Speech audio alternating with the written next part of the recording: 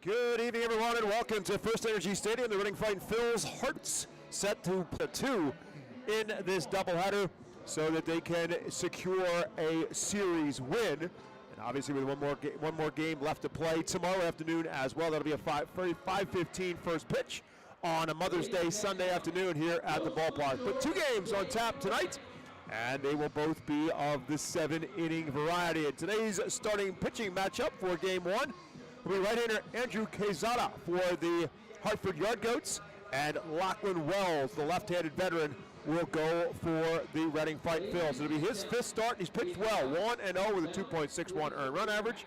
20 2/3 innings pitched, 19 strikeouts and just 4 walks. For Andrew Quezada, his 6th start, he is also 1-0 with a 1.64 earned run average. 22 innings pitched, he struck out 17 and has walked 8. We stand for the playing and singing of our national anthem in America's classic ballpark.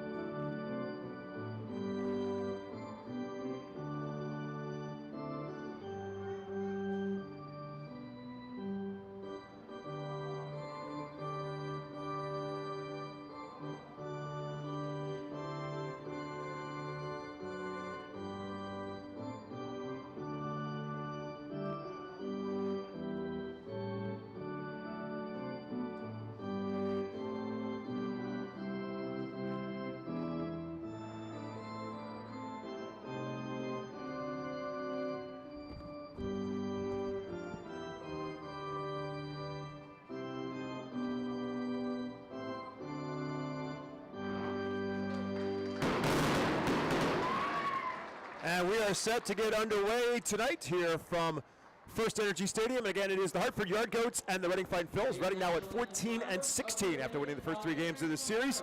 And the Goats at 14-13. Obviously, they're coming in with a 3-game losing streak. As we get set to play tonight's game, let's take a look at the starting lineups for the Hartford Yard Goats. They will have Zach Veen in leadoff spot. He's had a good series, and he's been into 3-hole. He was in the 6-hole, and now tonight he will be in the leadoff spot for the Hartford Yard Goats.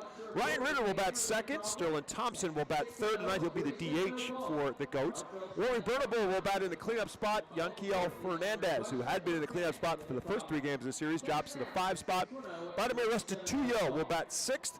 Braxton Fulford will bat in the 7th spot. Kyle Datras will bat in the 8th spot.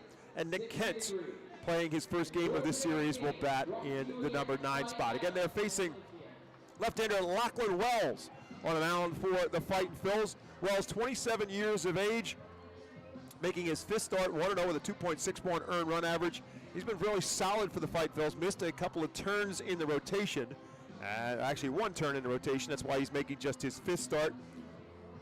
Not going to overpower anybody. Fastball barely going to top out on the 90-mile-an-hour range, anywhere from the high 80s to the low 90s, and with a changeup that has been very solid. But what he does is he spots his pitches exceptionally well, and he mixes his pitches well. And even though that fastball is not going to overpower anybody, he pitches it in good locations, especially high fastballs. And that's where he's picked up a vast majority of his strikeouts, by setting some hitters up, and all of a sudden that fastball is up at the letters and above, and hitters are chasing that fastball and ultimately coming out on the losing end. So all that has worked out pretty well so far for Lachlan Wells. We'll see how he works out facing this lineup that is the Hartford Yard Goats, with Zach Veen leading off, as I said, having a good series. He's 6 for 12, having a good season as well. 342 hitter on the year with 5 home runs and 11 RBIs. And one of those home runs coming in this series. The left-handed batter facing left-handed Lachlan Wells, and it pitches up high for a ball. Veen, one of 3 lefties in the lineup tonight for manager Bobby Meacham, who is in third base coaching box for Hartford. Luis Lopez coaching in the first base box, and an early timeout for Zach Veen after the first pitch is a bit high. Our game time temperature presented by All Temp Enterprises, 62 degrees, with a little bit of a breeze blowing out to left center field at about 7 or 8 miles an hour. Second pitch from Wells is up high. It's 2-0. Veen, excellent speed. He's got 4 doubles and a couple of triples on the season as well. 2-0 pitch is there for a called strike. It's 2 balls and a strike now to Veen. Veen is the number 6 prospect in the Rockies organization. Large part has dropped from where he was a year ago, but he was only able to play in 46 games last year for Hartford before a wrist injury ended his season, and he takes another one outside. It's now 3 balls and 1 strike. So in 46 games, he hit just 209 and 2 home runs and 24 RBIs, and so that's one of the reasons why he dropped a bit in the prospect list for the Rockies. This one lifted straight up and drifting foul down the third base line, and will ultimately find its way to the seats. And so now Lachlan Wells has worked the count to a 3 balls and 2 strike count.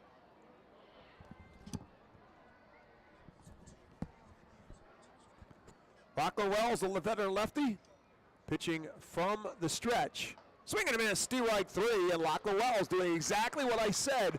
Coming with that high fastball. It's not going to overpower anybody, but it's up high, and the batters just simply aren't catching up to it. And Lachlan Wells strikes out Zach Veen. 1 out here in the first. They'll bring Ryan Ritter, the defense behind Lachlan Wells. Baron Radcliffe is in left field. Carlos De La Cruz is in center field tonight. Ethan Wilson is in right field spot.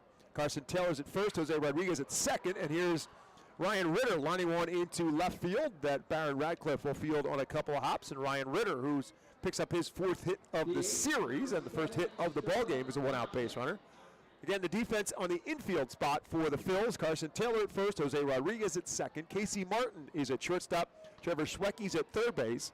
And William Simonite is behind the plate. So now with a runner at first base and 1 out, Sterling Thompson will bat. Thompson's had an excellent series so far for the Yard Goats. He is 8 for 18 so far, and he's walked a couple of times.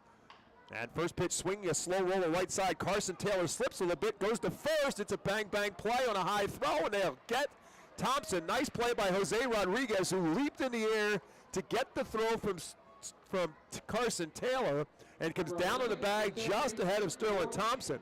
So we'll move Ryan Ritter into scoring position at second base. He'll go down as a fielder's choice on 3-4 in the scorebook to Thompson. So it goes essentially as a swinging bunt for Thompson. As Ritter moves up to scoring position with 2 outs now for Warming Burnable. And the first pitch from Lachlan Wells is over for a called strike. It was a slow roller. Taylor thought he had a shot at Ritter at second, but the feet went out from under him when he went to plant and make the throw, so he adjusted and threw it back to Rodriguez covering. It was a high throw. Rodriguez leaps and comes down on the bag just ahead of Sterling Thompson to get that second out at the bag. Now Lachlan Wells working on Warming Burnable, who struggled so far in this series, just 2 for 14, hitting at 198 on the season.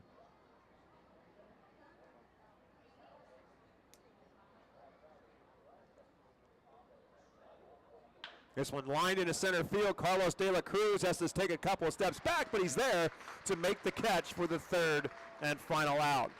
So Lachlan Wells in the top half of the first. No runs, 1 hit, no errors, and 1 man left on base. Well, it's the Hartford Yard Goats, no runs. The Reading Fightin Phillies, the home team, coming to the plate when we get back to America's Classic Ballpark.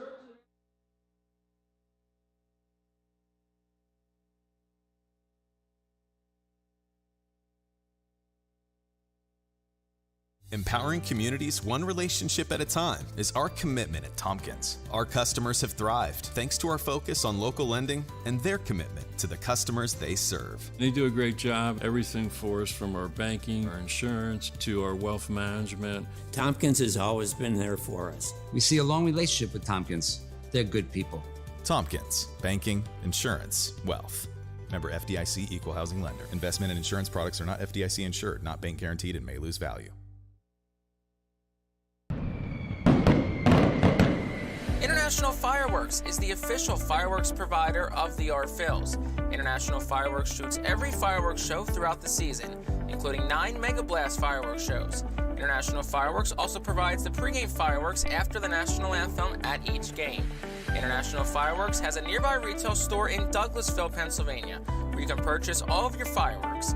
Visit fireworksrus.com for more information about the International Fireworks retail store in Douglasville Thanks again to International Fireworks, the official fireworks provider of the Phillies.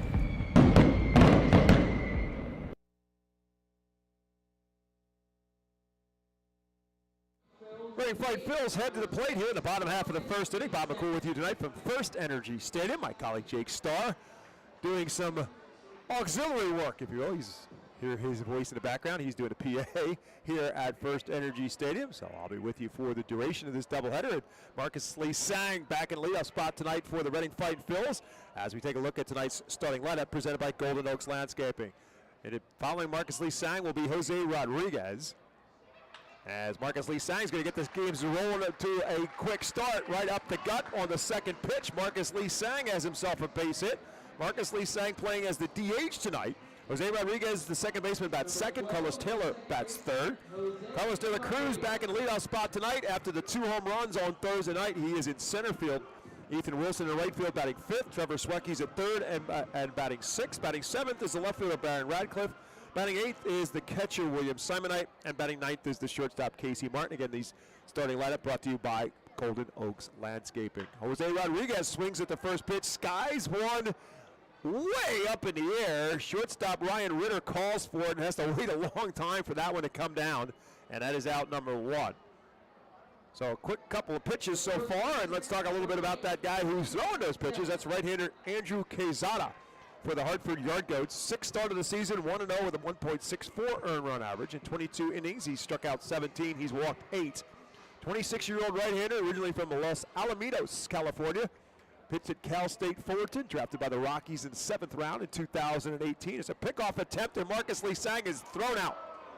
Great, quick pickoff attempt by Quezada, and it froze Marcus Lee Sang, and he is out at first base. Didn't really even look like Lee Sang was thinking about going. I think it was just the quickness of Quezada with the move, and that quickly there's 2 outs. And Carson Taylor is at the plate for the Fightin Phillies. Taylor hitting at .310 on the season. Leads the club and leads the Eastern League in RBIs with 25. 4 home runs to go along with it. Philadelphia Phillies minor league player of the month in the month of April. 2 balls and no strikes to him. Swings and fouls this one at the plate. It's 2-1. Taylor, 24 years of age, will turn 25 at the beginning of June. Product of Virginia Tech and comes out of the Dodgers organization. Was a 4th round draft pick out of Virginia Tech in 2020 by the Dodgers. But was signed as a Rule 5 free agent by the Philadelphia Phillies organization. Comes here to Reading after playing last year in Tulsa in the Dodgers organization. Hit .221 with 10 home runs and 26 RBIs. I remind you, he's got 25 here in Reading already. Had 26 last season. Swinging a foul tip, and that is strike 3. And that quickly the Fightin Phillies are done here in the first as Carson Taylor strikes out. Foul tip held onto by catcher Braxton Fulford, and the Fightin Phillies end up going in order in the first. No runs, 1 hit, no errors, and no one left on base. 1 complete. It's the Goats, nothing. The Fightins, nothing.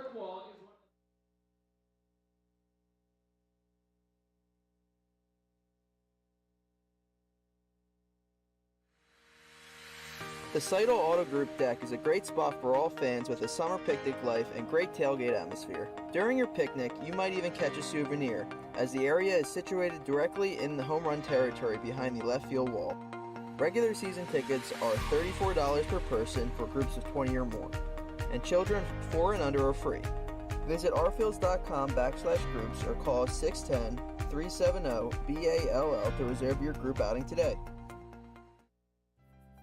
Humane Pennsylvania is an innovative national leader in animal welfare with adoption centers, accredited nonprofit veterinarian hospitals, emergency animal rescue services, community pet assistance programs, and a free community dog park. At HPA, we are passionate about going the extra base to keep your pets healthy and happy at home with you. With a variety of services and different ways and times to access them and variable pricing, Humane Pennsylvania is here to provide your pets with exceptional care, how, when, and where they need it. Visit humanepa.org for more information.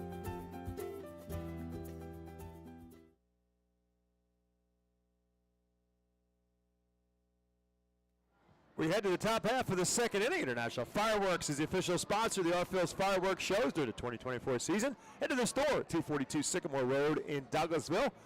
Fans in attendance tonight here for this doubleheader will be treated to some of those fireworks when this game is over with. Lachlan Wells back to work here in the top half of the second, and he'll be facing Yanquiel Fernandez. And Fernandez takes the first pitch for a call strike. Been a rough series so far for Fernandez. 1 for 14. Was batting in a cleanup spot tonight. Drops to the 5-hole. A 1 pitch from Wells is another breaking ball and a good one. Back-to-back breaking balls has Fernandez in a no balls and 2 strikes hole. Fightin Phillies playing as Los Luchadores of D. Redding in Game 1. They would have been in last night's Friday night game that was postponed due to rain here in Berks County. And right now playing under partly sunny skies. Off and on clouds throughout the day. Showers are in the forecast, but so far so good. Again, a doubleheader of action for you tonight here on the Reading Fightin Phillies Radio Network. And there's a strike 3 called third strike. Yanquiel Fernandez never gets the bat off his shoulder as Wells gets him 0-2, misses outside, and then comes back and gets one on the outside corner for a called strike 3. So Fernandez goes down on 4 pitches without even taking a cut. Second strikeout for Lachlan Wells. 1 out here in the second. They'll bring up Vladimir Restituyo. He swings at the first pitch, pops it up in the infield. Carson Taylor drifts into foul territory, then back into fair territory. The first baseman squeezes it for a quick second out. And that will bring up Braxton Fulford. So just 15 pitches so far for Lachlan Wells, and all things pointing well as Fulford comes to the plate.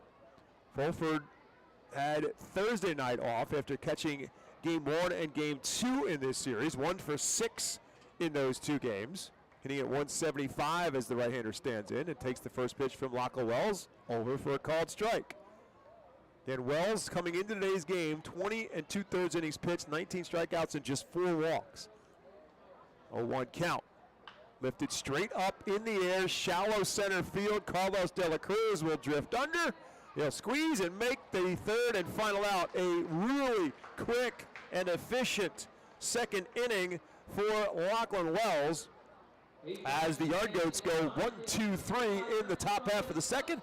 Take a timeout. Back on the Reading Fightin Phillies Radio Network with more after this.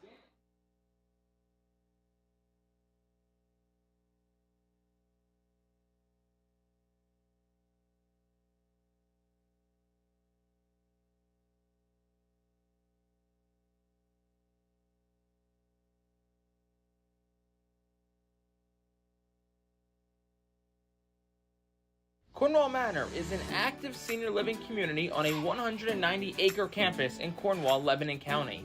The community offers independence and opportunities for wellness and fitness, as well as educational and musical programs, and the peace of mind of having convenient health care on site. Cornwall Manor offers a range of residential choices from apartments to homes. Prospective residents are welcome to visit us for lunch and have a chance to learn more about the community. More information is available online at cornwallmanor.org. Cornwall Manor, celebrating 75 years of senior living. The Fightin Phils know who to call for trash and recycling services. A proven winner, JP Mascaro & Sons. The industry leader for over 50 years. Trust the familiar Mascaro Blue Elephant to provide dependable, quality service for your home or business. That's JP Mascaro & Sons, one of the top companies in its industry. Trash and recycling services for home, business, and industry. We are hiring and have open positions in Berks County. Check our website for open positions at jpmascaro.com or call 1-888-MASCARO. JP Mascaro & Sons, ready to serve you. Welcome back to Baseball Town. Carlos De La Cruz will lead it off for the Fightin Phils here in the bottom half of the second inning. Brought to you by Cornwall Manor, an active senior living, not-for-profit community in scenic Cornwall, Pennsylvania, outside of Lebanon. First pitch swing, Carlos De La Cruz comes up empty against Andrew Casada. Carlos 3 for 8 in the series, but the big story was what he did in Thursday night's game in which the Phils ultimately won it, and Carlos comes up with a couple of home runs in that series. It really started in Wednesday's game when he had a double late in the game that helped lead the Phils, but then the 2 home runs leading them to that 10-8 win on Thursday night. Swing and a miss here, and it's quickly no balls and 2 strikes. Seeing a steady off-speed variety so far from Casada. And that quickly, De La Cruz is in a hole. Swing and a miss, and that quickly he is retired. Quezada gets his second strikeout after he's got Carson Taylor to finish the first. He starts the second with a strikeout of De La Cruz. The defense behind Andrew Quezada, Zach Veen is in left field, Vladimir Restituyo is in center. Yanquiel Fernandez is in right, Kyle Dotras is in at first base, Nick Kent is at second, and there's a line drive off the bat of Ethan Wilson, and Ethan Wilson didn't give me a chance to tell you how hot he is because he just continued it. His 5th hit of the series. He is now 5 for 10 in the series as Ethan Wilson lines one into left field for the Fightin' Phil's second hit. Dotras is at first base. Nick Kent, as I said, is at second. Ryan Ritter is at short. Warming Bernabeu is at third base, and Braxton Fulford is behind the plate for Quezada, who now faces Trevor Schwecke. Big lead for Ethan Wilson. Schwecke goes the other way with it. Slow roller up Dotras. He goes to second for the lead man, and that's all they'll get.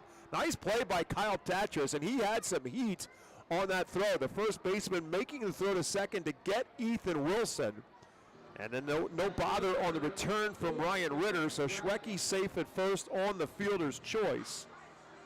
As it goes 3-6 on the putout, Schwecke is out for out number 1. And that will bring Barron Radcliffe to the plate. And Radcliffe swings at the first pitch, off-speed pitch that he swings over the top of. It's quickly no balls and 1 strike, the left-hand hitter. Radcliffe played in Tuesday's series opener and went 0 for 3 for the Fightins. Also drew a walk in that series. Not much of a lead for Schwecke at first base. Quezada swing and a miss. As Radcliffe couldn't catch up with the high pitch. No balls and 2 strikes to Barron Radcliffe, who's hitting at just 184 in the season, a couple home runs and 2 RBIs as well. And that pitch just misses a bit low. It's 1-2. So runner at first, I said 1 out. There are 2 outs in the inning. As Radcliffe bats, another pickoff attempt. This time Schwecke back without a problem. Not near the lead for Schwecke that Marcus Lee Sang had and got picked off in the first inning. So runner at first and 2 outs for Barron Radcliffe. Quezada comes from this stretch. Pitch just misses again. It's 2-2. Defense plays Radcliffe pretty much straight away in the outfield. They play the pull in the infield. But the center fielder Vladimir Restituyo playing a very shallow center field for the power of Barron Radcliffe. 2 balls and 2 strikes to it. Bounces into the dirt and all the way to the backstop, and that's going to allow Trevor Schwecke to move up. So wild pitch from Quezada will move Schwecke into scoring position. And the count now full to Barron Radcliffe. Pitch in the dirt, looked like it sounded like, I should say, not more so than it looked like. It sounded like it hit either the foot or the shin guard of Fulford and bounced all the way to the backstop. So a runner in scoring position now for the Fightins, and 3-2 to Radcliffe, who fouls this one out of play.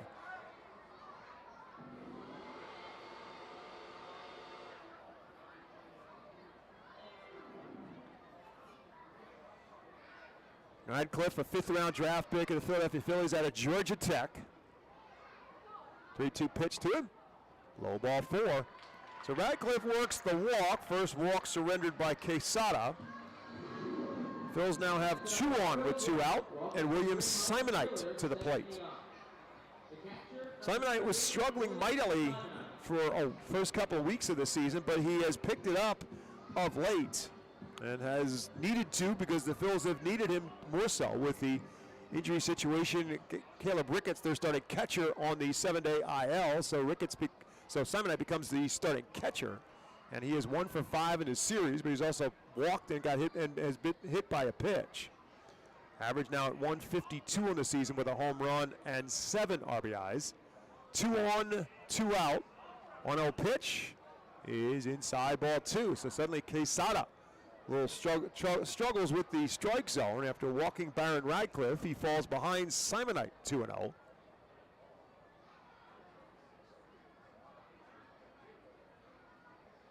Swing and a miss. They give him the green light. He comes up empty. Manager Al Padrique in the third base coaching box for the Fightin Phils. Carl Ellison in the first base coaching box. 2 balls and 1 strike to the right-hand hitting William Simonite. That's outside. It's 3-1. Simonite, originally a member of the Oakland A's organization, signed as an undrafted free agent out of Wake Forest by the A's in 2020.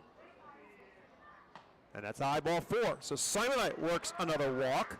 Back-to-back walks now by Quesada. And now the bases are loaded. Still 2 outs. And Casey Martin now will bat for the Phils. Martin looking for his first hit of this series, 0 for 3 so far.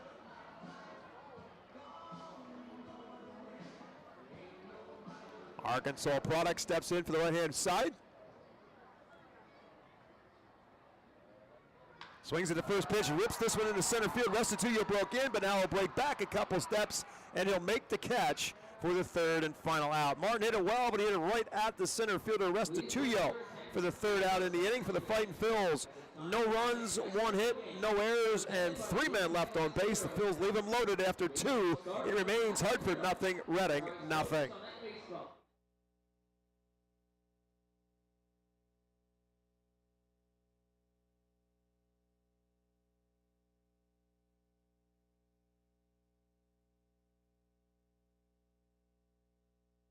Cornwall Manor is an active senior living community on a 190-acre campus in Cornwall, Lebanon County. The community offers independence and opportunities for wellness and fitness, as well as educational and musical programs, and the peace of mind of having convenient health care on site. Cornwall Manor offers a range of residential choices from apartments to homes. Prospective residents are welcome to visit us for lunch and have a chance to learn more about the community. More information is available online at cornwallmanor.org. Cornwall Manor, celebrating 75 years of senior living. Are you looking for a reliable food distributor to meet all your culinary needs? Look no further than our trusted team at Feaser's Food Distributors. For over 120 years, our products have been sourced from the best farms and suppliers, ensuring that you get the best ingredients for your restaurant or organization. From fresh produce to premium meats, Feaser's supplies everything but the appetite. Visit Feasers.com today to experience the difference in working with a top-tier, family-owned food distributor. Feaser's, your partner for success in the kitchen. Looking for a fast and hassle-free way to get your snacks and non-perishable groceries? Look no further than FeasersDirect.com. With just a few clicks, discover the convenience of having your culinary essentials ready for a pickup at our headquarters in Harrisburg.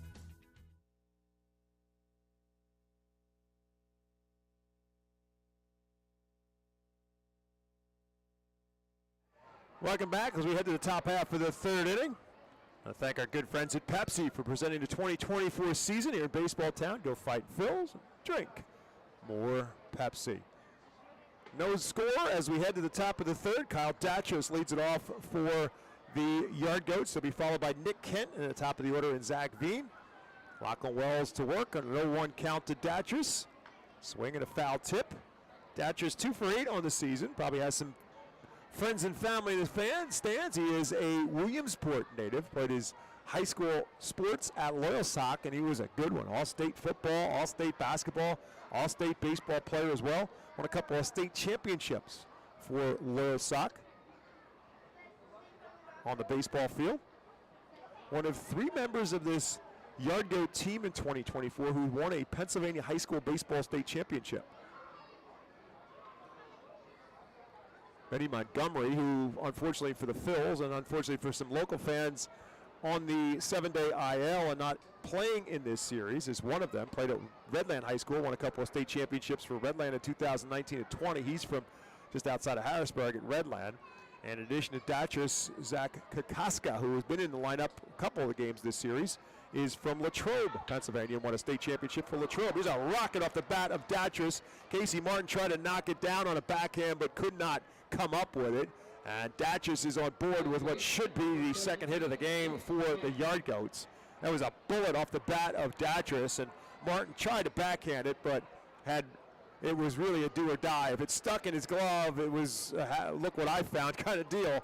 but otherwise it deflected off his glove and into left field, and it is indeed a base hit for Kyle Datcher. So he leads off the third inning with a base hit, the second of the game for the Yard Goats, and now bring Nick Kent to the plate.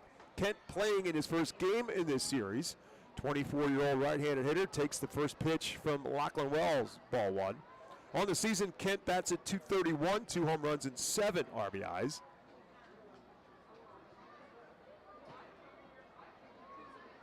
One-0 pitch from Wells. It's well inside. It's 2-0. Kent kind of forced into a utility role with a couple of high prospects in shortstop Ryan Ritter and second baseman Adiel Amadar getting a bulk of the playing time in the middle of the infield for Bobby Meacham. 2-0 count to Kent. Swing and a miss. Good off-speed pitch there by Lachlan Wells, and Kent could not time it. It's 2-1.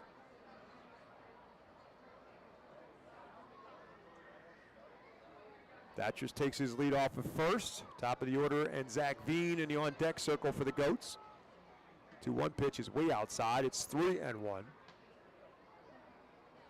Crowd continuing to file in here at FirstEnergy Stadium. It is a doubleheader tonight on tap, so 7 innings in this one, 7 innings in game 2. Mason Albright scheduled to pitch for the Yard Goats. Connor Ash will pitch for the Phils, and again, Kent cannot time up the off-speed pitch from Lachlan Wells, and Wells gets him to swing and miss, and now it's 3 balls and 2 strikes. So if you're Lachlan Wells, obviously you want to go after Nick Kent, part-time player batting in the 9 spot. He chokes up, way up now on the bat with 2 strikes. 3 balls and 2 strikes to him. The runner at first and nobody out, top half of the third. Wells takes a look at Datchers, comes to the plate, and just misses inside. It's ball 4. So the first walk surrendered by Lachlan Wells puts now 2 on, and nobody out, and Zach Veen to the plate. Home plate umpire tonight is Paul Romer. Josiah Shepard is at first base. Cass Cousins is the third base umpire, our Eastern League 3-man crew. So Veen, who was a strikeout victim his first time up, comes up here now with 2 on and nobody out at the top of the third. Big spot early on for the Goats. Wells comes. He shows bunt, throw back down to second, and Datchers has to dive back in. So Veen dropped the bat as if to bunt, then pulled it back, takes a ball, and Simon Ike came out firing with Casey Martin covering behind Datchers. Maybe a better throw might have made that a whole lot closer play, but Datchers ultimately gets back, and it's 1-0 now to Zach Veen. Shows bunt again and flares it foul. Veen has shown bunt a number of times in this series, sometimes for a base hit, sometimes just to show. But with these wheels, you certainly have to respect his ability from that left-hand batter's box to get down the line in a hurry. It's now 1 ball and 1 strike after he fouled that bunt attempt away. Now he's going to call time.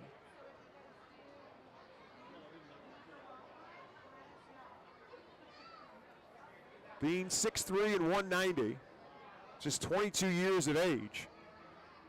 Native of Port Orange, Florida. Drafted the first round by the Rockies in 2020, the number 9 overall selection in that 2020 first round draft.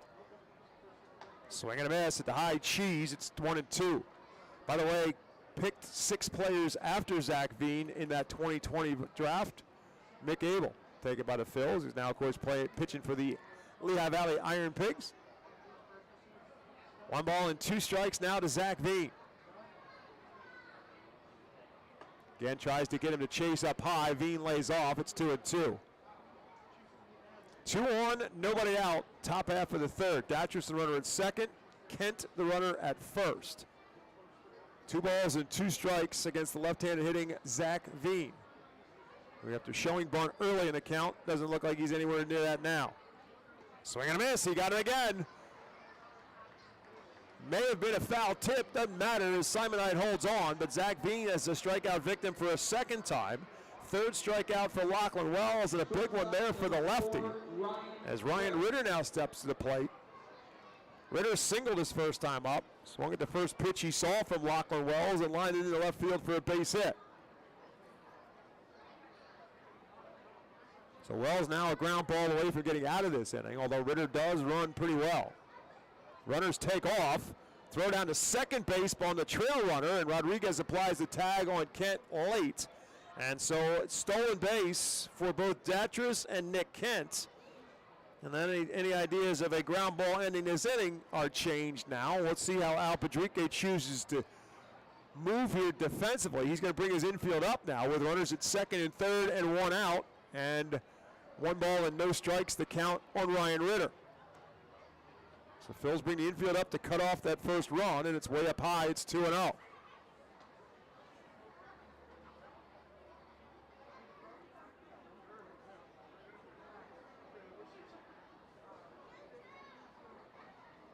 So Wells trying to work himself out of a jam here in this top of the third.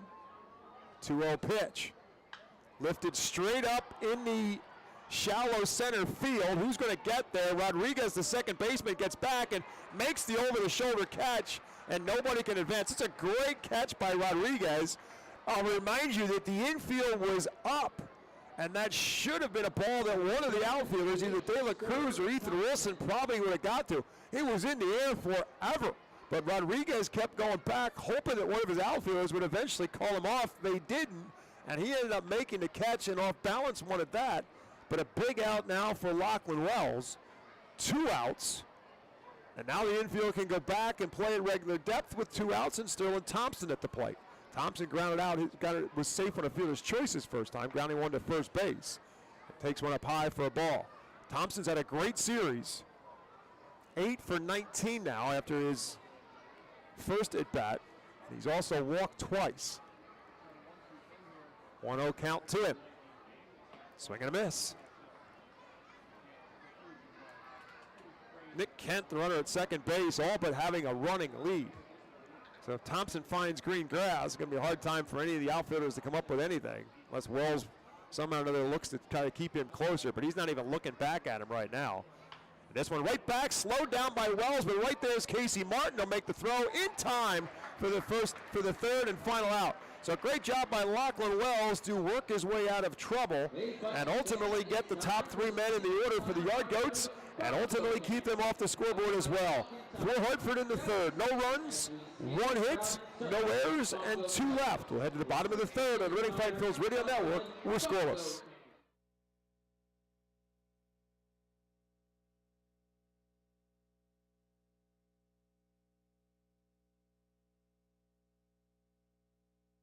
Nursing home neglect is a serious problem. If you or a loved one has suffered from bed sores obtained in a nursing home or a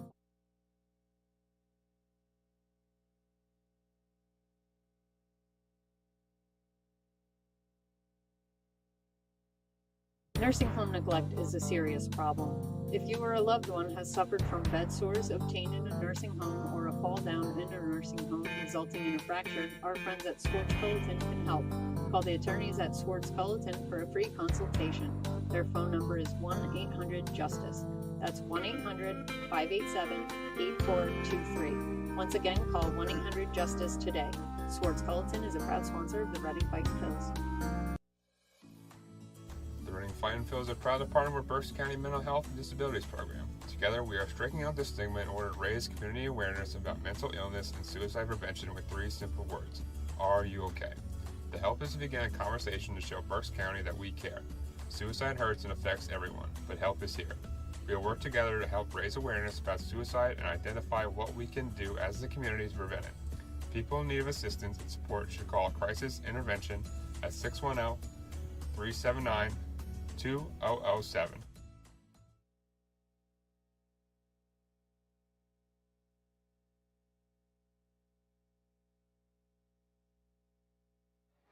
Welcome back to FirstEnergy Stadium as the Fightin Phillies come to the plate here in the bottom of the third inning, brought to you by Swartz Culleton PC.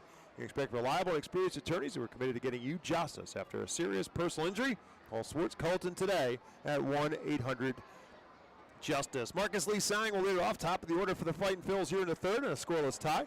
First pitch to Marcus Lee Sang is inside for a ball. Lee Sang started this ball game with a base hit off of right-hander Andrew Quesada for the Hartford Yard Goats, and ultimately got picked off. Lee Sang fouls this one out of play. It's 1 ball and 1 strike. Lee Sang with 4 hits now in the series, 4 for 10 with his first inning single. This one's way inside. It's 2-1. Actually, let me correct myself. It's 3 balls and 2 strikes to Marcus Lee Sang.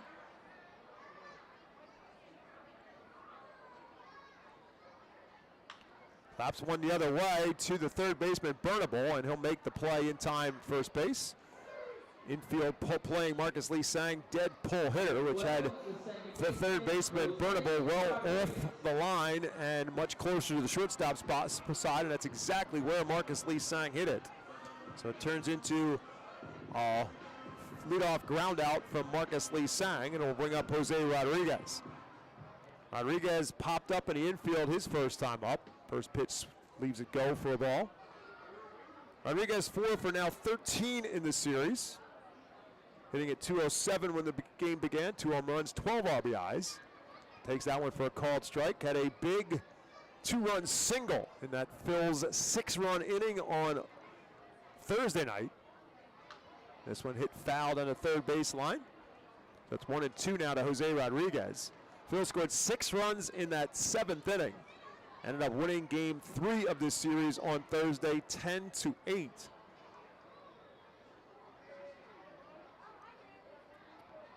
So again, a Phil's win in either of today's either of today's games ensures them of winning the series. There's another ground ball to Burnable. This time a backhanded stop by the third baseman in time at first base for out number 2. And I'll bring Carson Taylor to the plate, quickly moving game 1 of this doubleheader. Again, 7 innings of baseball in each of the 2 games. We're right now in the bottom half of the 3rd inning. No runs on 2 hits for both sides as Carson Taylor's at the plate. He was a strikeout victim his first time up. And he takes the first pitch for a called strike.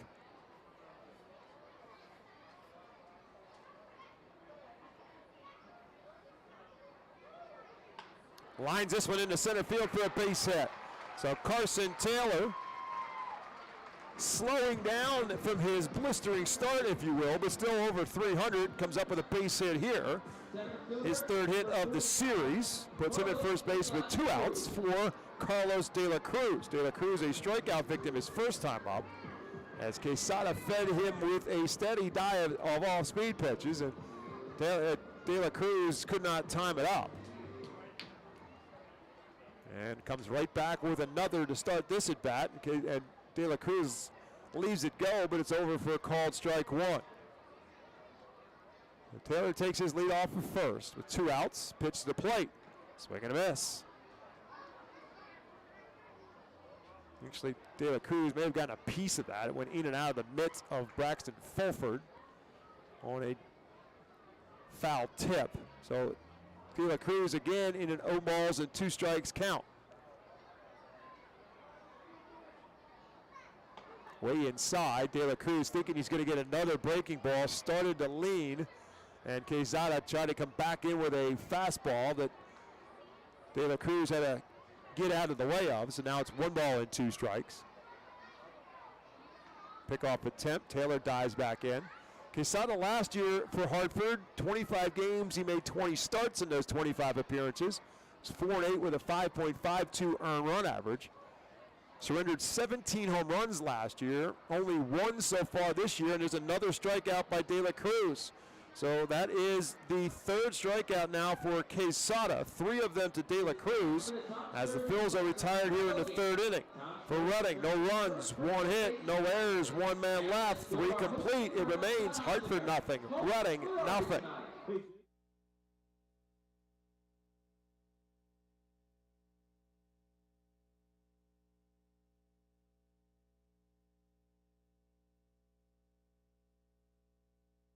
Nursing home neglect is a serious problem. If you or a loved one has suffered from bed sores obtained in a nursing home or a fall down in a nursing home resulting in a fracture, our friends at Swartz Culleton can help.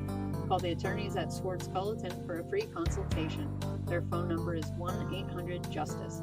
That's 1-800-587-8423. Once again, call 1-800-JUSTICE today. Swartz Culleton is a proud sponsor of the Reading Fightin Phillies. Did you know that the blood that you donate at Miller Keystone Blood Center stays right here in your community? That's right, it goes to your area hospitals. So you might just be helping a family member, a friend, or a neighbor. Call Miller Keystone Blood Center, the only community blood center servicing your local hospitals. 1-800-BA-DONOR or go to giveapint.org. We're located at 1047 Old Burnville Road, just behind classic Harley-Davidson.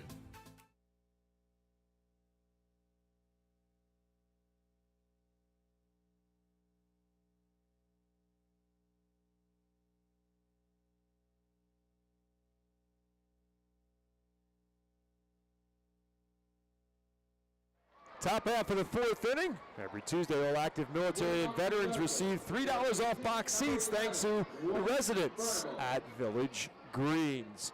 Warming Burnable will lead it off for the Yard Goats here in the fourth inning. It remains scoreless in game one of our doubleheader. And the first pitch from Lachlan Wells is over for a called strike. Burnable to be followed by Yankiel Fernandez and Vladimir Restituyo. That's 4, 5, and 6 in the lineup for the Hartford Yard Goats. A 1 pitch, swing and a miss. It's 0-2. Bobby Meacham, who is the first-year manager for the Yard Goats, maybe a familiar name to some, played for the New York Yankees, was an assistant coach for a number of years with Joe Girardi in New York, in Florida as well with the Marlins and with the Phillies. And Joe Girardi was fired by the Philadelphia Phillies organization. Bobby Meacham was also let go as a coach with the Phils. Of course, Rob Thompson was named the manager, and the rest remains history with Rob Thompson and his success with the Philadelphia Phillies organization. But Bobby Meacham now finds himself as the manager for the Hartford Yard Goats, and Warming Burnable serves one into right field, or right side. Nice play by Rodriguez. He needs help covering from Lachlan Wells, and in time they take a base hit away from Burnable. Off the bat, it looked like a sure hit, but Rodriguez got there and in right field made a backhanded play on it. And ultimately needed help from Lachlan Wells because Taylor, the first baseman, also chased after it. And Lachlan Wells was not a spectator. He was there for the out. It goes 4-1 on the putout, and a great defensive play for the Phils to retire Warming Burnable and bring Yankiel Fernandez at the plate. Fernandez, a strikeout victim his first time up, never got the bat off his shoulder. Changes that here as he swings at the first pitch he sees, the off-speed pitch. He fouls it off. So quickly, no balls and 1 strike to Fernandez. Another breaking ball, and this one missed just high. Kind of a long look from Wells and a little bit of a hold of the pitch from William Simonite, thinking maybe they had that pitch. Instead, it's 1 ball and 1 strike. This one back through the middle, and that's going to be a base hit. Yankiel Fernandez with the slow roller through the box gets himself a hit. Third hit of the game for the Yard Goats. And that will bring Vladimir Restituyo to the plate. Just the second hit of the series for Fernandez. He a 1-out base runner for Restituyo, who popped up in the infield his first time up. Pitch is on the inside corner, although Restituyo tried to sell it, I guess. He jumped out of the way as if it was way inside. It was on the inside corner for a called strike 1.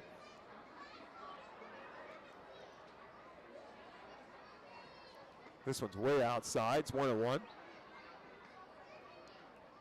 Restituyo 2 for 10 in this series. So it's been the middle of this lineup that has really scuffled for Hartford so far. Burnable with 2 hits in now 16 appearances at the plate. Fernandez with his hit is now 2 for 16 as well, and Restituyo is 2 for 10. 1 ball, 1 strike to him. Fernandez takes off. Contact on the play. Play by Schwecke. Spins and throws a dime at the first base. Great play by the third baseman, Trevor Schwecke. Caught in front of the shortstop, Casey Martin. Did a pirouette and threw it on the line to Carson Taylor for out number 2.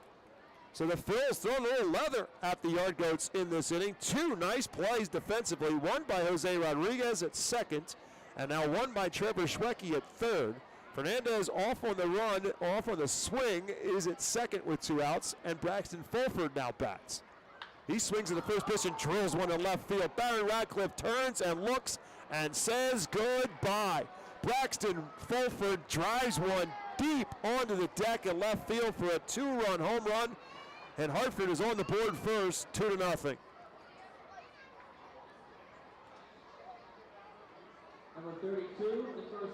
Second home run of the season for Fulford. RBI number 9 and 10 for the catcher, and he crushed it. That'll bring Kyle Datchers to the plate. Datchers singled his first time up. 2-0 Hartford on top now on the 2-run home run by Fulford.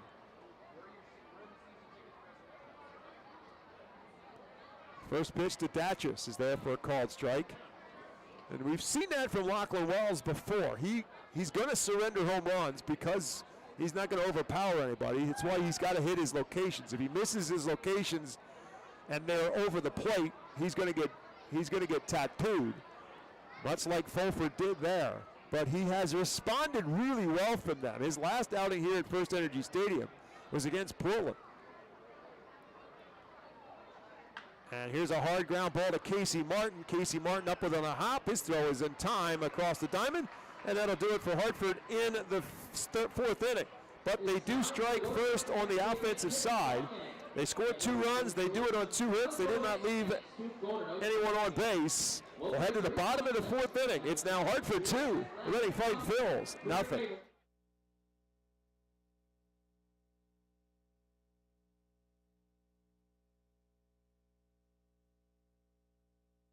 Are you ready to embark on the adventure of retirement?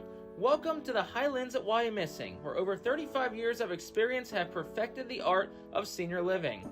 Nestled on over 113 acres of serene landscape, our community offers a haven for active seniors seeking tranquility and excitement alike. Discover a lifestyle enriched with stunning amenities and engaging activities, all within the premier nonprofit life care community in Berks County. Bid farewell to home maintenance and embrace more quality time with loved ones as you enjoy a calendar brimming with thrilling events and trips. Experience the security, independence, and boundless opportunities that await you at the Highlands at Wyomissing. Call us today and unlock the possibilities of your retirement. Visit the Brentwoods Industries Fightin Phils team store to stay repped all season long. Head to our store at FirstEnergy Stadium or online at artphils.com/shop. We have a wide variety of Fightin Phils hats, jerseys, kids apparel, and much more. Looking for something new? Check out our brand new Pinstripe and Los Luchadores jerseys. Root for your Fightins in style and stop by the Brentwood Industries Fightin team store or artphils.com/shop.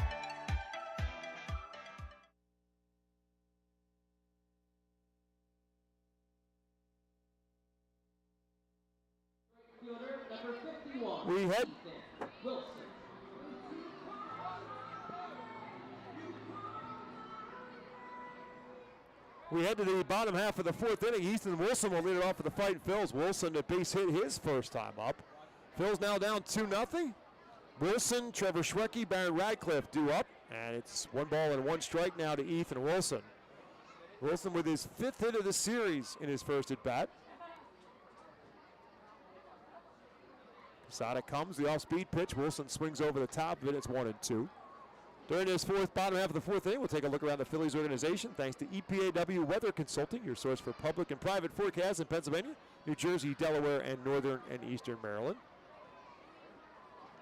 1-2 pitch. Wilson takes it outside for a ball. Fighting to the Philadelphia Phillies. Now on top of the Miami Marlins, 4-1 in Miami. Phils got 4 runs in the 6th inning. JT Realmuto with an RBI single, and then Bryson Stott with a 3-run triple as Wilson grounds one to second baseman Nick Kent. He'll flip it to first in time for out number 1 here in the 4th inning. Bryson Stott with a bases loaded triple made it a 4-1 game in favor of the Phillies. And that's where it stands with the Marlins coming to the plate in the bottom half of the 7th inning. There's Trevor Schwecke swinging at the first pitch. Schwecke was safe on a fielder's choice his first time up.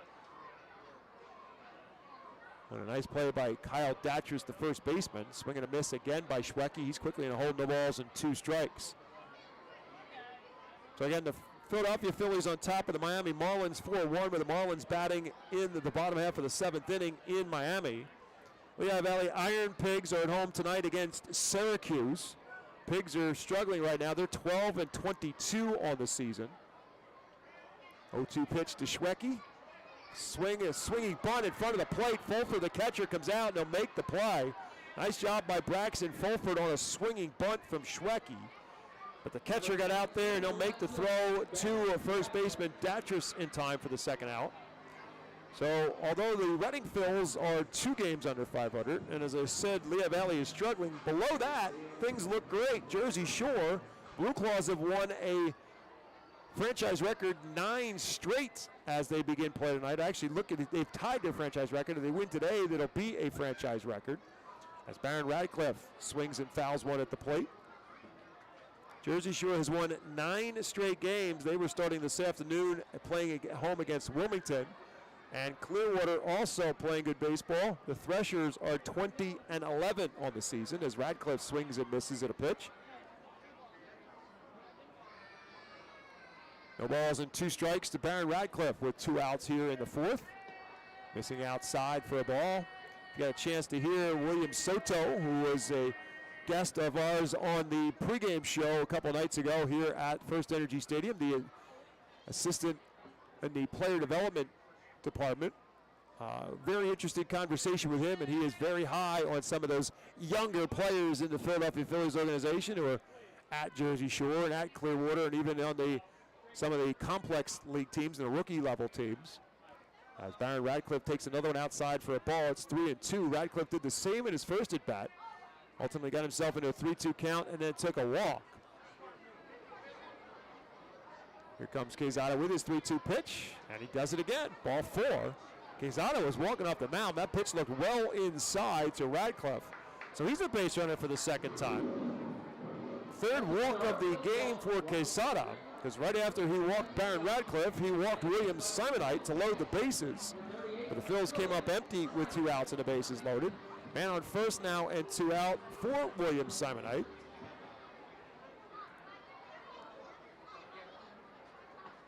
And he takes one on the outside corner for a called strike 1. So you're up to date on our organizational look here in the bottom half of the 4th inning.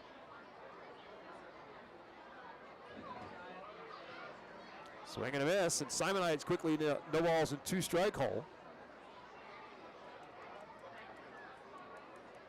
Mason Albright, left-hander for the Yard Goats. Right-hander Connor Ash, right for the Fightin' Phils, the starters for game 2.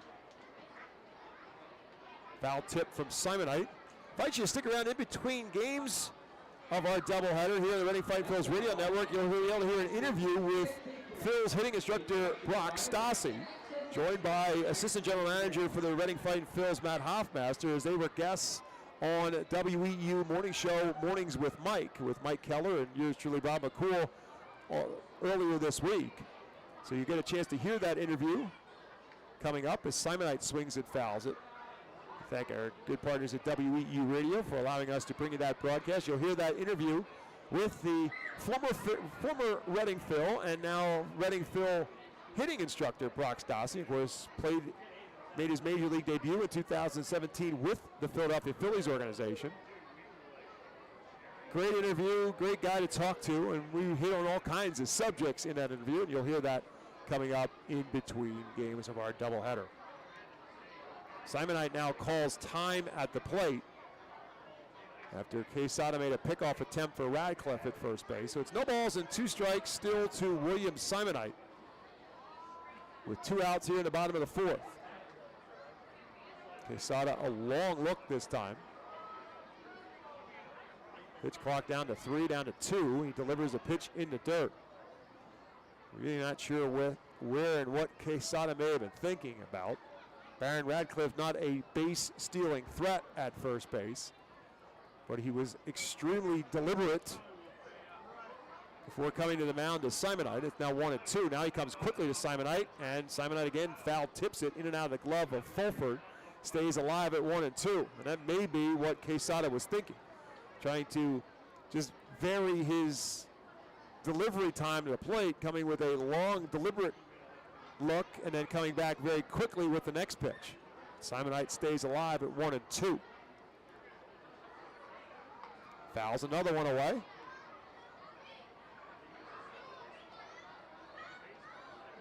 Quesada pitched 106 innings last year for the Yard Goats, struck out 85, walked 41.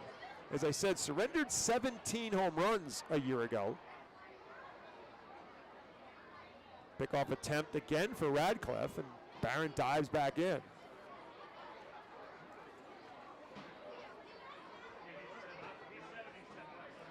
Quesada has surrendered just one home run so far in this 2024 season.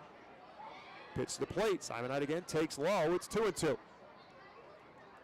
67 pitches now for Quesada. Both bullpens are quiet.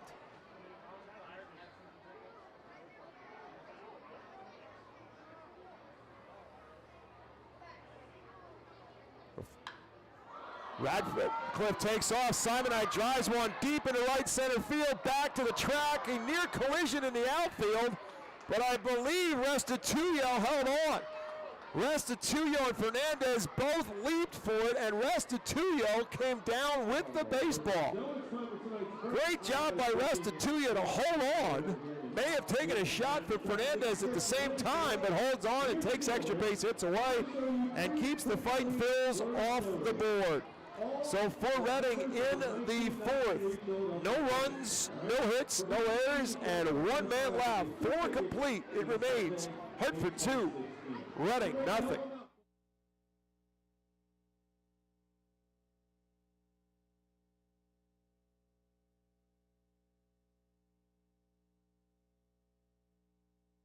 Every time you grab an ice-cold 20-ounce Pepsi, you'll find a Pepsi emoji on the side of the bottle. So while the Pepsi delivers this, the Pepsi emoji delivers this. Ooh.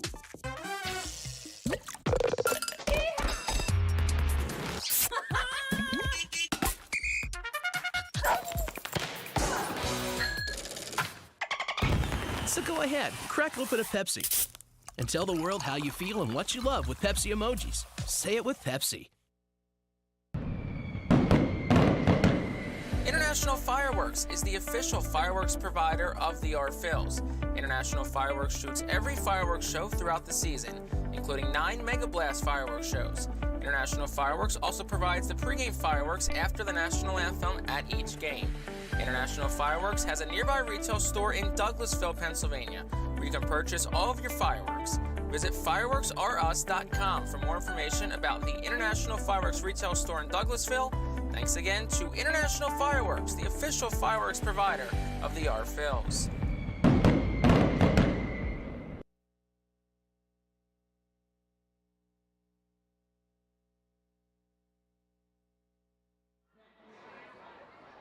Top half of the 5th inning. Reading Fightin' Phils would like to recognize Body Zone Sports and Wellness, the official workout facility of the Phils, as the Yard Goats come to the plate here in the 5th, facing Lachlan Wells. And the first pitch to Nick Kent leading off is up high for ball. Kent walked his first time. It'll be Kent, and the top of the order, Zach Veen and Ryan Ritter due up for Hartford here in the 5th. They lead it 2-0. This one is there for a called strike.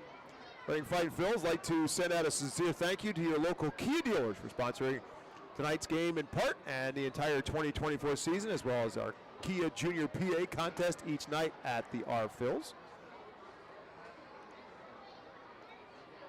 1 ball and 2 strikes now as Lachlan Wells comes back with a pitch that's over for a called strike. Kent doesn't think so. He takes timeout now and takes a step back. Kent choked up on the bat, right-handed hitter, facing the left-handed Lachlan Wells. Swing and miss, strike 3. Strikeout number 4 for Lachlan Wells. 1 out here in the 4th. That'll bring up Zach Veen, who has been a strikeout victim in both of his plate appearances so far. Veen, a .342 hitter when this game began, but 0 for 2 with a couple of strikeouts so far against Lachlan Wells. And now Veen calls timeout before even stepping into the plate. Veen, drafted by the Rockies, mentioned his last at bat in the first round, number 9 overall out of Spruce Creek High School in Florida. That was in 2020, and then in 2021 is when they selected Benny Montgomery out of Redland High School as well. Similar kind of players, long, tall, thin, great speed. And Zach Veen lines this one in right field for a base hit. So Veen Frustrated a bit by Wells his first 2 times up. Lines one into right field in the first pitch he sees in his third plate appearance, and he's a 1-out base runner, and you're going to have to pay attention to him. Excellent wheels on the bases, and Zach Veen has stolen 8 bases in 9 attempts. As Ryan Ritter is at the plate, he's 1 for 2 on the night. Wells comes quickly to the mound, and Ritter tries this one to center field. De La Cruz back, still going back, looks up, it's off, a one-hopper off the fence. Veen rounding second, they'll hold him at third base as De La Cruz gets it in. Rodriguez's relay knocked down by Simonite, but the runners hold up at second and third. So Ryan Ritter to the deepest part of the ballpark, to the point in deep center field, and one hopped off the fence. For Ritter, his third double of the season, and the Phil's fortunate that Veen only got as far as third now with 1 out. And Sterling Thompson at the plate. Bobby Meacham ultimately deciding not to gamble with Veen. They hold him up, and Veen had to hold up to make sure that De La Cruz wasn't going to get there.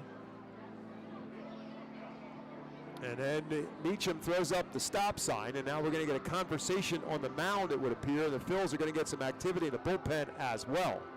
So Phil Kandari, the pitching coach, will come out and talk to Lachlan Wells with runners at second and third and 1 out. And Sterling Thompson at the plate for the Yard Goats. Andrew Schultz is the pitcher who gets up for the Fightin Phils, the right-hander. So there could be some strategy in this as well, because you've got Sterling Thompson, who's had a great series. He's 0 for 2 so far in the game at the plate, and you have a base empty at first base. And Warming Bernable, who has not done all that well in the on-deck circle. But you got a left-hander at the plate and a right-hander in the on-deck circle and a left-hander on the mound. Phil's going to bring the infield up now with second and third and 1 out. And Sterling Thompson at the plate. 2-0 Yard Goats on top, and Hartford looking for more. Wells pitched the plate there for a bit low for ball 1. Crowd continue to file in here at FirstEnergy Stadium for the doubleheader. Originally scheduled as a single game at 6:45. First pitch tonight was at 5:15.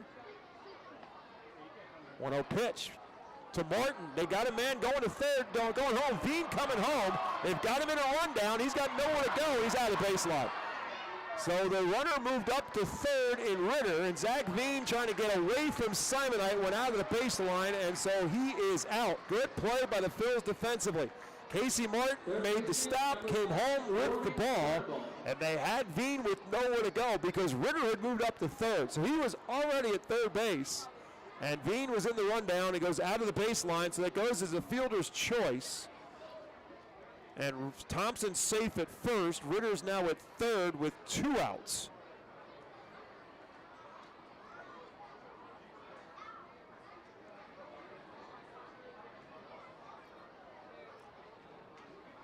And Warming Bernable at the plate, who's 0 for 2. Pick off attempt. Thompson just gets back. But Thompson went back standing up. It almost cost him.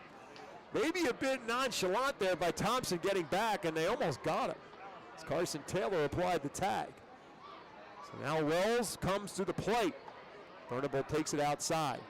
So in this situation, you got to be careful, and you have to have a play in mind as to what you're going to do if Thompson takes off. Are you going to throw down, run the risk that Ritter's then going to try to come home on the double steal or not? So far, Thompson not showing he's going anywhere. It's 1-0 down to Bernable.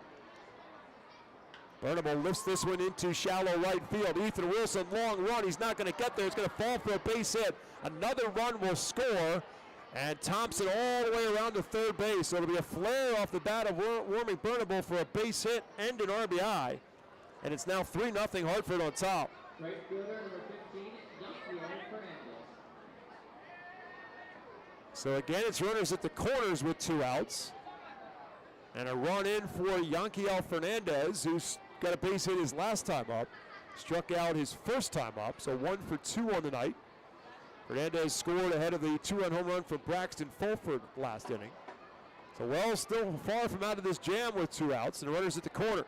First pitch, Fernandez swings and skies it into center field. De La Cruz back to the warning track as Roman will make the catch for the third and final out. Fernandez hit it well, but into the deepest part of the ballpark.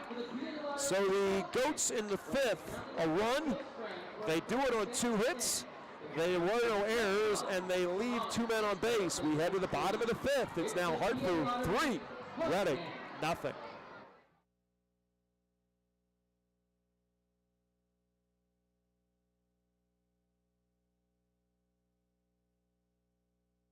Cornwall Manor is an active senior living community on a 190-acre campus in Cornwall, Lebanon County. The community offers independence and opportunities for wellness and fitness, as well as educational and musical programs, and the peace of mind of having convenient health care on site. Cornwall Manor offers a range of residential choices from apartments to homes. Prospective residents are welcome to visit us for lunch and have a chance to learn more about the community. More information is available online at cornwallmanor.org. Cornwall Manor, celebrating 75 years of senior living. Watch me now. Listen up, baseball fans. The Bally Live app is your home for everything MILB. Download the app today and watch every single MILB game absolutely free. Chat and interact with other fans. Play daily games and win prizes. Plus, you'll get access to the MILB Zone, where you can follow your favorite MILB players and teams all season long. So step up to the plate and download the Bally Live app today.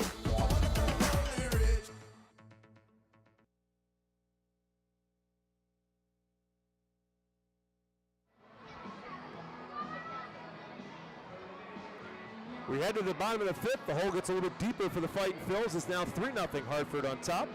This inning is presented to you by Cornwall Manor, a unique and charming community nestled on a 190-acre wooded campus with many walking trails, including the Lebanon County Rail Trail. 3-0 Hartford on top as the Phils come to play here in the bottom of the fifth. Casey Martin, Marcus Lee Sang, and Jose Rodriguez do up against right-hander Andrew Quesada. First pitch swing, Casey Martin drills this one to left field. Zach Veen going back, looks up and says goodbye. Casey Martin with a solo home run. And the Fightin' Phils chip away. It's now 3-1.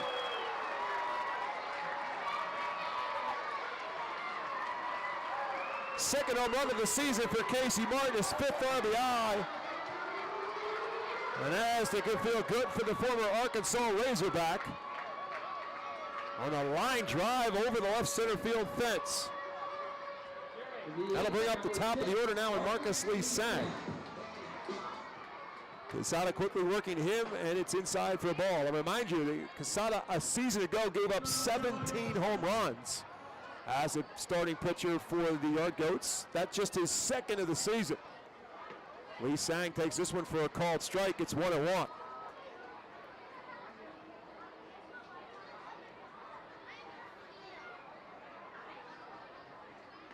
That's outside, it's 2-1. Quesada has walked 3, he struck out 3.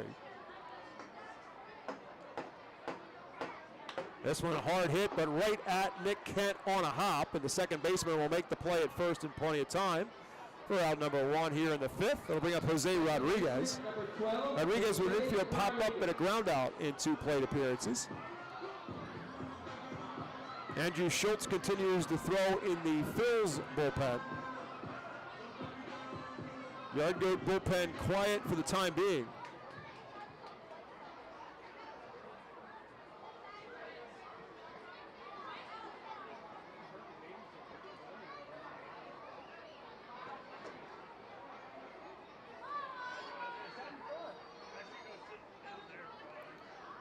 First pitch to Rodriguez. Breaking ball's over for a called strike.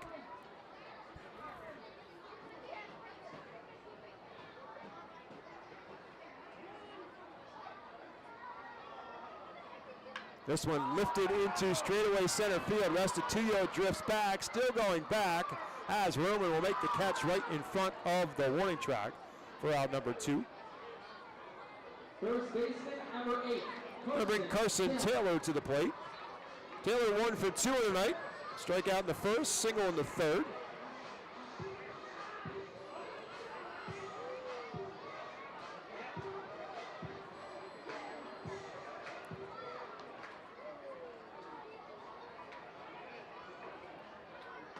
And the left-hander takes the first one outside for a ball.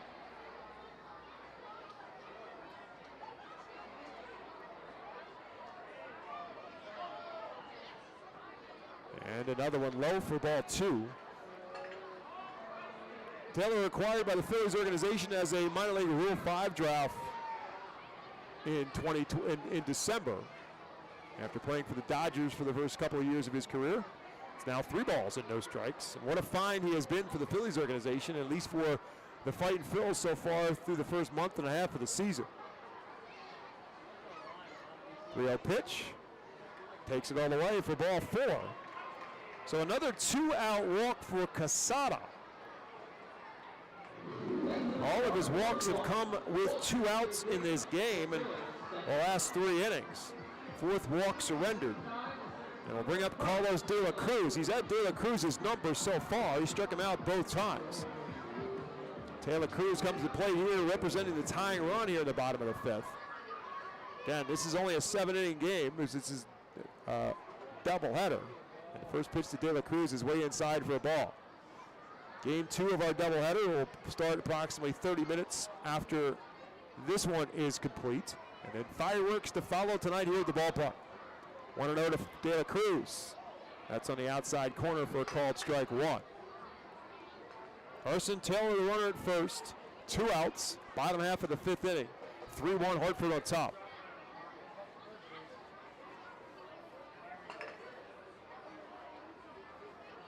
He's out a long look at Taylor. Comes to the plate. Slow roller left side. Third baseman Burnable up with it. He'll make the throw in plenty of time for out number 3 here in the 5th. For the Phils, no runs. Excuse me, 1 run. The Casey Martin home run. 1 hit, no errors, and 1 man left. We'll head to the top half of the 6th inning. It's now Hartford 3, Reading 1.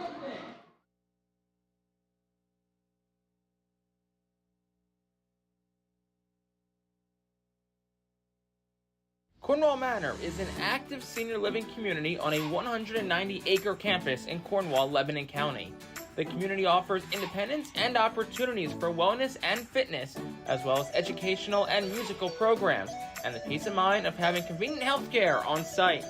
Cornwall Manor offers a range of residential choices from apartments to homes. Prospective residents are welcome to visit us for lunch and have a chance to learn more about the community. More information is available online at cornwallmanor.org.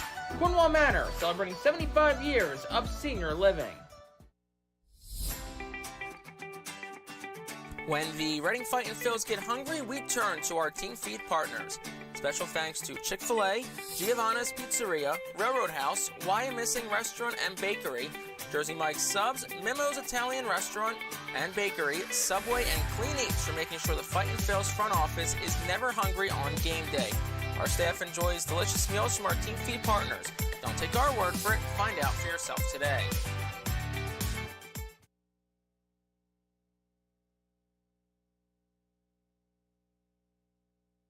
Yeah, Vernon University Golden Wolves call the bullpen. Will bring in right-hander Andrew Schultz for the Fightin' Phils as the Yard Goats come to the plate here in the top half of the 6th inning and a 3-1 lead. Andrew Schultz making his 6th appearance for the Fightin' Phils here in 2024. 0-0 with a 3.38 earned run average, 5 1/3 innings pitched. He's struck out 9, he's walked 3. And the first one he faces is Vladimir Restituyo, who takes one for a called strike. Restituyo 0 for 2 so far in this one, an infield pop-up and a ground out in these 2 plate appearances. Right-hander Schultz comes up high for a ball. It's 1-1. Andrew, 26 years of age, University of Tennessee product, grew up in Alpharetta, Georgia. Drafted by the Philadelphia Phillies in the 6th round of 2019. Fastball, 96 to 98 mile an hour range, and a slider to go along with it. Was on the DL for a brief period of time a couple of weeks ago, and now back and making his 2nd appearance in this series as he misses up high. It's 2-0. Schultz pitched in the Phils' season opening win in relief of Noah Skiro, who picked up the win. Schultz pitched an inning, walk and a strikeout, did give up a hit. This one lifted down the left field line and hooking foul into the Yard Goat bullpen off the bat of Restituyo. It's 2-2. Baron Radcliffe runs it down, turns it into a souvenir. Established in 1928, the Manor Golf Club is one of the oldest public courses in eastern Pennsylvania, located conveniently between Philadelphia, Lancaster, and Allentown and Sinking Spring. The Manor Golf Club offers a true test of golf on a traditional championship-style golf course where shot making takes precedent over length. Visit theManorGolfClub.com for more information. Vladimir Restituyo back in the batter's box. 2 balls and 2 strikes to it. Andrew Schultz, the righty, from the stretch. Lifted into shallow left field. Baron Radcliffe drifts under, and he'll make the catch for the first out. The catcher, number 25, Again, Fightin Phillies and Hartford Yard Goats in Game 2 tonight, and then the series concludes tomorrow afternoon, Mother's Day. 5:15 first pitch, bring mom out, and all women receive an R. Phil's crossbody fanny pack. And after the game's over with, run the bases with mom. Let's make sure she'll let her win. It's Mother's Day. As Braxton Fulford will bat, he rips one down the third base line. Fair ball out by the diving Trevor Schwecke and down the line. Fulford rounds first, and he'll cruise into second base with another extra base hit. Fulford with a 2-run home run his last time up. This one a hard ground ball, fair down the third base line for a double. His 3rd double of the season. And Braxton Fulford now in scoring position with 1 out, and Kyle Datris at the plate. So a good day for Fulford after a day off. Fulford caught the first 2 games, had Thursday night off, and then back here today, and no doubt has game 2 off as well as from the catcher spot. And he's 2 for 3 and in scoring position again now for Datris, who's 1 for 2 on the day.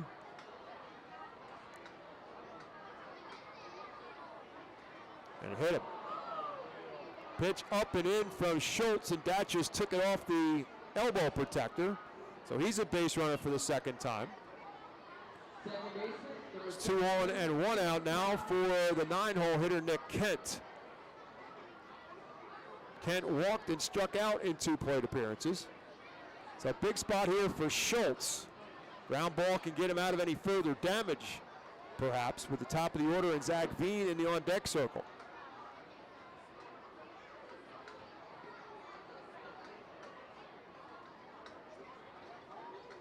Now timeout is called by the catcher, William Simonite, to go talk to Schultz, maybe changing the signals with a runner at second in scoring position. Action now in the Hartford bullpen for the first time. Right-hander Seth Halverson is throwing for Hartford. Reading bullpen is quiet at this point, with Schultz coming on here for Lachlan Wells. Wells goes 5 innings, gives up 7 hits, 3 runs, all of them earned, a walk and 4 strikeouts. Can lose the game, cannot win the game. If the Phils can come from behind here, they trail 3-1. Top half of the 6th inning. Hartford with 2 on and 1 out. And Nick Kent at the plate. Right-hander settles in. Schultz takes a look back at second, comes with a pitch. It's way outside for a ball. Kent, a University of Virginia product. Drafted by the Rockies in 2021 in the 11th round. Played last year at Spokane. Played the entire season for Spokane, 112 games, and hit .277 with 11 home runs and 62 RBIs. So he's become kind of a part-time player here in Hartford. As the pitch from Schultz is way up and in, it's 2-0. So Schultz misses badly with both of his first 2 pitches to Nick Kent. And now he's in a hole at 2-0. Tristan Garnett now up in the Phil's bullpen as Schultz misses low with this one. Now it's 3 balls and no strikes through the 9-hole hitter. He's going to take, no doubt. So let's finish that thought. Kent, an everyday player last year at High A Spokane. More of a role player here in Hartford this season in 2024. Kent, Schultz takes a look back at second, 3-0 pitch, way outside, ball 4. So Andrew Schultz has got himself in a jam now as he surrenders the walk to the 9-hole hitter Nick Kent. And that loads the bases with 1 out for Zach Veen. Veen with a double his last time up, a single his last time up. And he's 1 for 3 on the day. 7 for 15 in this series. Now Veen again calls timeout before the first pitch is thrown.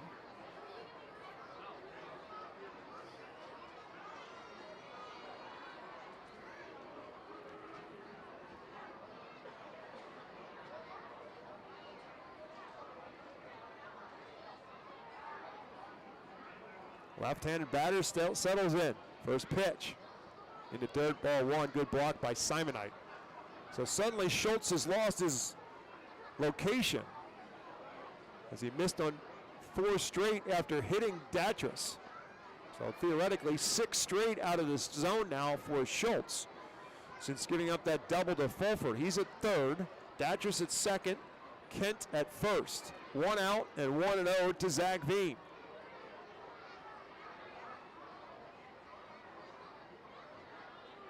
Hit him. Hit him on the foot, and that's going to force in a run. So Zach Veen picks up an RBI.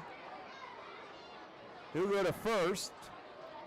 Fulford comes home with the 4th run for Hartford. Datras moves up to third, Kent to second. 12th RBI of the season for Zach Veen, and that's going to be it for Andrew Schultz. Al Padrique will make the call to the bullpen. We'll tell you about the Alvernia University call to the bullpen when we come back on the Reading Fightin Phillies radio network.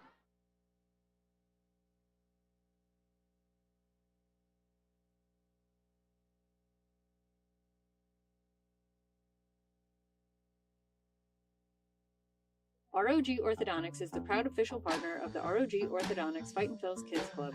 Join today at Fightins.com to get your free ROG Orthodontics Kids Club t-shirt and visit FantasticSmiles.com for more information on why ROG Orthodontics is voted #1 in Berks and Monco.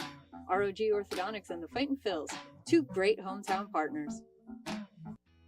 Are you looking for a reliable food distributor to meet all your culinary needs? Look no further than our trusted team at Feaser's Food Distributors.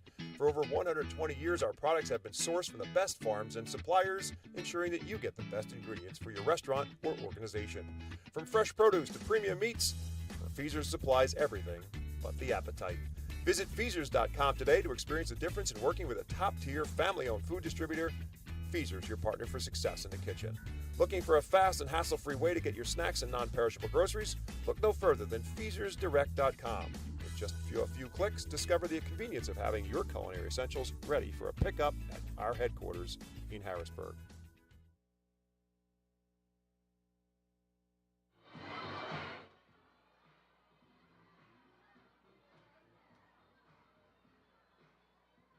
The Alvernia University Golden Wolves call the bullpen is for the left-hander Tristan Garnett. Struggle for Andrew Schultz tonight after hitting his second batter.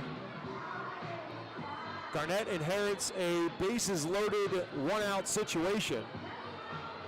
And Ryan Ritter, the batter for the Yard Goats. Garnett, the left-hander, comes with his first pitch that's outside for ball 1.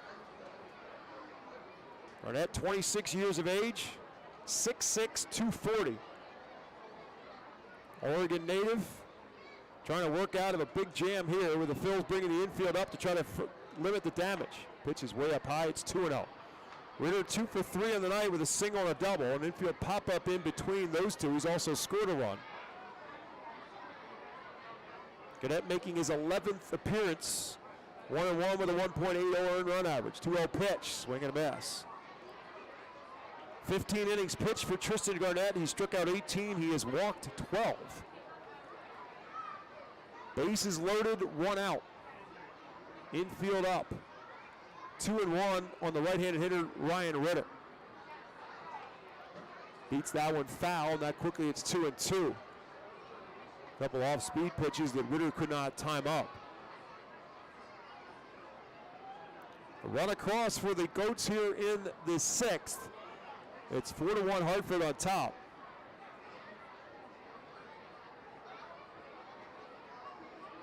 Two balls and 2 strikes to Ryan Ritter. Just misses outside. It's 3-2. So nowhere to go with him now. Base is loaded. 3 balls and 2 strikes and 1 out. Ritter calls time.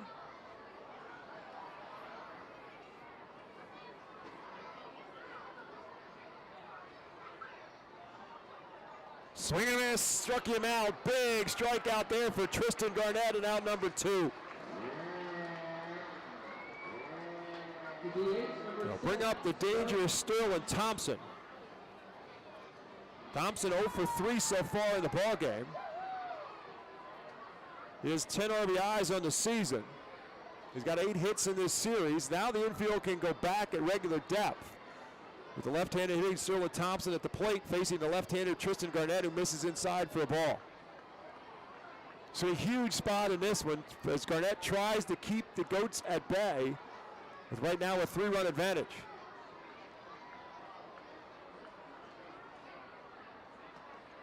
Just misses outside. It's 2-0. Good speed on the bases for Hartford. Datris, the runner at third. Kent, the runner at second. Veen, the runner at first. 2 balls and no strikes to Sterling Thompson. Fouls this one straight back. It's 2-1. Thompson, 288 on the season, 2 home runs, and as I said, 10 RBIs. He's also got 5 doubles and a couple of triples on the year as well. Number 5 prospect in the Rockies organization. Way inside, it's 3-1. The issue has never been his bat. It's where they might find room for him defensively. Had him at first base. They've had him in the outfield. He's a DH in game 1 here today. He's not really excelled at either of those defensive positions. 3 balls and 1 strike to him. Misses ball 4. Garnett walks in a run. So the Goats in this inning with a hit by pitch for a run scored, and now a walk and a run scored. That'll be an RBI for Thompson as Datris walks across with run number 5. And now Warming Bernabel will bat. Bernabel with an RBI single his last time up. 5-1 now Hartford on top. First pitch from Garnett, up and in, ball 1. So Andrew Schultz got himself in trouble with some wildness. Hit 2 batters and walked another.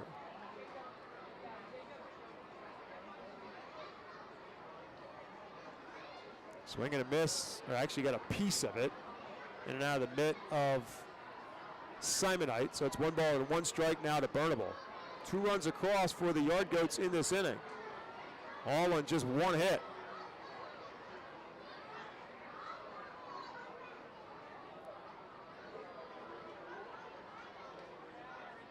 Fouls another one straight back, and it's now 1 ball and 2 strikes.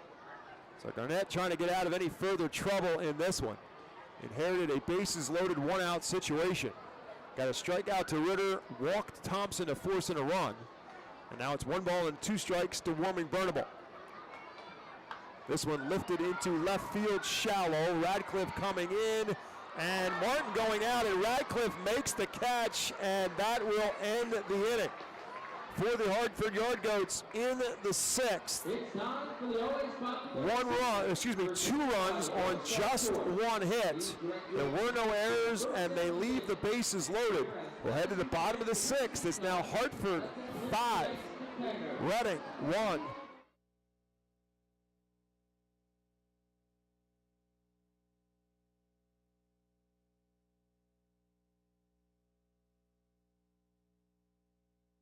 When you drive a vehicle so reliable it's backed by a 10-year, 100,000-mile limited warranty, you stop thinking about what you can't do and start doing what you never thought possible. Visit your local Kia dealer today to see what you're capable of in a vehicle that inspires confidence around every corner.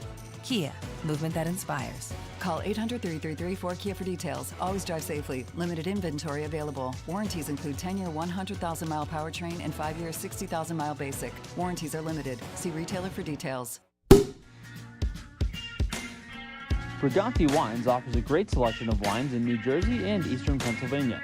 Headquartered in South Jersey and sourced from Italy's Abruzzo region, Briganti Wines is ran by former Fightin Phillies great and big leaguer Mike Costanzo.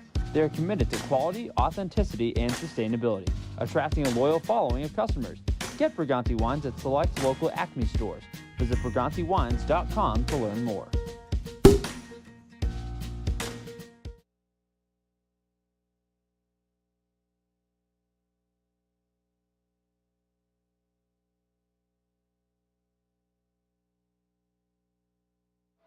The Alvernia University Golden Wolves called to the bullpen for the Hartford Yard Goats. Will bring in the right-hander Seth Halverson. So Andrew Casada's day is over with. Good job by him. as he takes his team through 5 innings. As the starter, we head to the bottom of the 6th inning. Ethan Wilson leading it off for the Fightin' Phils, and the first pitch from Halverson to Ethan Wilson is over for a called strike.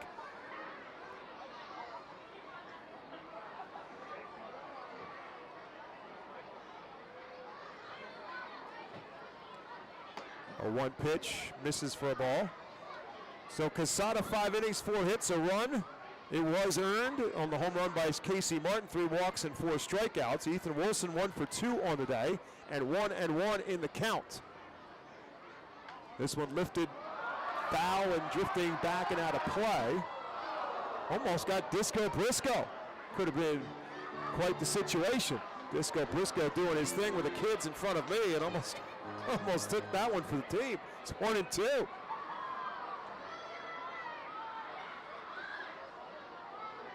Way inside, it's 2-2.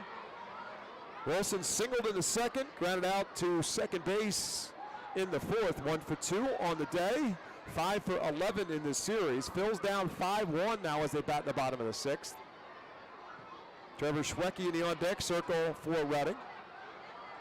Way inside, it's 2-2. So the Phils need base runners, and again, time is of the essence. Bottom of the 6th inning in a 7-inning game, game 1 of a doubleheader.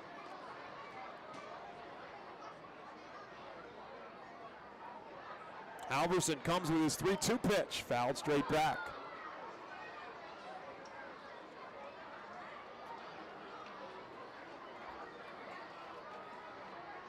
Halverson making his 10th appearance of the season, 0-0 with a 7.2 earned run average.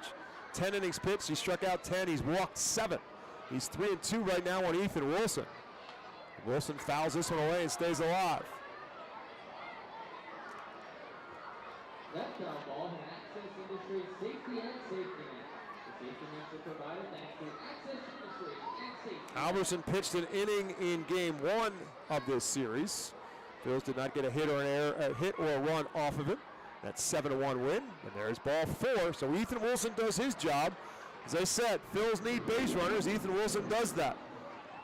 And for a rare occasion in this game, a leadoff walk. Phils have had a number of 2-out walks against Andrew Quesada. So now Trevor Schwecke will bat with a runner at first base and nobody out. Schwecke 0 for 2 on the day. Safe on a fielder's choice his first time up. And out on a swinging bunt thrown out by the catcher Braxton Fulford his last time up.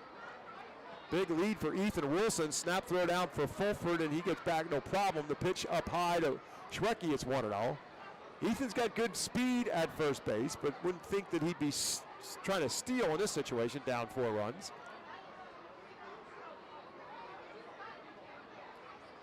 Halverson, long look, 1-0 pitch, fouled straight back.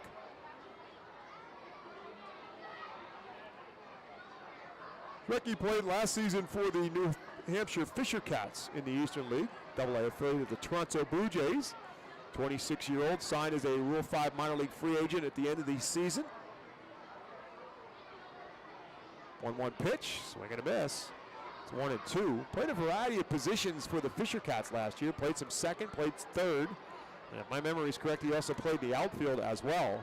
Predominantly played at third base for the Fightin' Phils so far in 2024. It's where he's playing tonight. 1-2 to him right now. It's way up high. It's 2-2. Aaron Radcliffe in the on-deck circle for the Fightin' Phils.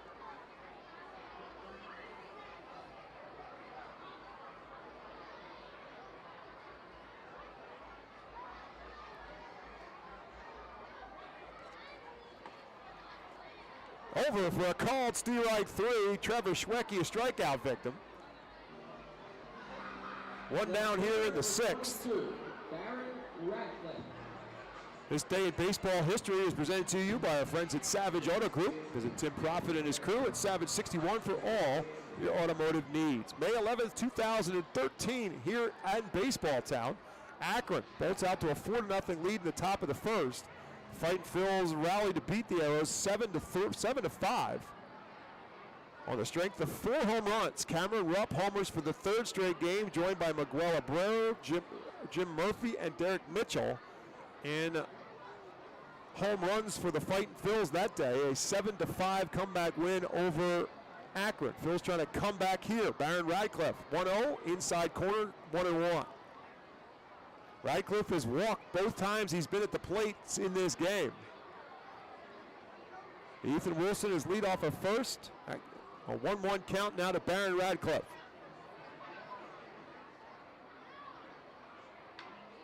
Beats this one foul. It's 1-2. Mind you, coming up in between games of our doubleheader, an interview with former Reading Phil's player and now Reading Phil's hitting coach Brock Stassi. 1 ball and 2 strikes to Baron Radcliffe. Inside, it's 2-2. That interview, also joined on that interview is Assistant General Manager for Reading Fightin' Phil's Matt Hoffmaster.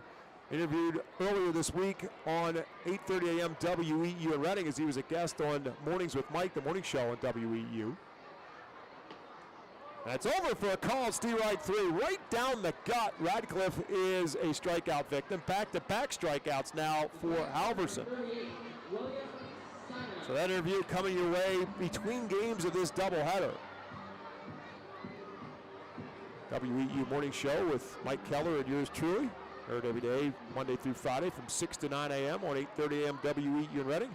Brock Stassi kind enough to take some time with us and talked on a variety of subjects, and we'll have that for you again coming up in between games of our doubleheader here on the Reading Fightin' Phil's radio network.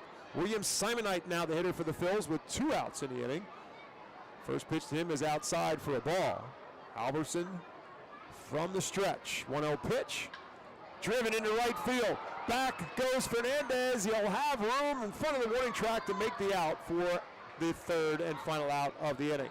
For the Phils in the 6th, no runs, no hits, no errors, and 1 man left. 6 complete. It's 5-1, Hartford on top.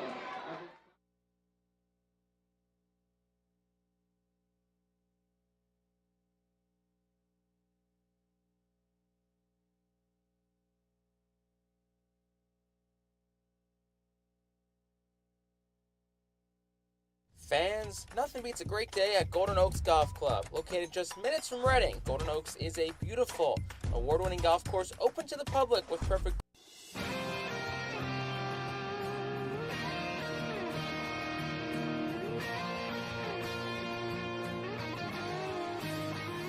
Fans, nothing beats a great day at Golden Oaks Golf Club. Located just minutes from Reading, Golden Oaks is a beautiful, award-winning golf course open to the public with perfect greens, lush fairways, and a course playing for 5 sets of tees. Bogey's Pub is open to the public with the area's best full-course menu, featuring indoor and outdoor seating and TVs to watch your favorite sports teams. Let the Golden Oaks Golf Club team cater to your need. Lunch, dinner, golf outings, parties, company events, and fundraisers. Visit our website at GoldenOaksGolfClub.com and follow Golden Oaks Golf Club and Bogey's Pub on Facebook. Golden Oaks Golf Club, where great memories are made.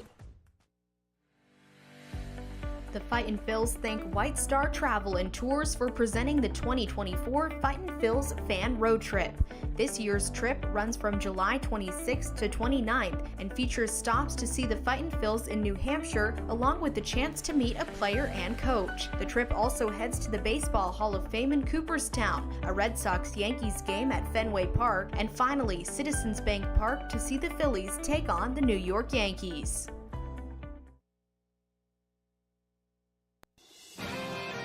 Top half of the 7th inning, Tristan Garnett back out on the mound for the Fightin' Phils. He faces Yanquiel Fernandez, and first pitch to him is over for a called strike. Lefty on lefty matchup. 5-1, Hartford leads it. This big swing and a miss is Fernandez way out in front of the slider from Garnett. It's 0-2. Fernandez 1 for 3 on the day. Single and scored a run in the 4th inning. He'll call timeout now with an 0-2 count. Garnett came in, got himself out of the Phils out of a jam, although he did walk in a run. Inherited a bases loaded and 1-out situation. And got 2 of the 3 batters he faced out. The one walk in between did force in a run. It was charged, ultimately the run charged to Andrew Schultz. 5-1 Hartford on top. First, the 0-2 pitch just misses outside. It's 1-2.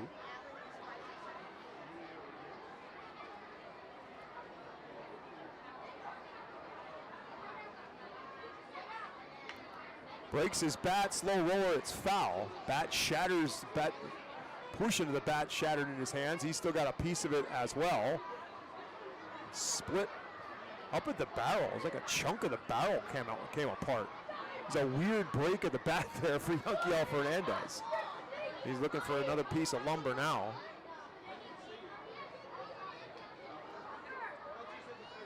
Philadelphia Phillies, by the way, won their game today in Miami. 8-3 final score. Phils win it. So they win 8-2 yesterday, 8-3 today over the Marlins to get a new winning streak running. Now 2 in a row after seeing their 7-game losing streak end in the series finale against Toronto on Wednesday. So the Phils and the Marlins tomorrow afternoon at 1:40 in Miami. Phils will then head to New York for a couple. This one lifted into right field. Ethan Wilson, Carlos De La Cruz. De La Cruz in center field will call everybody off, and he'll make the catch for out number 1 here in the 7th. They'll bring Vladimir Restituyo to the plate. Phils, after the 3 games in Miami, finishing up tomorrow, head to New York for 2. And then the Mets come to Philly for 2. It's kind of a weird home-and-home series. They don't do that often in baseball. The Mets in New York on Monday and Tuesday, and then the Mets in Philly on Wednesday and Thursday. So with the win today, Phillies are now 28-12. And a 2.5 game lead on the Braves, depending what the Braves do today, as Vladimir Restituyo takes a second straight pitch inside. It's 2-0.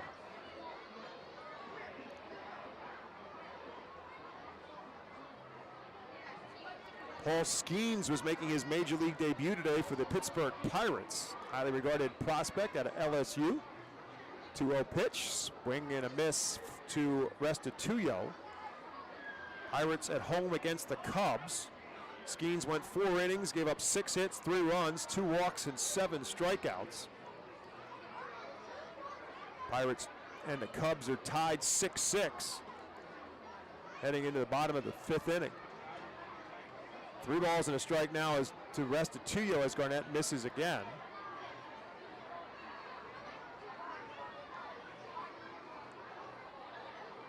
The 3-1 pitch. He's up high, ball 4.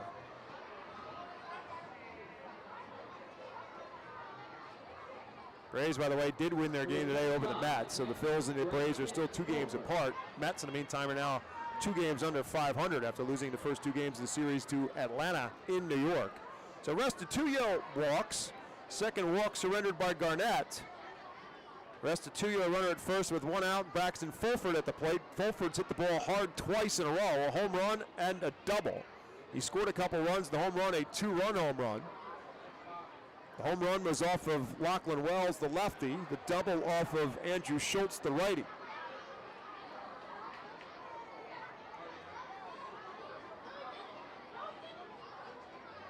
Garnett misses again, this one in the dirt.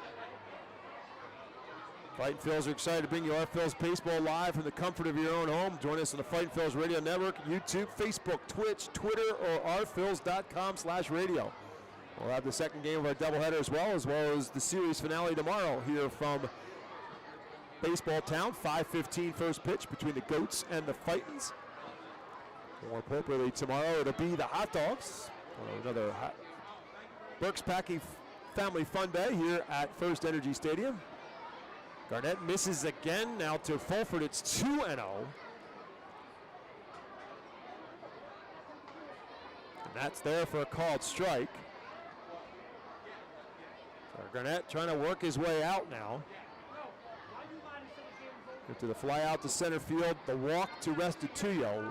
And on first, 1 out, 2-1 to Braxton Fulford, who lifts this one straight up behind home plate. Simonite off with the mask, but he'll run out of room. So it's 2-2 now to Braxton Fulford.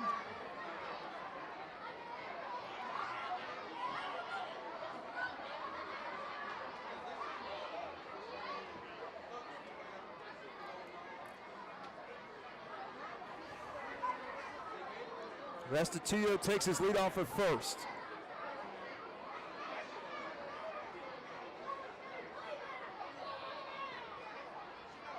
Garnett takes a look over, comes with his pitch to plate, swing and a foul tip. Simonite holds on, strikeout, and 2 outs here in the 7th.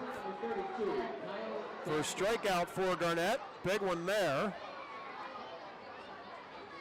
Now he needs one more out to get his team into the dugout and hope that they can rally the troops. Down 5-1, last chance coming up for the Fightins in the bottom of the 7th. Garnett hoping it's no more than a 5-1 deficit. As Kyle Datras is at the plate, he's been on base twice in 3 plate appearances. Pitch out, Simonite throws down, throws back to first base as Restituyo dives back in. Restituyo started and stopped. And so Simonite kind of came out of his stance a little bit and then threw down to first. Pitch outside, obviously to Datras, it's 1-0.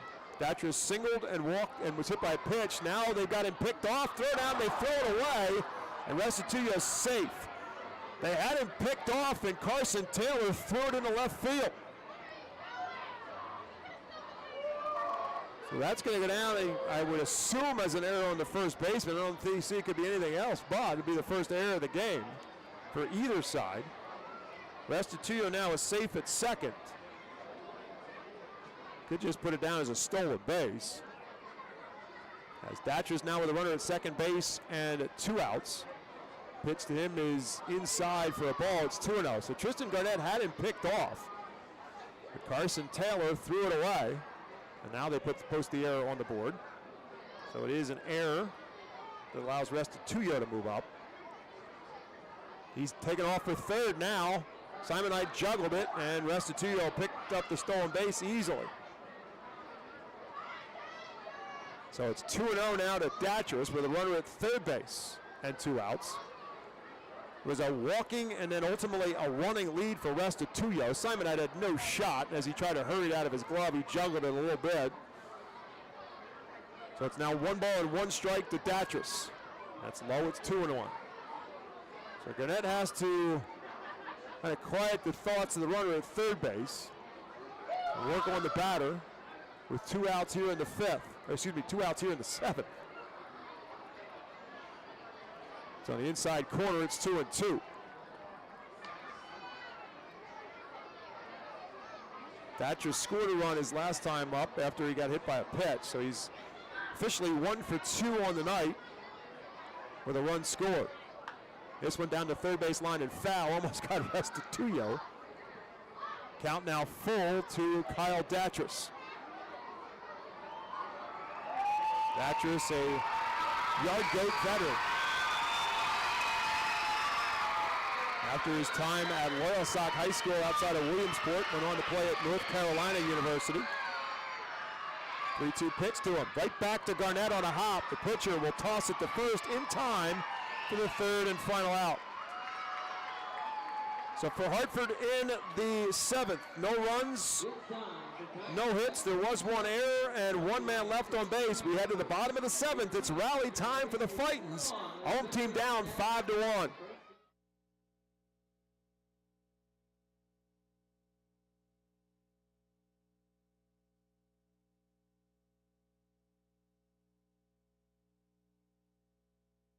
Nursing home neglect is a serious problem. If you or a loved one has suffered from bed sores obtained in a nursing home or a fall down in a nursing home resulting in a fracture, our friends at Swartz Culleton can help. Call the attorneys at Swartz Culleton for a free consultation. Their phone number is 1-800-JUSTICE. That's 1-800-587-8423. Once again, call 1-800-JUSTICE today. Swartz Culleton is a proud sponsor of the Reading Fightin Phillies. Welcome to Aspire Memory Support at the Highlands of Wyomissing, where every day is filled with purpose and connection. Our innovative approach featuring the Hearthstone Institute's renowned I'm Still Here program ensures that every resident living with Alzheimer's or dementia experiences a life worth living. With evidence-based techniques and personalized care, we focus on meaningful engagement to reduce common symptoms like agitation and anxiety. Join us in celebrating the person behind the memory loss with activities tailored to their unique interests and abilities. Discover the difference with Aspire Memory Support at the Highlands at Wyomissing. Call us today and embrace a renewed sense of purpose for your loved one.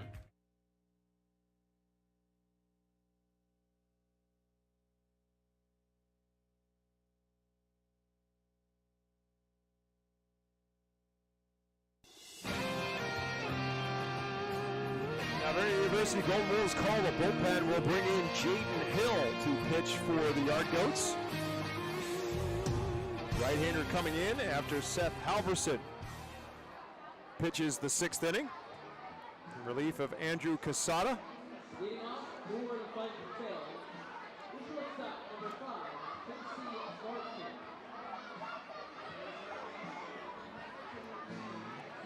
Barton. Halverson did not give up a hit.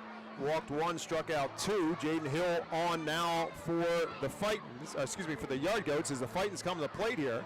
And the man who has supplied their offensive run production, Casey Martin at the plate. Casey Martin with a solo home run his last time up. The only run for the Phils in this game. 1 run on 4 hits for the Fightins. Down 5-1 their last at bat. It'll be Casey Martin to be followed by the top of the order, Marcus Lee Sang and Jose Rodriguez. The bottom half of the 7th inning. First pitch to Martin is up and in. 1-0 pitch to him. Swing and a miss. It's 1-1. This inning brought to you by Swartz Culleton PC. Have you or a loved one been injured? Get justice. Call Swartz Culleton today at 1-800-JUSTICE. 1 ball and 1 strike to Casey Martin. Line drive into center field for a base hit, and Restituyo has to hurry over and cut it off with Martin having good speed, and that'll hold him to a single. So Casey Martin, his 2nd hit of the ball game. Good to see him, a little pop in his bat. Now can the Phils make some noise here in the bottom of the 7th? 5 runs on 8 hits for Hartford. They did not commit an error. 1 run on 5 hits and 1 error for the Fightins. Marcus Lee Sang 1 for 3 on the day. Left-handed hitter facing Jaden Hill, swing and a miss.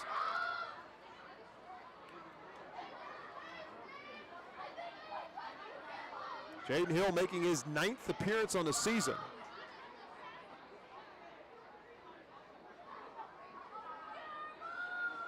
Up and in, almost hit him.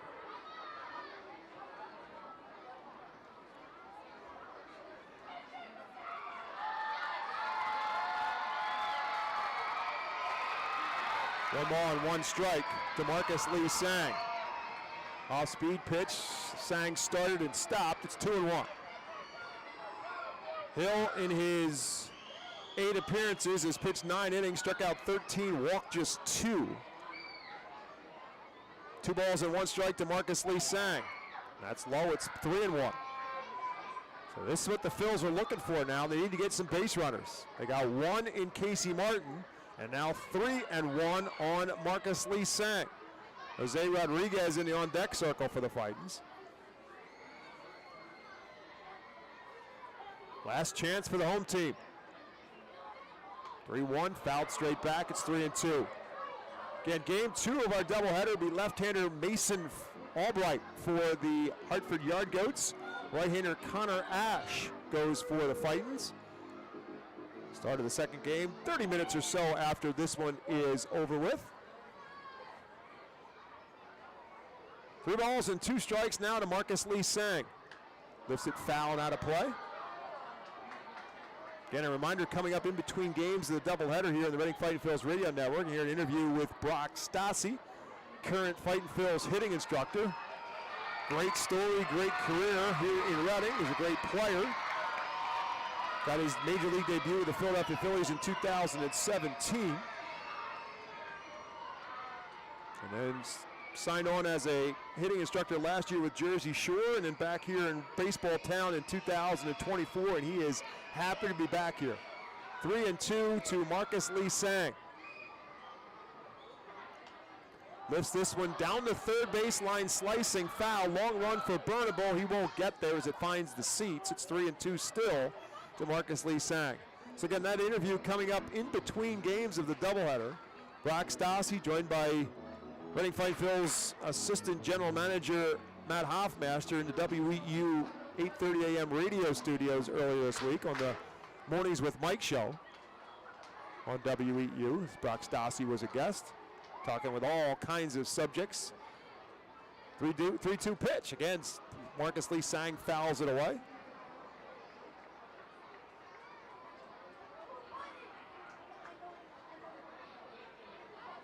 So if you stick around in between games, you can hear that interview, and then we'll set you up for game 2 and the start of the 2nd game of the doubleheader here in Reading. 3-2 pitch again.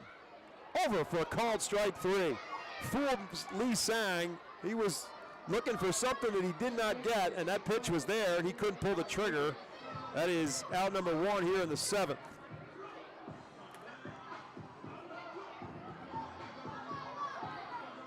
That'll bring Jose Rodriguez to the plate, looking for his first hit of the night, 0 for 3. Casey Martin, the runner at first base, he's single.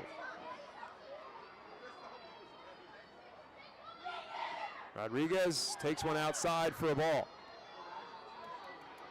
Great crowd on hand here tonight, and they will stick around for fireworks when this one is over with. Well, not when this one is over with, when the next one is over with, to be more precise, in the doubleheader. 1 ball and no strikes to Jose Rodriguez. That's outside, it's 2-0.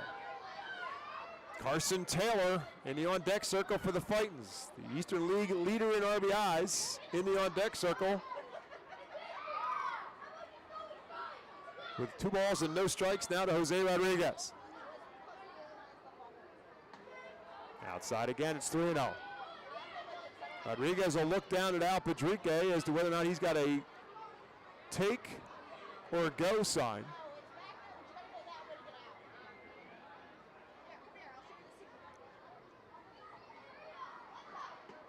Takes, ball 4. So Rodriguez will walk. That puts 2 runners on and brings Carson Taylor to the plate. So Carson Taylor, 1 for 2 on the night. Struck out, singled, and walked in 3 plate appearances. 4 home runs on the year, 25 RBIs on the season. 25 RBIs leads the Eastern League.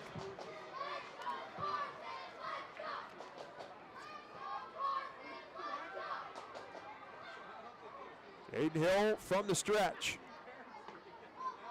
Misses ball 1.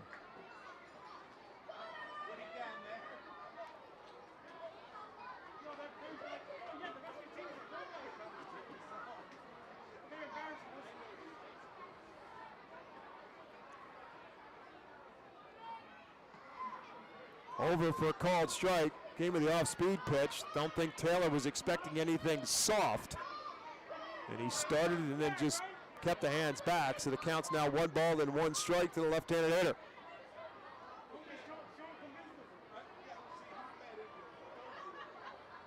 Swing and a miss. Another off-speed pitch. Back-to-back change-ups from Hill.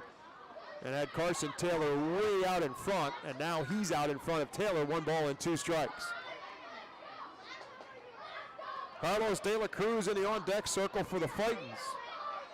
Hoping he can represent the tying run if Taylor can get on board. Down through the right side and into right field for a base hit. They're going to wave Casey Martin around. He will score without a throw. Carson Taylor adds to his Eastern League RBI lead with a base hit. It's 5-2 Hartford.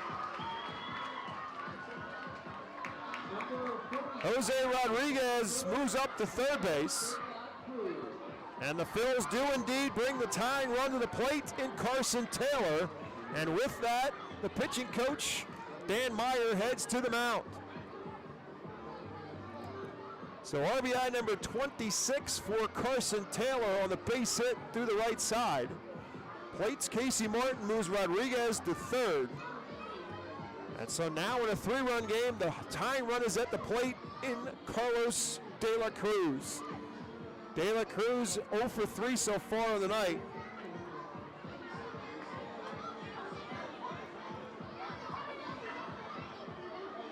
Didn't look all that comfortable against Andrew Casada in his first 3 plate appearances, a couple of strikeouts and a ground out. But now facing Jaden Hill with runners at the corners and 1 out.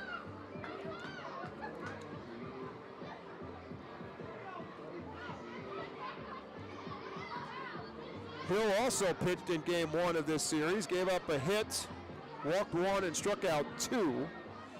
Phils did their damage against Connor Van Scoy, the starter, in that 7-1 win. Van Scoy is scheduled to pitch tomorrow for Hartford as De La Cruz takes the first pitch low for a ball. So Carlos looking like he's coming out of that slump. Had the RBI double to straightaway center field on Wednesday, and then the 2 home runs to left field on Thursday. 0 for 3 so far today. 1 ball and no strikes to it. Outside, it's 2-0. Started and stopped, though appeal he did not go around, so it's 2-0 now to De La Cruz. So Carlos, who's had trouble timing up the off-speed pitches, would have to assume he's going to see a fastball from Hill at 2-0. Down the third base line and foul.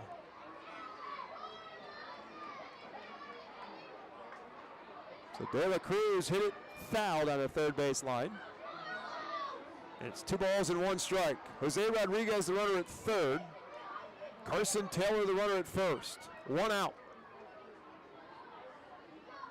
Swing and a miss. There's the off-speed pitch, and De La Cruz out in front of it. It's 2-2. That's been the problem for Carlos throughout this season. The off-speed pitch just way out in front. 2-2. Up and in with a, he got it, called it a third strike. Wow, Carlos De La Cruz is not happy, and I don't blame him. Paul Roma, the home plate umpire, rings him up, and that was up and in. And De La Cruz is still talking as he comes back to the dugout, strikeout, and out number 2. So now it's up to Ethan Wilson. Still represents the tying run.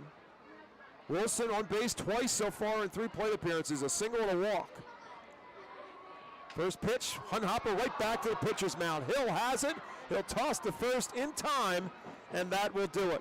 So the Phils make some noise here in the 7th, but they don't get what they needed, which was a 4-run rally. Instead, they get 1 run. They do it on a couple of hits. There were no errors, and they leave 2 men on. And Hartford gets its first win in this series. The final score, the Reading Fightin Phils fall to the Hartford Yard Goats in Game 1 of our doubleheader.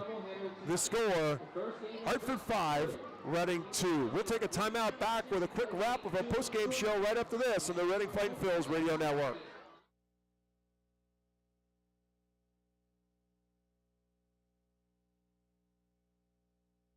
Nursing home neglect is a serious problem. If you or a loved one has suffered from bed sores obtained in a nursing home or a fall down in a nursing home resulting in a fracture, our friends at Swartz Culleton can help.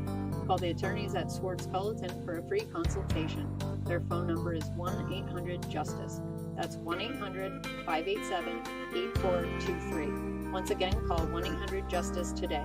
Swartz Culleton is a proud sponsor of the Reading Fightin Phils. Join us as we celebrate Reading's Spanish and Latino culture during 12 Friday home games this season. The Savage Auto Group Fiesta Fridays are presented by Cathay Law Offices, Suburban Brewing Company, Carl's Cards and Collectibles, Humane Pennsylvania, Star City Boxing, and the American Diner. Fiesta Friday features special Los Luchadores de Reading uniforms, Hispanic and Latino food and music, and other cultural elements throughout the ballpark. Get your tickets now by calling 610-370-BALL, online at ourphils.com, or at the Customers Bank ticket office.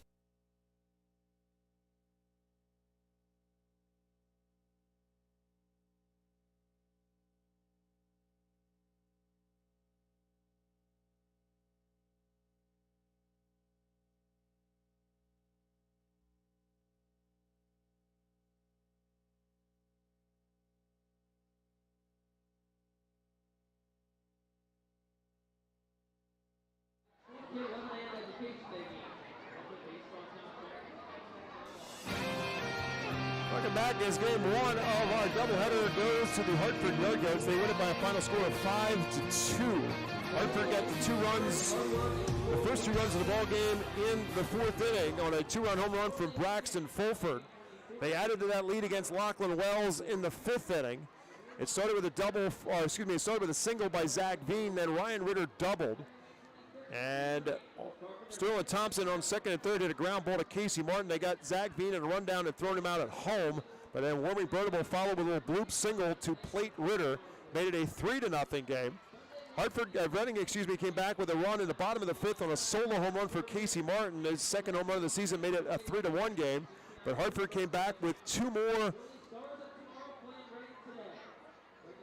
in the 6th inning.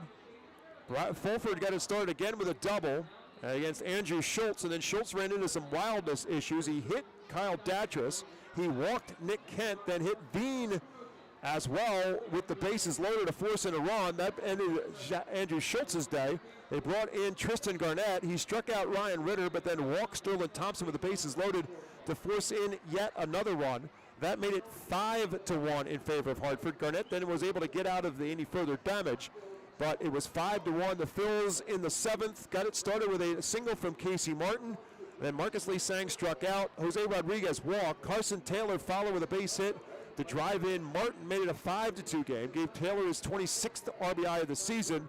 But then De La Cruz strikes out and Wilson grounds out, and that ends it.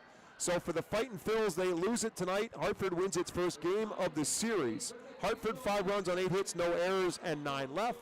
For Reading, 2 runs on 6 hits, 1 error. They also left 9. Andrew Casada gets the win. He's 2-0. Lachlan Wells takes the loss. He is 1-1. Time of the game, 2 hours and 5 minutes. And Hartford wins it 5-2. Goats now go to 15-13 on the season. Reading falls to 14-17 on the season. Again, we'll be back here in about 30 minutes or so, 35 minutes, as we get set for game number 2. Reading and Hartford going after one another in game 2 here from Baseball Town. In the meantime, I invite you to stick around for an interview. Again, with Brock Stassi, joined by Assistant General Manager of the Reading Fightin' Phils, Matt Hoffmaster, all part of an interview that they did earlier this week on Mornings with Mike, the morning show on 8:30 a.m. WEEU in Reading with Mike Keller and yours truly, Bob McCool. Stick around for that interview, and then when that interview is over with, we'll be back for Game 2 here on the Reading Fightin' Phils Radio Network. Again, Hartford wins it 5-2 over the Fightin' Phils.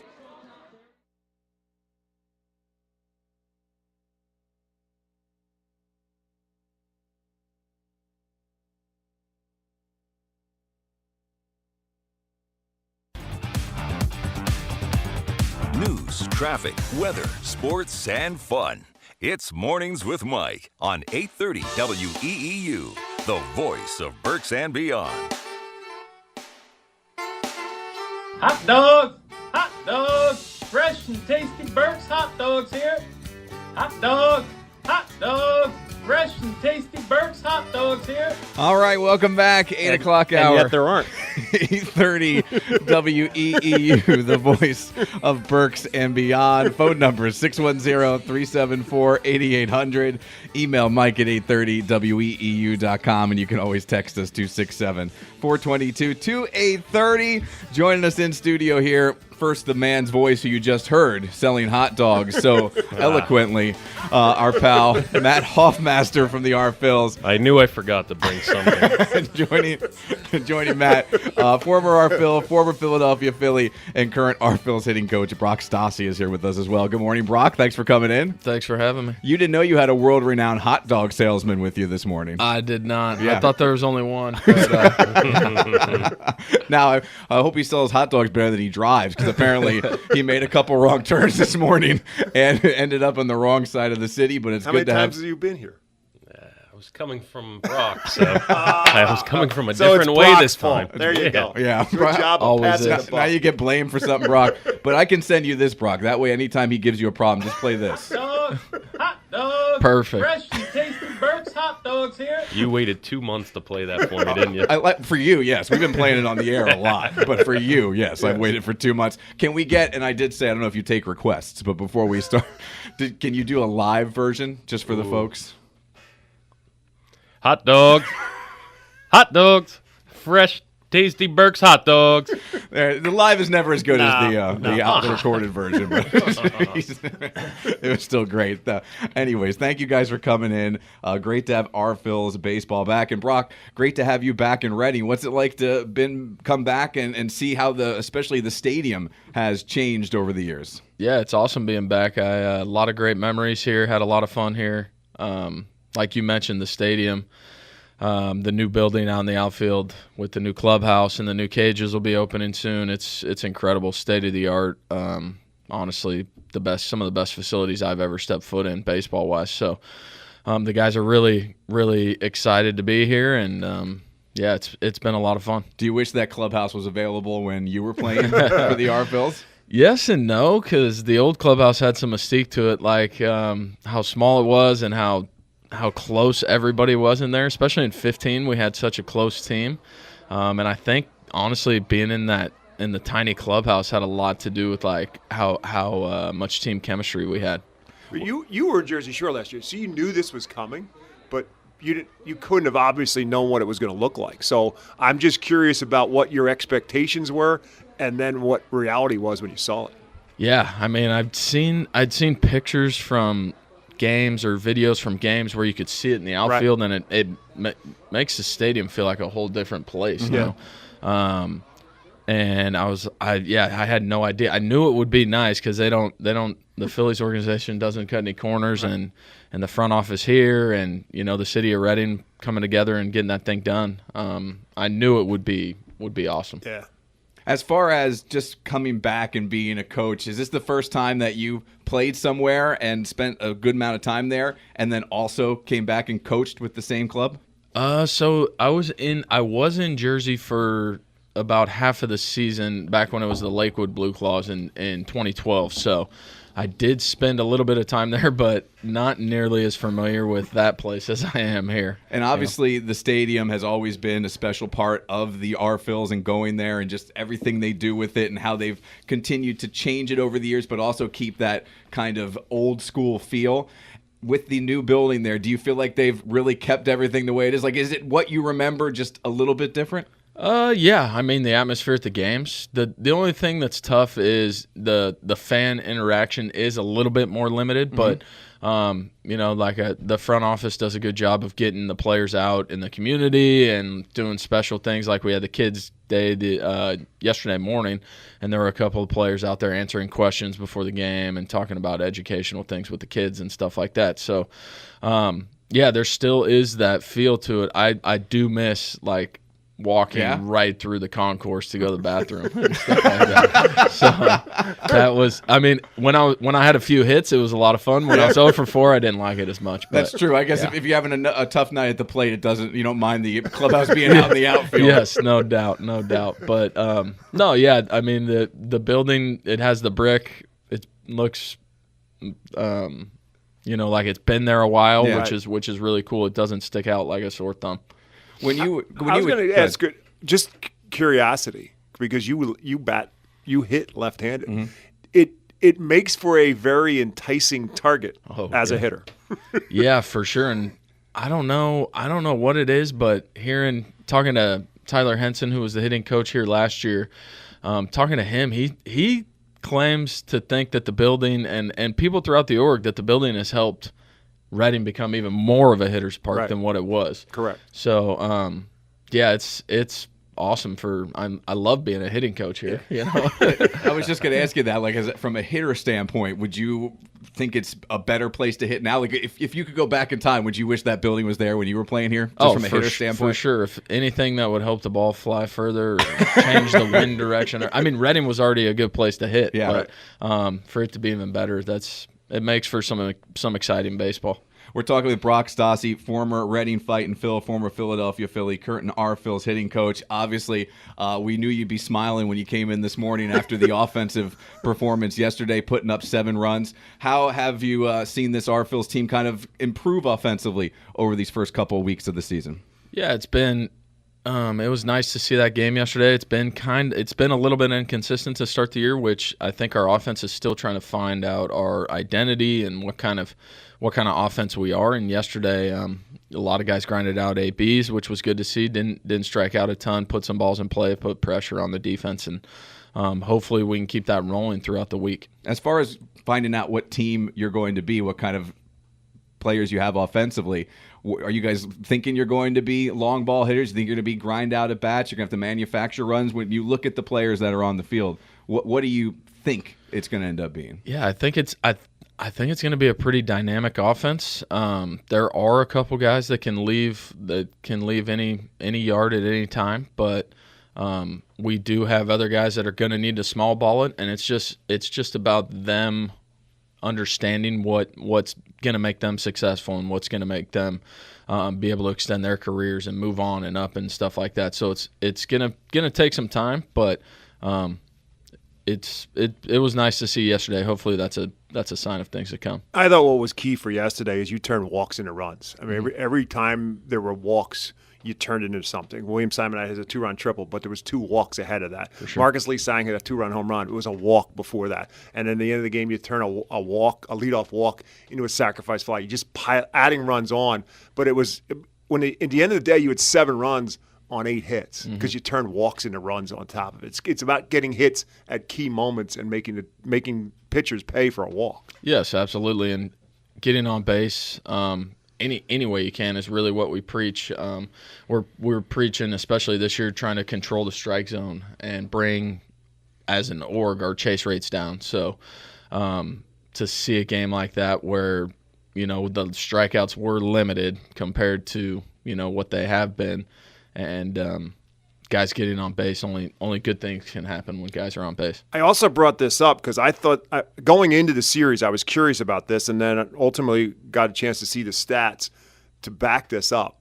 Sacrifice flies are a lost art in a lot of ways, but this team has done an unbelievable job in the sacrifice fly category, and you are leading again, it might not seem like much, but when you're struggling to score runs at times, which you have, that can mean a lot, and you are leading the league in sacrifice flies. You had another one yesterday. It was just an add-on run at the end of the game. Yeah, that's funny. I didn't even realize we were leading. That's not really a stat. No, go down and check. No, I don't think that's in the analytics column. No, but at the end of the day, yeah, I mean, a sac fly is awesome as a hitter because it's like you get the RBI and it doesn't count as AB. Right. So it's a positive thing, Yeah, that's cool to hear. Hopefully we keep getting sac flies, but I'd rather see those sac flies turned into homers over the fence, You're talking about you think this offense is going to be very dynamic. One of the players that has already been dynamic this year is obviously Carson Taylor. Talk a little bit about what you've seen from him so far here in 2024, and when you first got to see him in spring training and stuff, were you expecting this out of him, or has this kind of been a surprise? No, he had a really good spring training. Maybe not quite the hot start that he's gotten off to, but an interesting case, him being with the Dodgers and being a catcher his whole career up until this year, and then he made some swing changes over the offseason that have really kind of unlocked the power. Kind of reminds me of like Tommy Joseph, where he was a catcher coming up through the org, and then a lot of concussions and had to move over to first base. So a lot of time, catching takes a toll on a lot of guys and on every guy. And so it's maybe it's giving him a little more freedom. The body feels more fresh, and he's able to go out and produce like he has. Hopefully he can keep it rolling, but I'm impressed with what I've seen so far. When you have a player who starts off the season hot like that, as a hitting coach, do you just kind of step away? Oh, absolutely. I joked around with him after the first couple games. I think when he hit a few home runs and he's in the cage, I said, I got an idea for your swing. We're gonna change a few things. And he looked at me kind of sideways. I was like, dude, I'm just kidding. Yeah. As far as working with all these different players, obviously you have different players, different body types, different swings, different skill sets. Is it tough to kind of figure out what each guy's good at and how to improve them from there? Yeah, it is. I mean, like you said, everyone's unique. The body types, the way they move, the way they rotate and stuff like that. And it takes time. Really, I like getting to know them as a person, like seeing what the routine looks like right now, and then kind of gaining their trust before I kind of intervene and see what I can do see if they're open to ideas and stuff like that. You coming through the organization, and obviously your story is a great story because you kind of worked your way up. You finally got your chance to make it to the major leagues, but you kind of evolved as a hitter. Do you use that as a teaching lesson? Like, look, dude, I struggled at this level too, and then had to figure it out and find a way to be successful. For sure. I mean, the more you can relate to these guys, the easier it is to gain their trust. So when a guy when I feel like it's necessary for me to share my story, I will. I don't, stand up in front of the whole team and say, listen, guys, this is what I did. Let me tell you a little bit more about me. Yeah, everybody sit down, gather around. Yeah. But no, yeah. I mean, that just gets back to being able to relate with these guys and making big swing changes like I did towards the middle of my career and then continuing to evolve until 21 when I finished up playing here. Right. It's always the swing and at-bat taking is always a free-flowing thing, and there's a lot of, you're going to feel one thing one day, and then you might completely lose that feel the next day, and then you're looking for something new. So I'm here to kind of help those guys along on their journey and hopefully give them some insight. Yeah, hitting can be, and we obviously this is what we see. We don't know. We're not hitters. We don't. But hitting seems like it can be such. You mentioned feel, like it can be such a confidence thing. You can see guys when they are just struggling at the plate. They're thinking too much. Is that something you really have to fight against? Like you want to give them tips, you want to help them in certain areas, but you don't want their brain just overrun with different ideas. Kind of like when you're on the golf course. You don't want to think about 17 different swing thoughts when you're up at the tee. I'm guessing the same thing in the batter's box. Yeah, absolutely. And I love relating golf. I love golf so much. I love relating golf to baseball as well. And there's a lot of the mental game stuff that can translate and I feel is useful. But like you said, flooding them with too much at one time can be a scary road to go down. And you can turn on a TV and watch a guy, and the guys in the big leagues, that's why they're so good, is because they're able to, stay even keel for the most part. But there are times when you can see through that stuff, and this game will eat you up. That leads me right where I was thinking, which is Carlos De La Cruz, who had a great year last year. Really a model of consistency last year. I don't know that there was any periods where he really kind of went in any prolonged slump, and he just hasn't been able to get it going this year. Had some injury issues where he's on the DL for a period of time. Just hasn't been able to figure it out. I got to think it's got to be more mental than it is physical, because he's shown he can do it at this level. Yeah, for sure. We looked at some of his swings from last year, and it's not far off. So we are working every single day and trying to get back to the dynamic player that he can be. But I think, getting off, you're talking about Carson Taylor getting off to that hot start. It's kind of, you get off to a good start and you can right. Relax, and you're playing with house money essentially. Right now, some of these guys just dug themselves in a hole to start the year, and then the gears start spinning, and then you start questioning things. So, he's going to be fine. He's working hard every day, and hopefully it's just going to take that one swing where it's like, oh, there it is, and he turns the corner. Right. He's such a unique talent just because of his size. He's a unicorn. Yeah. There's no other way to look at it. As a coach, does that make your job more challenging, because he's kind of a one of one? Yeah, it's trying to relate to maybe some of the struggles that he has at the plate might be a little bit different, because we were kind of two different players. But yeah, I've never worked with a guy that's 6'8" before, but you try and watch video on guys that played in the big leagues that are his size, or close to his size, the taller guys, see how they move and what makes them tick and stuff like that. So that's really what we're trying to do right now. Yeah, it's so many different players, so many different swings. I don't think we think about that when we're watching baseball, that the hitting coach has got to relate to all these guys. And as you mentioned, a lot of it becomes mental, because they have to be so talented just to get to this level. Absolutely.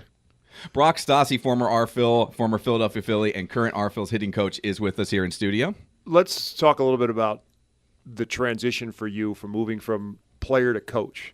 When you stopped playing in 2021, by that point in time, had you kind of made the decision that you wanted to think about coaching, or was it after you realized, that's it, I'm done, now I'm thinking about coaching? No, I actually had kind of a unique path into coaching. I knew I always wanted to coach. My dad was a high school baseball coach for about 20 years. He played, baseball's kind of been in my family forever. And, excuse me, I knew I always wanted to coach. And in 2020, I was with Oakland, and then got released when all the COVID stuff went down and they shut down the season. And there was a college summer ball team back in my hometown, the Marysville Gold Sox, that needed a manager, so they reached out to me about 2 days before the season started. And I was like, sure, I'll do it. So I got my feet wet during 2020, and then I have a buddy back home in California that about 10 minutes from my front door, William Jessup University is the name of the school. It's an NAI school. That summer he came out and asked if I wanted to help out, and I was like, I still want to play. He's like, well, we start earlier and end earlier, so I was able to coach that whole fall at that school, and then all spring, and then go back and finish playing. And I went and played in the Atlantic League for a couple weeks, and then signed back here. When I got hurt, like the second game I was here, did my oblique, and then I came back and my back locks up. I'm like, okay, it's time. And then And then I ended up coaching at William Jessup that next fall of 21, and then the whole season in 22. Had the summer off, was doing recruiting and hanging out with the family and stuff like that. And then Bob Stumpo, who's the old catching coordinator, he gave me a call and was like, "Hey, I want you to interview for this hitting coach position." And I was like, Bob, I'm pretty happy tucking my kids into bed every night and this and that. And he's like, "No, you're interviewing." I was like, "Okay." So I interviewed and then ended up in Jersey last year. Very cool. Yeah, I love the decision I made, love the org. It's been a lot of fun. Well, it's good to have you back in baseball town. They're the radio version of a show about nothing. Mornings with Mike on 830 WEEU, the voice of Berks and Beyond. All right, welcome on back, 830 WEEU, about 29 minutes till the top of the hour. Don't forget, it's a Which One Wednesday, brought to you by the R-Phil's Redner's Event Center. Today we're asking the question, if you had to order off of one section of a sandwich shop menu for the rest of your life, would you order hot or cold hoagies? And there's been a lot of controversy here this morning that people are saying that the hot sandwiches, like a cheesesteak or a roast pork or a meatball, is not a hoagie. That's a hot sandwich. So I'm getting hit over the head with semantics here on a Wednesday morning. Brock, we'll let you be the final determining factor. Is a hot sandwich like a cheesesteak or a roast pork or a meatball, is it a hoagie? Oh man, we don't call them hoagies back in California. So, but you spent enough time here and in Philly that you've been indoctrinated with the whole hoagie thing. I would say yes, it's a hoagie. Thank you. That's an outsider too, giving us a level-headed opinion. That's right. Professional athlete. That's right, and we trust him. Matt, what do you think? As the you work with meats and rolls. He's gonna go the other way. Well, I like how the Which One Wednesday question has now changed. What do you mean? It has. You're not just asking whether you like a hot or cold. cold. Well, no, it's do you prefer a hot or cold hoagie? Yes. Right. Yeah. And then when I'm being told there's no hot hoagies. Yeah. I would say it's a hot hoagie. Thank you. See you. A sandwich is a hoagie. Right. So thank you. So hot or cold? What do you like there, Matt? Wow. What? Hot. I'll go hot. You go hot for the rest of your life? Yeah, for the rest of my life. All right, Brock, how about you? Hot as well. Hot as well. All right, there you go. Cheesesteak a day. Cheesesteak, guys. Cheesesteak a day. That definitely, I don't know if it'll keep the doctor away, but it'll do something. All right, Matt Hoffmaster and Brock Stassi in studio with us right now. The R-Phil's back home this week. Game 1 was yesterday of the 6-game series. A nice 7-1 win over at FirstEnergy Stadium. Right back at it tonight, 6:45 first pitch. So make sure you have your tickets and you're out there and get ready for the weekend as well. Lots of fireworks, and of course Mother's Day is on Sunday. By the way, if you've been to FirstEnergy Stadium so far this year, good for you. But if you have, there is a video that plays before every game about Baseball Town and the fans. And if the voice that you're hearing Remember now who brought this up, sounds Brock. a little familiar, guess what? It is the voice of Brock Stassi on that video. Oh man, How That's did you a get cool video. How did you get roped into that, huh? Jake Starr, our PR guy, he came up and asked if I would do it, and I said, sure, I'll do it, because I really won't turn down anything. That's why he's here. And I almost, when I was like, the legend, Schmidt, Howard, I almost threw Stassi in there to see if they'd even catch it. You know? That would have been awesome.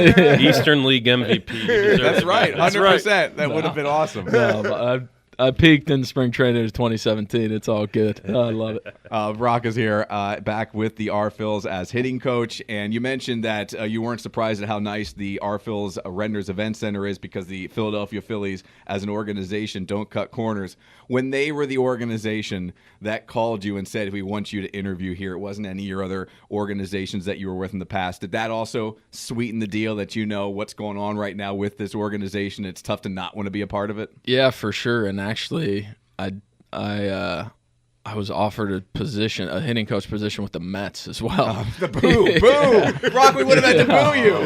Yeah, it was for the Binghamton job. And actually, it was one of the tough, because I'm really good friends with the director of hitting over there, and so he was the one that reached out.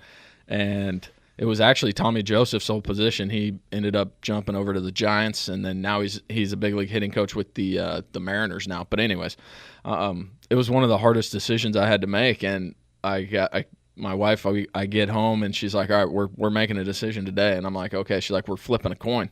I'm like, perfect. It lands on the Mets. And I'm like, all right, I guess Binghamton it is. And she's like, how'd you feel about that? I was like, I kind of wish it was Philly. She's like, Okay, then it's the That's Phillies. the I'm decision like, right you're there. right. You're right. She tricked you. Yes, she got me. Why do they do that She to got us? me. I know. You didn't do 2 out of 3. You just threw the quarter Just away. one time. Just one time, and it wasn't Right. even. Meant See, to even be. when the Mets win, they lose. But that's a wife move right there. Yeah. We're going to flip a coin to Right. make a decision. Then I'm going to trick Then you I'm into gonna making tell the you which decision. one you're doing. Yes. I'm going to trick you into making the decision yourself.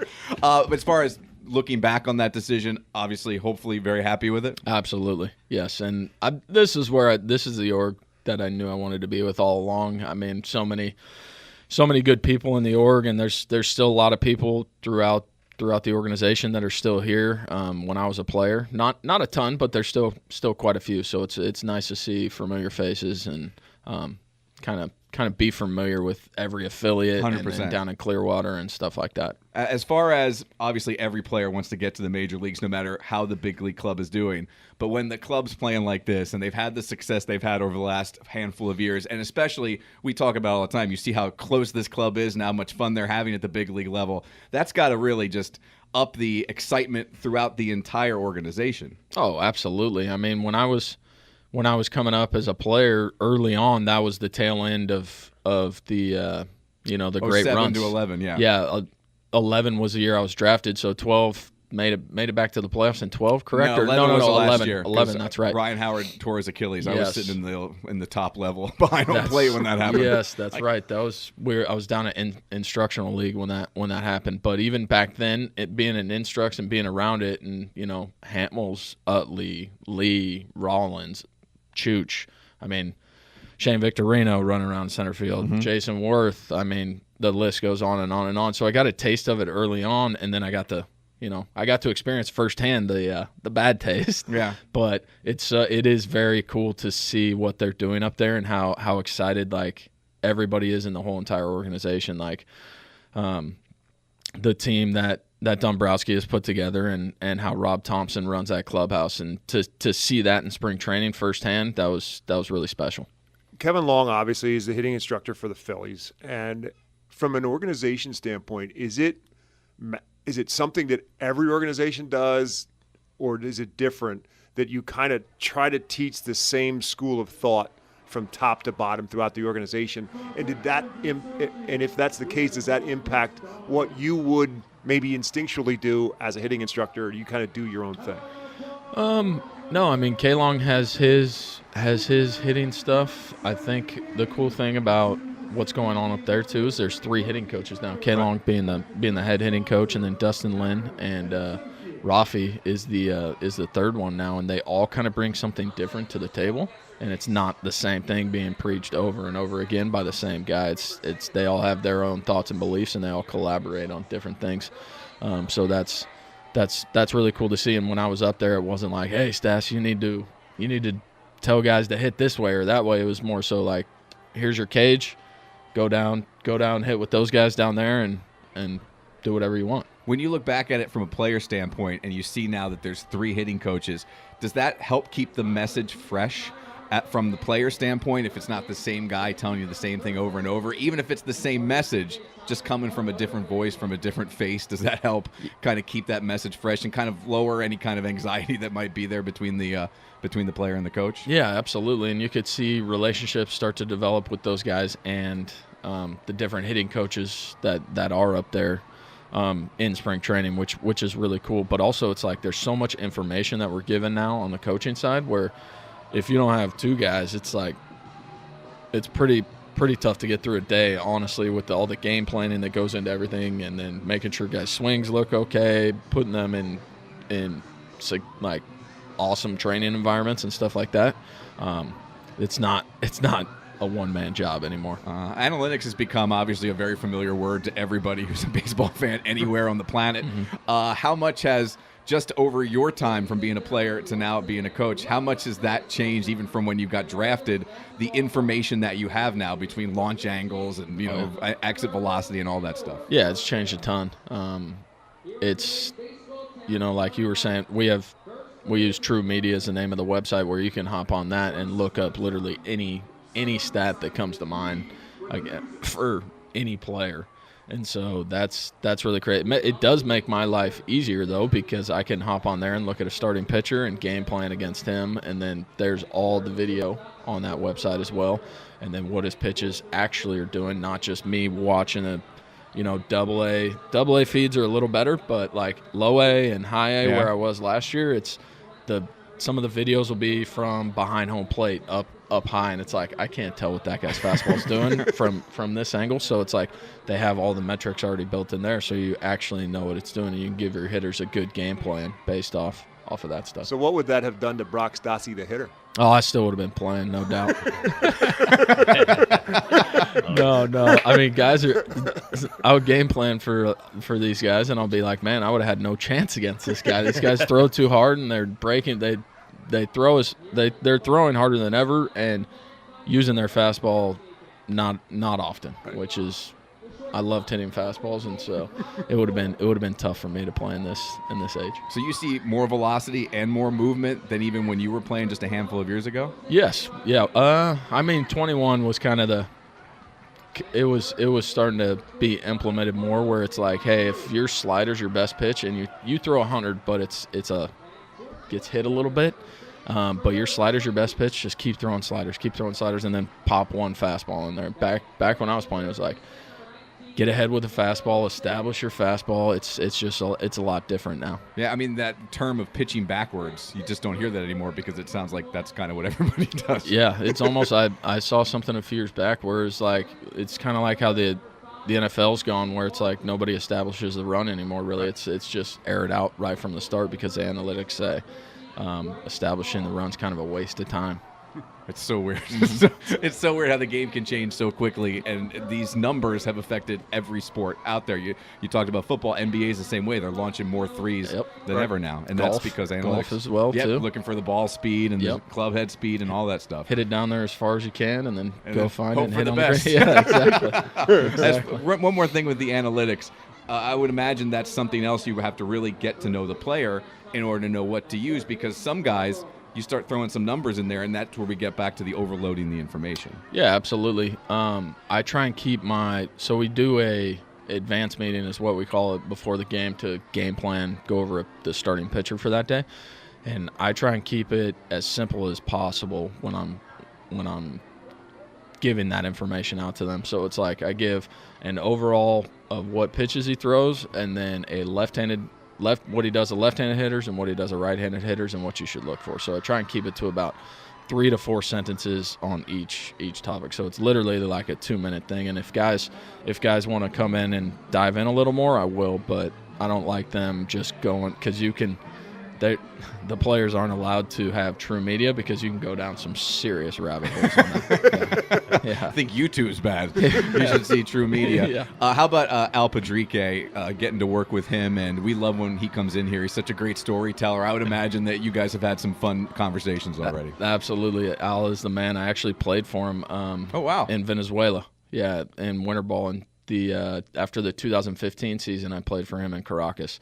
So he's awesome players guy, and then played it when I was coming up with the Phillies. He was managing in Trenton, and then he managed in Scranton, and so cross paths in a few different ways. So it's a lot of fun to be on his staff. One of the things he's talked about with us is the fact that they've kind of made the decision that he's going to be a little bit more aggressive on the base pass, have guys steal bases, move guys up. It almost seemed like he kind of made that decision based on what happened last year, which was not a successful season, and how things were starting out this year. Like, let's not sit back and wait for 3-run home runs anymore. Let's make stuff happen. I don't know if that was a decision based on what he saw this year or just based on kind of what happened last year and the struggles last year's team had. Yeah, I think that's just something that was preached in spring training, was we're going to be aggressive on the base pass this year, no matter who's on first base or second base. That's another thing. When we have our advanced meetings, Al goes over what the pitcher's moves are, what counts he likes to pick in, and stuff like that. So we're really, really taking the base running aspect of the game very serious too. As far as the pitch clock, do you think that's been more successful for the hitters or more advantageous for the pitchers? Ooh, I think it depends on each guy. Yeah. I would say the pitchers, honestly, because like getting them, that was the thing, was like some pitchers work so slow and you could tell it's like, oh, you need a little tempo. So it's forced tempo for some guys. And as a hitter, I personally like to slow things down. I think it would have been really challenging for me because I had not a long routine, but I did have a routine in between each pitch. And so I'm not sure how that would have gone for me personally, but I think the pitchers. Yeah. Well, there's far more timeouts called by batters than there are anybody else. Yes, 100%. Between pitchers and catchers, either one can call a timeout. And obviously the hitter can call a timeout. And it's way more in terms of hitters. Yeah, but they have more calm issues. The pitchers. And it usually comes with 2 strikes when they take a lap. 100%. One is in the Hall of Fame. The other has visited multiple Hall of Fames. Mornings with Mike on 830 WEEU, the voice of Berks and beyond. All right, right back to it as we will take a quick break from Brock and Matt and say hello to our winner of a $25 bundle of PA Lottery Cool Dad Scratch-Off tickets, William in Shillington. Hey there, William. How are you? Hey, Mike. How's it going today? Doing well, my friend. Congratulations. You got yourself that $25 bundle. You now have a chance to scratch your way to a $100,000 victory. That'd be an awesome vacation. Yeah, buddy. All right, we'll put your tickets downstairs, and you can come down, pick them up Monday through Friday between 9 and 5, okay? Thanks, Mike. Have a good day. You too. Thank you, William. There you go. We'll give another bundle of tickets away tomorrow, and we'll also have some more tickets to give away to Jay Leno at the Santander Performing Arts Center. And tomorrow, we will be doing 2 pairs of tickets. You're running out of days to do the 2. We'll have 2 pairs of tickets. All 6 winners go into a hat, and 1 person's going to get upgraded to a meet and greet with Jay at the Santander Performing Arts Center on Friday, May 17th. That's not this Friday, but next Friday. Brock Stassi, Matt Hoffmaster in studio with us from the R Phils. Guys, thank you so much for getting up and coming in. We appreciate it. I know it was a morning game. Are you just back to getting used to those early games again as in the minor leagues? Yeah. No, the morning game's nice because then you have all the afternoon and evening to do whatever you want. But, no, yeah, I was in Portland. We played a couple early ones too, so kind of been on this schedule for a few days now. Now I'm going to be thrown for a loop with these night games. You're going to go right to the stadium now. Yeah. Like, why don't we get things started here in a couple exactly. hours? Matt, another busy week of stuff going on at the stadium. I know it's a fun weekend, especially you guys always make Mother's Day very special at FirstEnergy Stadium. Yeah, it's ramping up nicely, coming out of a hot April. Yep. Weather was perfect. Crowds were electric. We packed the stadium whole month of April. Everyone's excited to see Phillies baseball. We were 3rd in attendance out of 30 AA teams. So wow. The fan support has been there. Everyone wants to be a part of Phillies baseball. And this weekend we have fireworks shows Friday night and Saturday night. And then celebrate Mother's Day. As Bob mentioned earlier, moms get the crossbody fanny pack. Yep. And PHANNY, by the way. Yes. I respect that. Thank you. I'm glad you noticed that. That was a big moment in the promo meeting during the off season on how to spell it. How to spell fanny properly. That's how we spelled food with our food drive, PHOOD. Yeah. And bring the kids on Sunday. Special guest appearance. Brock, your kids will want to come meet her. Oh. Bluey. Oh, Bluey in the house. Bluey. Oh, yeah. On Sunday? Yep, Bluey will be here Sunday. Awesome. There's no more popular kids character maybe right now than Bluey. No. Yeah. Even my daughter, who's 15, watches Bluey. Yeah. Are you one of the adults who tries to tell people how good Bluey is? I'm not. My daughter just got into it. My son likes it too, but they're just scratching the surface on Bluey, but it is entertaining. Okay. Every adult seems to like it. I have not gotten a chance to see it because I don't watch it because she's 15. I'm like, why are you watching? But busy weekend, Mother's Day on.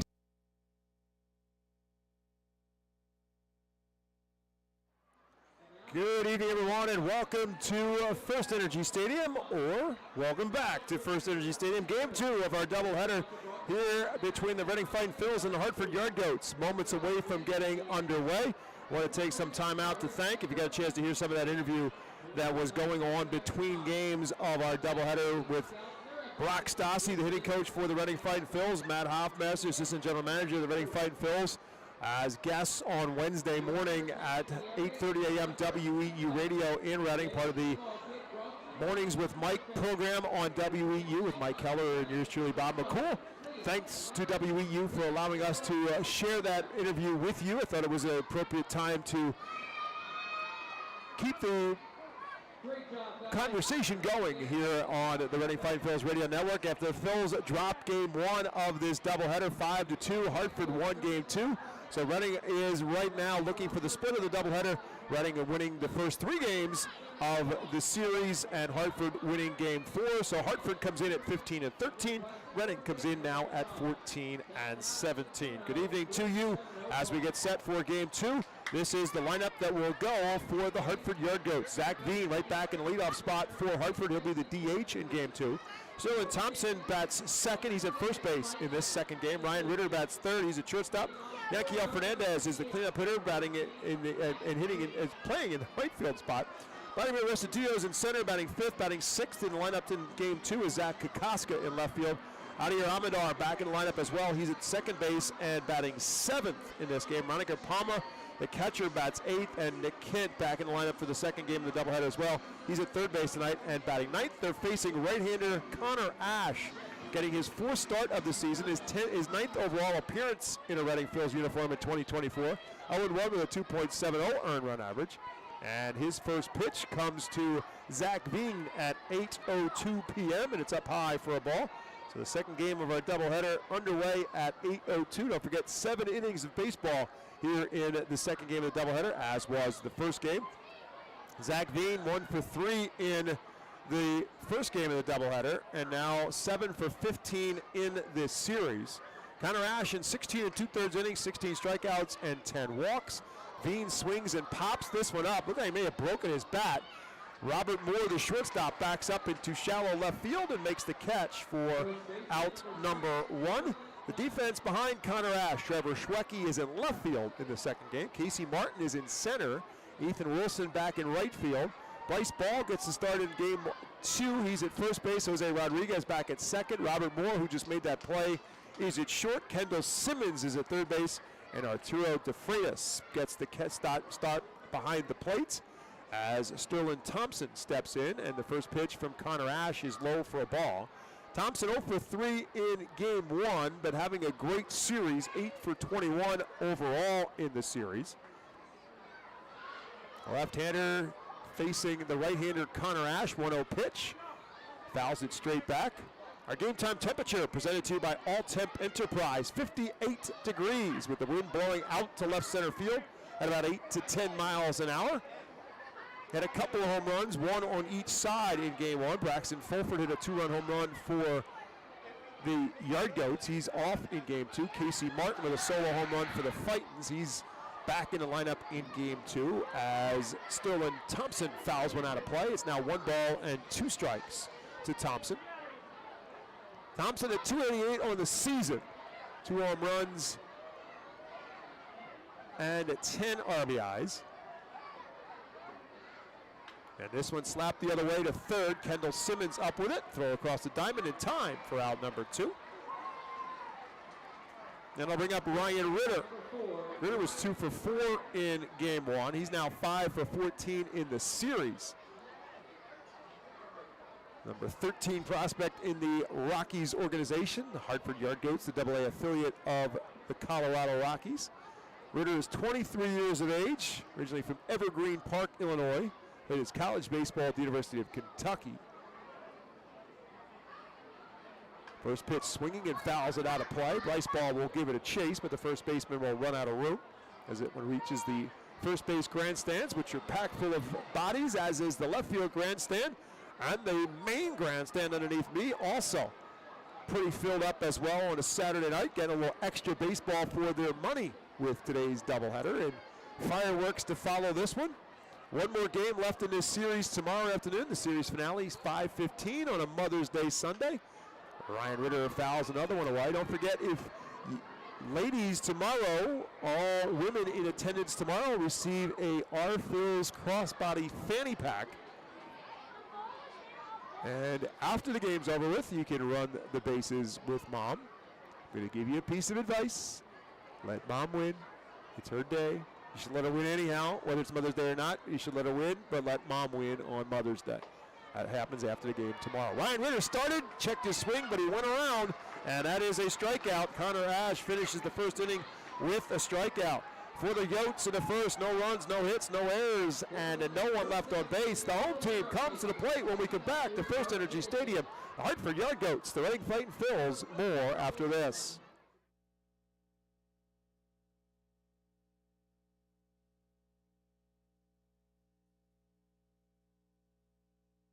Empowering communities one relationship at a time is our commitment at Tompkins. Our customers have thrived thanks to our focus on local lending and their commitment to the customers they serve. They do a great job, everything for us, from our banking, our insurance, to our wealth management. Tompkins has always been there for us. We see a long relationship with Tompkins. They're good people. Tompkins, banking, insurance, wealth. Member FDIC, equal housing lender. Investment and insurance products are not FDIC insured. Join us as we celebrate Reading Spanish and Latino culture during 12 Friday home games this season. The Salvador Group Fiesta International Fireworks is the official fireworks provider of the company. Carl's Cards and Collectibles. You may every fireworks show throughout the season and the American Mega Blast fireworks. Fiesta Friday features special fireworks, luchadores, they Reading fireworks, Hispanic and Latino food, music, and other cultural elements. Fireworks has a nearby retail store in Douglas by calling 610-370 purchase online at ourfills.com. Visit fireworksrus.com for more information about the International Fireworks retail store in Douglasville. Thanks again to International Fireworks, the official fireworks provider of the Our Phils.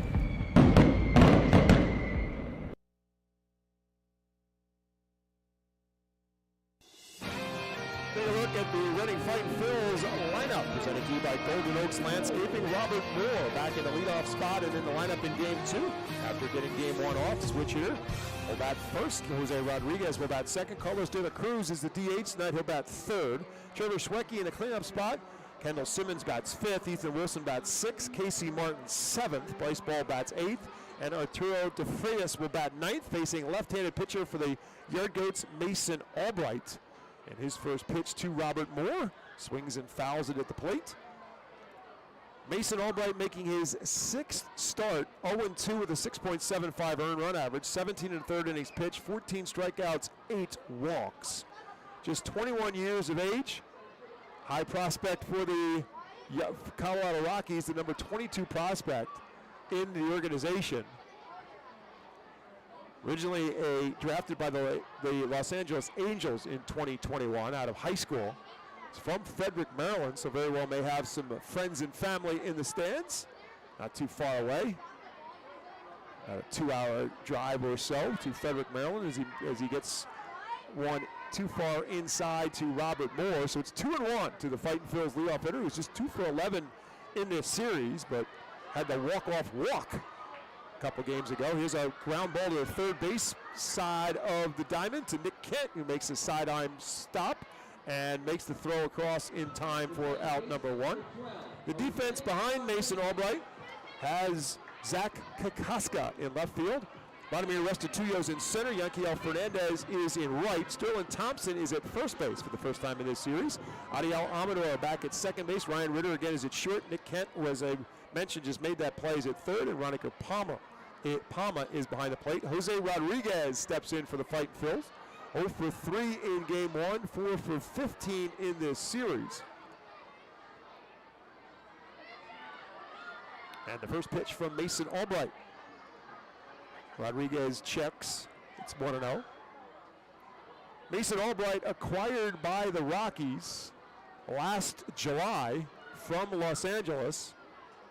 A trade that sent C.J. Cron and Randall Grichuk from the Rockies to the Angels. 1 ball and 1 strike now to Rodriguez. And here's one line down the right field line and just foul. Slicing from the get-go. And Rodriguez just was fouled. A long run for Fernandez. It certainly would have been 2 for Rodriguez, and with his speed, maybe even 3, as it was slicing towards the Fightin' Phils bullpen and landed maybe a foot foul. So Mason Albright, as part of a youth movement, obviously, for the Rockies, who are struggling mightily at the major league level, training a couple of major league pitchers for the young left-hander from the Angels. 1-2 pitch. Rodriguez drives this one to left field. Kokoska back to the warning track, and he'll make the catch a step onto the track in left field for out number 2. Rodriguez hit it well, but didn't get it all, and Kokoska tracks it back at the warning track for the second out. And they'll bring up Carlos De La Cruz. Carlos, after his big night on Thursday, went 0 for 4 in game 1, now 4 for 15 in this series. Walked away very frustrated his last time up as he struck out on a pitch that he thought was high and inside. First pitch from Albright misses low for a ball. Albright fastball, it's a good one, but it's not overpowering, 91 to 93. Throws a curve and a cutter and a changeup. Again, 21-year-old left-hander. 1-0 pitch. De La Cruz takes it for a called strike. And so the numbers may not look great for Albright with a 6.75 earned run average, but most of that comes from his first start, in which he did not get through the first inning and gave up 6 runs against Bowie. 1 ball, 1 strike. Pitch to him is inside. It's 2-1. In that start against Bowie, he gave up 6 runs, as I said, in 2/3 of innings, 3 hits and 3 walks. So he's been chipping away after a disastrous first start as he gets ahead now of De La Cruz, who again swings over the top of a breaking ball. It's 2 balls and 2 strikes now to Carlos. So from that point forward, the rest of the starts for Albright have been considerably better, and his best start was his last one. At Binghamton, he went 6 innings. And that's over for a called strike 3, and that'll do it for the Fightin' Phils here in the first, as De La Cruz goes down looking for the 3rd and final out. For the Phils in the first, no runs, no hits, no errors, and none left. 1 complete in baseball town. Hartford nothing, Reading nothing.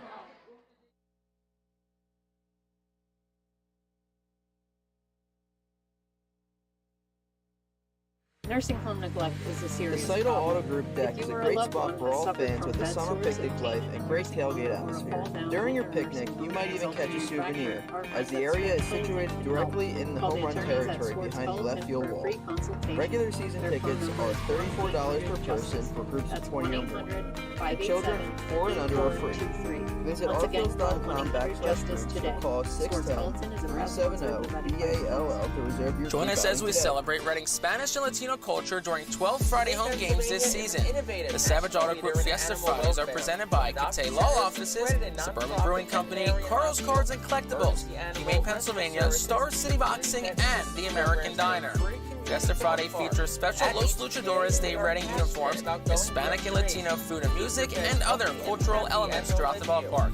Get your tickets now by calling 610-370-BALL, online at rfils.com, or at the Customers Bank ticket office. To provide your pets with exceptional care, how, when, and where they need it. Visit humanepa.org for more information.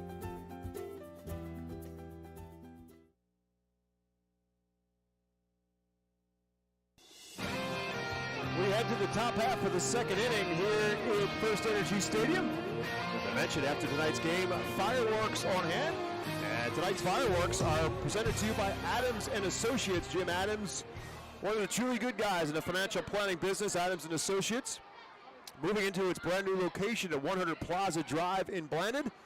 Local financial advisory experts. Unfortunately, Jim was scheduled to be a guest with me in the booth tonight. Talked to Jim the other day, and unfortunately feeling a little bit under the weather, and so he couldn't make it out here tonight, but certainly has a group of people here in attendance. Jim Adams, Adams & Associates, experts in the financial planning, whether you're starting a family, saving for college, changing careers, planning for retirement. The advisors at Adams & Associates are always there to help build and protect the wealth of your future and your loved ones. You could call them at 610-477-1981. Proud partner with the Reading Fightin' Phils for a long time. Adams & Associates and Jim Adams. Great dude, and his new location at 100 Plaza Drive in Blandon. Yanquiel Fernandez leads off against Connor Ash, quickly behind 0-1 ball and 2 strikes, and a swing and miss as Connor Ash records his 2nd straight strikeout. Yanquiel Fernandez goes down swinging for the first out. By the way, I got a chance to talking with Jim Adams the other day. He told me that what he's really excited about with his new office is that he's taken over what was an old bank branch out on Route 222. And there is a vault in there. Now, I asked him how much money was in the vault, and he said there's no money in the vault, but he always wanted to have a vault in his office, and now he has a vault in there because he took over an old bank branch. So go visit Jim Adams at his new location, 100 Plaza Drive in Blandon. It's right on 222, right off the 222, right by the circles, past 73. As Vladimir Restituyo settles in, and Connor Ash quickly falls behind him 2-0. Restituyo was 0 for 3 in game 1 of this doubleheader. And Mash misses, no, he did not miss the inside corner. Restituyo jumped away as if it was way inside, but a home plate umpire, Josiah Shepard, didn't fall for the act. He says it's an inside corner, it's 2-1. Ash right back with his 2-1 pitch, working quickly. Misses way inside, it's 3-1. Josiah Shepard behind the plate for this one. Cass Cousins is at first base. Paul Romer is at third in our 3-man Eastern League umpiring crew. 1 out, top of the second. No score, Hartford Yard Goats, Reading Fightin' Phils. 3-1 pitch, swing and a miss. Big cut by Restituyo, almost lost his balance, and it's now 3-2. Phils wearing their home white uniforms with the red pinstripes down the sides. As they say here in Baseball Town, the Mike Schmidt version of the Reading Phils, because that's the look that the Phils wore back in the early 70s when Mike Schmidt made his debut. Philadelphia Phillies uniform and a Reading Phillies uniform. This one driven into right field. Ethan Wilson has Restituyo played perfectly for out number 2 here in the second. And if you doubt me, you can look at the picture that's of Mike Schmidt making his debut. Actually, he made his debut here playing for the Philadelphia Phillies in the exhibition game between the Phils and the Reading Phils, and then ultimately played for the Reading Phillies. His uniform number 24 retired out on the center field wall here at the Redner's Event Center. Here's one fisted into center field off the Kukuska. Robert Moore, the shortstop, will range back into shallow center field and make the catch as Kukuska gets jammed, and Connor Ash looks strong through 2 as the Yard Goats go 1-2-3 in the second. We head to the bottom of the second inning in Baseball Town. We remain scoreless between the Yard Goats and the Fightin' Phils.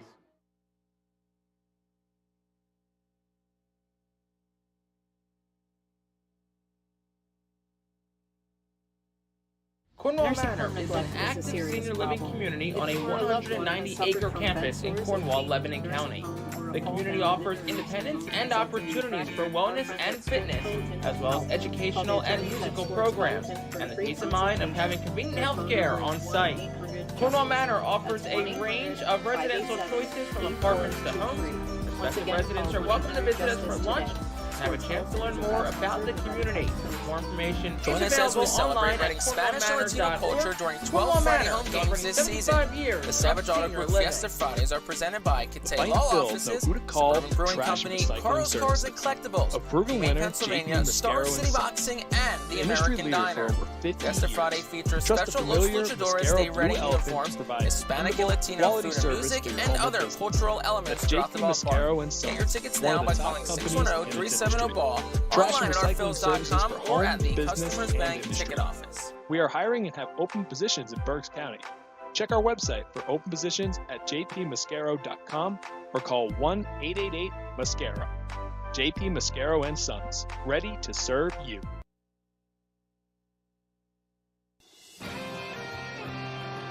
We head to the bottom half of the second inning and remain scoreless here as the Reading Fightin' Phils to the plate in the second, facing left-hander Mason Albright for the Yard Goats. Bottom half of the second inning brought to you by Cornwall Manor, an active senior living, not-for-profit community in scenic Cornwall, Pennsylvania, outside of Lebanon. Trevor Schwecke will lead it off for the Phils, to be followed by Kendall Simmons and Ethan Wilson for Reading.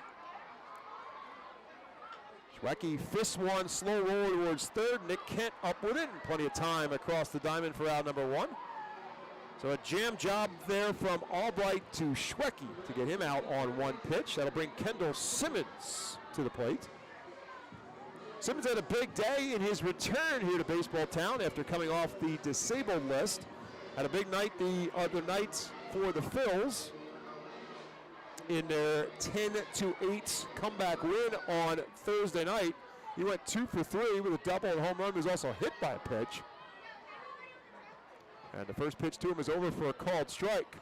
For what it's worth, there was a little bit of jawing between Kendall Simmons for a good portion of that game after that home run, and for a while afterwards with the catcher at the time, Ronica Palma, who, by the way, happens to be behind the plate in this second game as well.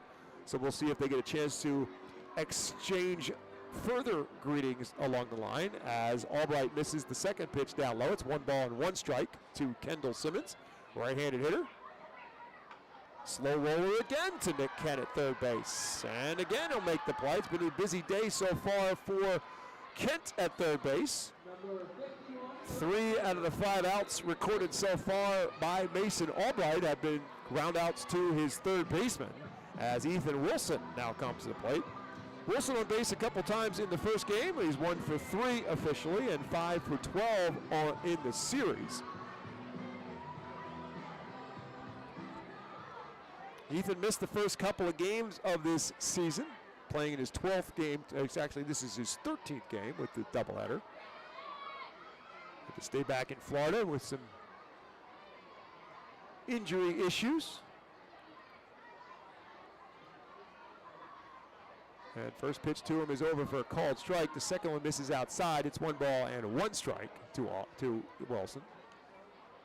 Picked up his first extra base hit in this series. First RBI in this series as well. Still looking for his first home run. 1 ball, 1 strike. Fouled this one off the screen facing the Savage 61 dugout suite, and it's 1 ball and 2 strikes now to Wilson.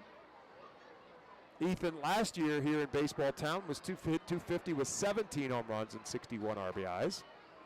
24-year-old left-hander sits in at 1-2. Lifts this one up down the third base line. Going to be a long run for Kent and Palma. Neither one can get there, and it lands in foul territory just past the dugout. But Kent, the third baseman, playing the left-hand hitting Wilson towards the shortstop side of things from the third base spot. And so he had a long run. Palma, the catcher, had an even longer run. And neither one ultimately was able to get there, and Wilson's still alive at 1-2. Great crowd on hand here tonight as Wilson lifts this one down the third base line, and this one's going to slice into the bullpen for the Yard Goats. So Ethan Wilson staying alive at 1-2.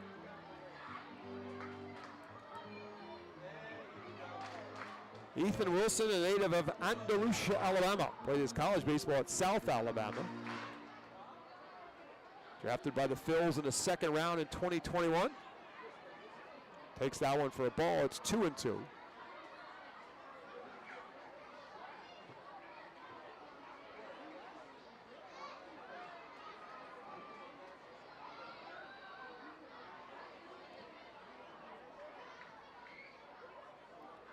Lefty on lefty, Albright deals, and again, Wilson fouls it out of play. Mason Albright last year pitched for, in the Los Angeles Angels organization because he was traded by the Angels to the Rockies in July of last year. And pitching for Inland Empire, the Angels low-A affiliate, was 9-4. Here's a ground ball from Wilson right to the first baseman, Sterling Thompson, who will make the play all by himself. And again, the Phils go 1-2-3 here in the second. No runs, no hits, no errors, and none left to complete. And Baseball Town, the score remains Hartford nothing, Reading nothing.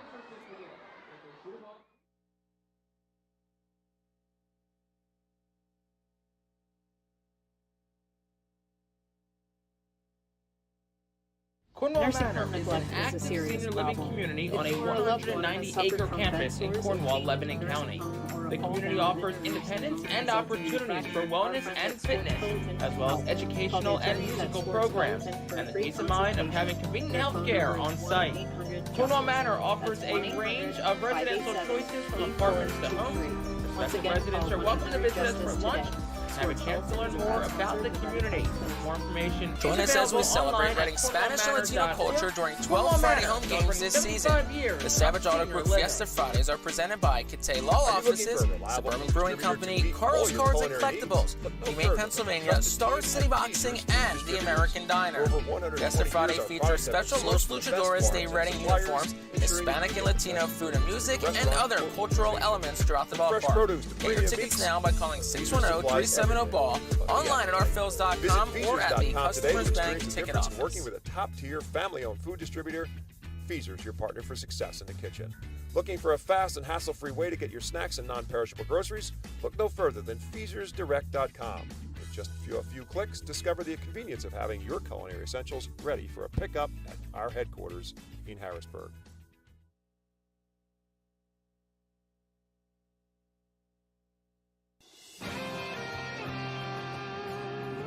Top half of the third inning and a scoreless tie.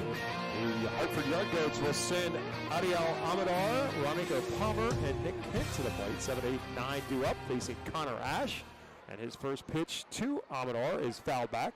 Amador, a switch hitter, has really struggled to get going here at the AA level. 21-year-old who is the #1 prospect in the Colorado Rockies organization, hitting just 123 as this game begins. Swing and a miss, an off-speed pitch. He's quickly in a hole, no balls and 2 strikes. He's 1 for 13 in this series, and the one is questionable, to say the least. He was awarded a base hit on what was a bunt attempt. Kendall Simmons fielded it and threw to first base errantly and pulled Bryce Ball off the bag a couple of nights ago, and they awarded Amador a base hit. He's going to get one here as they'll lift a little floater over the second baseman Jose Rodriguez's head, and Amador will pick up a base hit. First base hit for either side as a leadoff base runner for the Yard Goats here in the third, and you're going to have to watch Amador because if and when he gets on base, he can run. On the season, 11 stolen bases in 12 attempts, and he's got a good-sized lead right now as Ronico Palmer stands in. And first pitch to him is just a bit high for a ball. Palmer was 2 for 5 in his appearance in Thursday's game.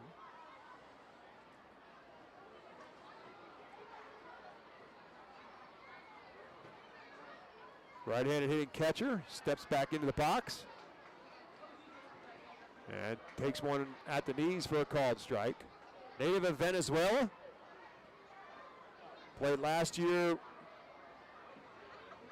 52 games in Spokane and then 11 more games after being called up to Hartford. Went 10 for 38 for the Yard Goats last year, hitting at .261 this year. As he takes this one outside, it's 2-1. So far, Amador staying tight at the bag after his leadoff single.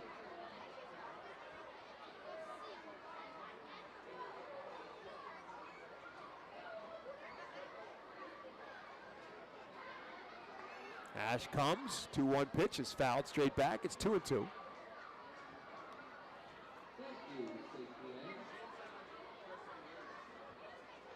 Nick Kent in the on-deck circle.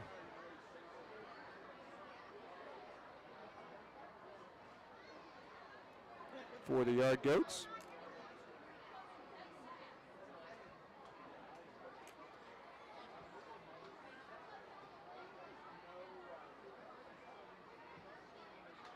This one fouled out of play. As Palma stays alive.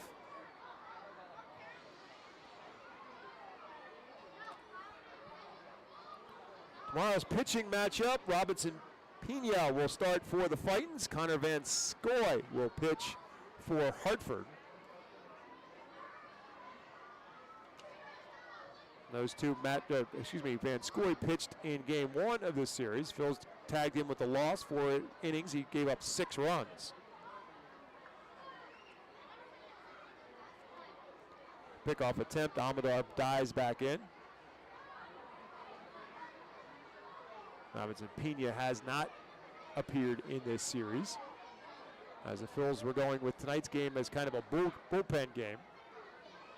That's why Connor Ash gets the start. See how long he's scheduled to pitch. This one ripped down the third base line and foul. Palma stays alive.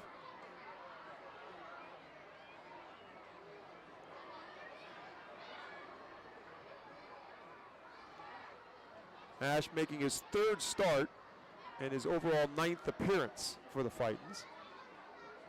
He's thrown 29 pitches so far. 2 balls and 2 strikes to Palma, lifted straight up and foul out of play. Landed on the roof right above my head. You heard thump perhaps in our crowd mic.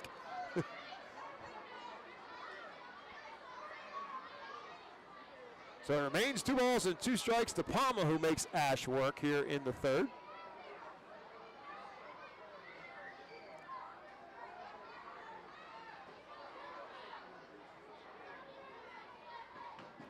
Tap down the first baseline. Bryce Ball only has 1 play, and that's to tag the bag himself on the slow roller. That will allow Amador to move up to second base now with 1 out. Right off the end of the bat, Palma barely got a piece of it, and it managed to stay fair, and Ball with the easy play at first. It moves Amador up to second base now with 1 out, and Nick Kent will bat. Kent was 0 for 1 in the first game, but he did walk twice, batting out of the 9 spot, which is where he's batting right now. Played at second base in game 1, playing in third base in game 2. Now Connor Ash will take a step off the mound. Wants DeFreitas to go through the signs again, with Amador getting his lead off of second.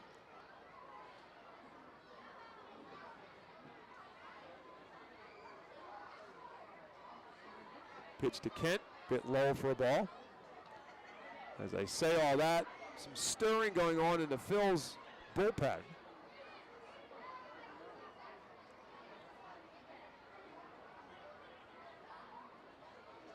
One ball and no strikes now to Nick Kent. Swing and a miss. Good off-speed pitch, and Kent way out in front of it. Would think that this is probably the end of the line in terms of this inning for Connor Ash.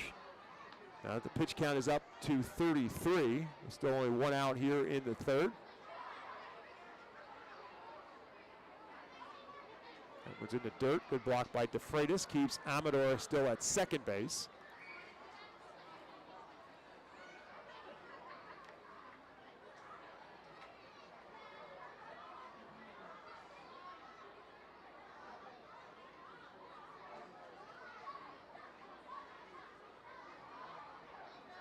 Ash went 3 innings in his last start. This one ripped into center field. Casey Martin had a good read on it. He'll track it down in left center field.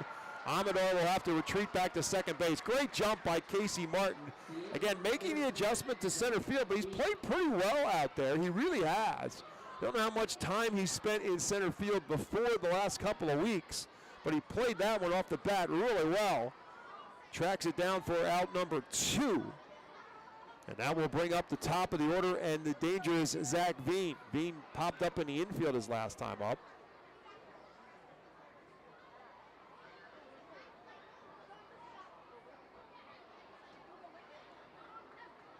Now time is called as DeFreitas calls timeout.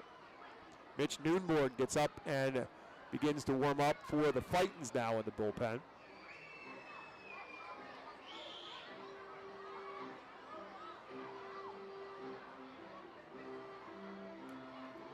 Phil's used just 3 pitchers in game 1. Lachlan Wells went 5 innings, ended up absorbing the loss, gave up 3 runs in those 5 innings. Andrew Schultz went just a third of an inning, and then Tristan Garnett came in and pitched an inning and 2/3. So there's plenty of available arms down there if the Phils need them, as Veen fouls the first pitch he sees in his second at bat against Connor Ash down the first base line and foul. So again, more baseball action for you here at the ballpark tomorrow, 5:15 on Mother's Day. The finale of this series between Reading and Hartford. Now Veen calls timeout at the plate.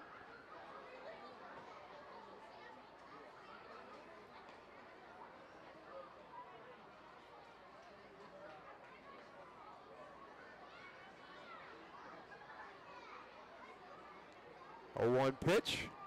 Swing and a miss. Had him way out in front. It's 0-2. There'll be baseball here in Baseball Town on Monday as well. 6 o'clock, it'll be the Berks County High School Baseball Championship game. It'll be played here 6 o'clock on Monday. And if you can't make it out to that, we'll have that one for you as well here on the Reading Fight Phil's Radio Network. You can also watch it on our YouTube channel. You can watch a video stream of it. Veen again pops it up in the infield towards third. Kendall Simmons will track it and make the catch just into fair territory, and that will do it for the Goats here in the second, as Zach Veen is retired on the infield pop-up for the second time for Hartford in the third. No runs, they get one hit, no errors, and one man left. We'll head to the bottom of the third in baseball town. Hartford, nothing. Reading, nothing.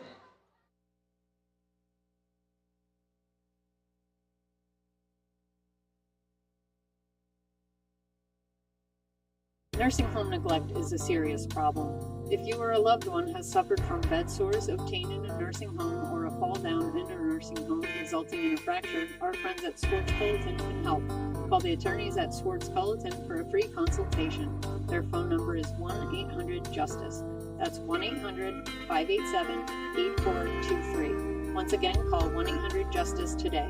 Swartz Culleton is a proud sponsor of the Reading Fightin' Phils. Join us as we celebrate Reading's Spanish and Latino culture during 12 Friday home games this season. The Savage Auto Group Fiesta Fridays are presented by Cathay Law Offices, Suburban Brewing Company, Carl's Cards and Collectibles, Humane Pennsylvania, Star City Boxing, and the American Diner. Fiesta Friday features special Los Luchadores de Reading uniforms, Hispanic and Latino food and music, and other cultural elements throughout the ballpark. Get your tickets now by calling 610-370-BALL, online at ourphils.com, or at the Customers Bank ticket office. 379-2007.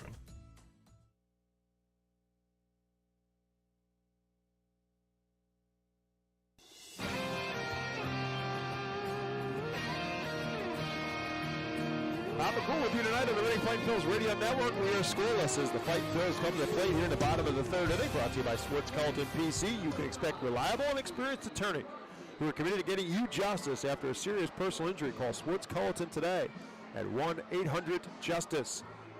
Casey Martin, Bryce Ball, Arturo DeFreitas due up for the Fightins here in the bottom of the third inning. Casey Martin with his best game of the season. It's been game one, 2 for 3 with a single and a home run. First pitch to him, over for a called strike one.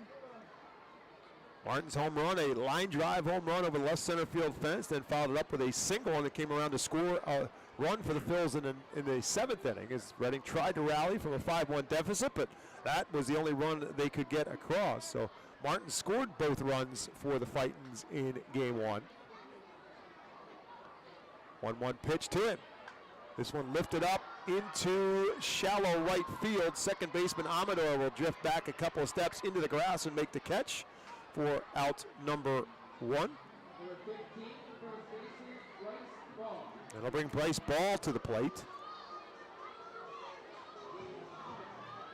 Ball gets the start in replacement of Carson Taylor at first base in game two. Taylor had another RBI for the Fightins in the first game of the doubleheader. He drove in that run I mentioned by Casey Martin in the ninth inning. His league-leading 26th RBI. Bryce Ball, on the other hand, batting at just 139 with no home runs and 9 RBIs. Swings and misses at the first pitch from Albright. Comes right back with another that's over in the outside corner. It's quickly no balls and 2 strikes to Bryce Ball.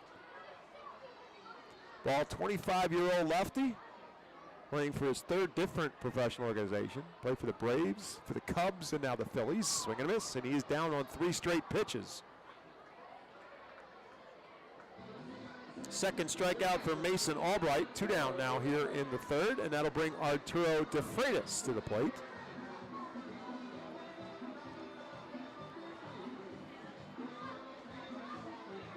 DeFreitas got the start in Wednesday's Game 2 victory in this series for the Phils. That was the walk-off win. He was actually walked intentionally in that bottom of the ninth inning to load the bases. So he went 1 for 3 with a single and that intentional walk. And it backfired on the Yard Goats. They walked DeFreitas to load the bases for Robert Moore, who came to plate and walked on 4 pitches and walked it off. DeFreitas, 0-1 count, misses outside. It's 1-1. Robert Moore is on the on-deck circle here as well, with 2 outs in the bottom of the third. 1 ball and 1 strike to Arturo DeFreitas. Swing and a miss, the off-speed pitch. It's 1-2.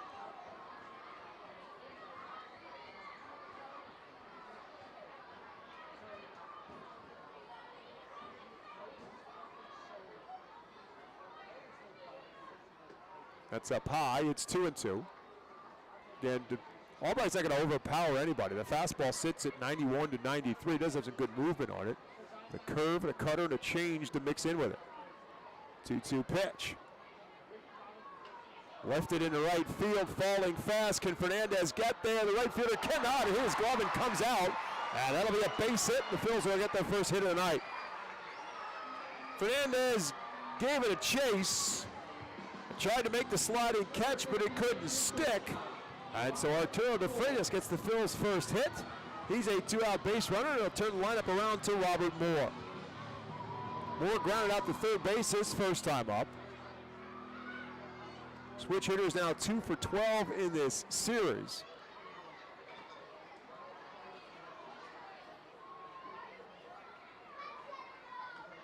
Fouls that one back towards the facing of the Yard Goat dugout. Fightin' Phils after this series ends on Sunday will head to Richmond to play the Flying Squirrels on Tuesday, beginning Tuesday, May 14th through Sunday. Back home here at FirstEnergy Stadium, Tuesday, May 21st.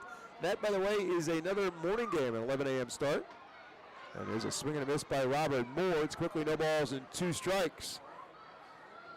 Phils will be home from Tuesday, May 21st, right through Sunday, May 26th, taking on the Binghamton Rumble Ponies, AA affiliate of the New York Mets. Oh, no balls and 2 strikes to Robert Moore. Fouls this one straight back, out of play.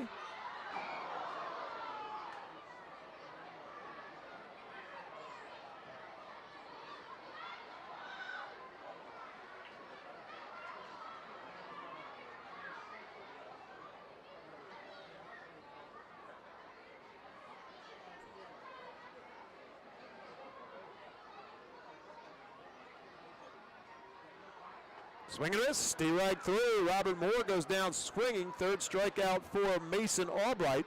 For the Phils in the third, no runs, 1 hit, no errors, 1 man left, 3 complete. It remains Goats nothing, Fightin's nothing.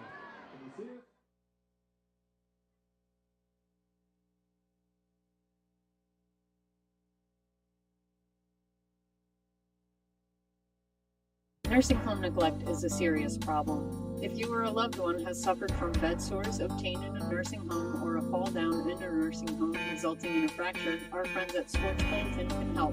Call the attorneys at Swartz Culleton for a free consultation. Their phone number is 1-800-JUSTICE. That's 1-800-587-8423. Once again, call 1-800-JUSTICE today. Swartz Culleton is a proud sponsor of the Reading Fightin' Phils. Join us as we celebrate Reading Spanish and Latino culture during 12 Friday home games this season. The Savage Auto Group Fiesta Fridays are presented by Cathay Law Offices, Suburban Brewing Company, Carlos Cards and Collectibles, Humane Pennsylvania, Star City Boxing, and the American Diner. Fiesta Friday features special Los Luchadores de Reading uniforms, Hispanic and Latino food and music, and other cultural elements throughout the ballpark. Get your tickets now by calling 610-370-BALL, online at ourphils.com, or at the Customers Bank ticket office.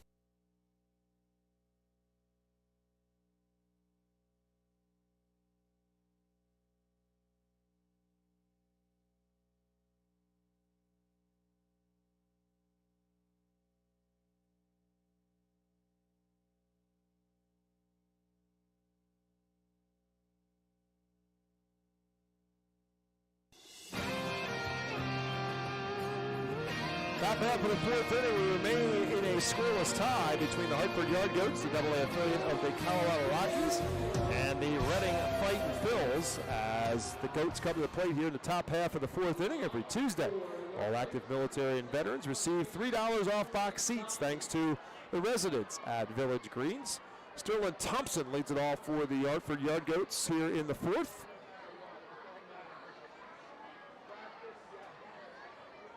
And with that, our Alberta University Golden Wolves call the bullpen. Will bring in Mitch Noonborn. Mentioned that Noonborn was up and warming up in the last inning, and he will take over for Connor Ash, who does a good job after 3 innings. They'll take him out. Ash giving up just 1 hit. Obviously no runs in his scoreless tie. And Noonborn falls behind 2-0 to Thompson and gets one over for a called strike.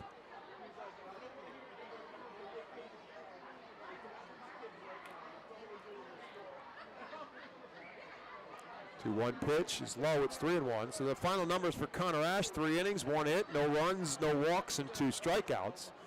And Mitch Noonborn now takes over. Falls behind Sterling Thompson, 3-1. This one lifted up into shallow left field.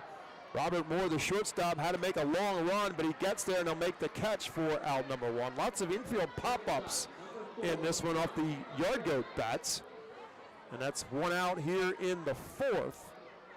Moore had to make that long run because the left-handed hitting Thompson had him playing up towards the middle more.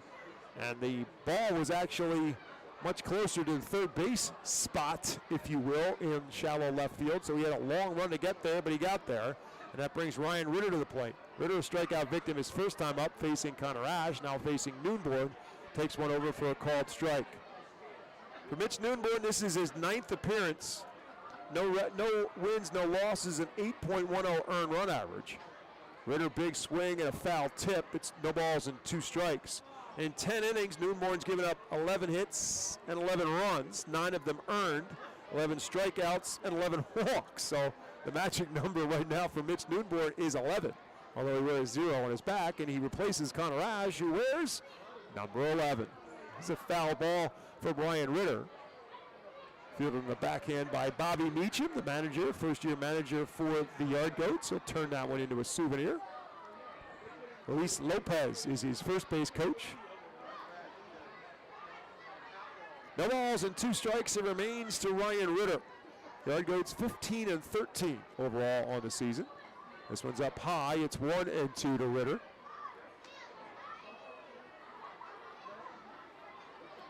Have some highly regarded prospects on this Yard Goat team.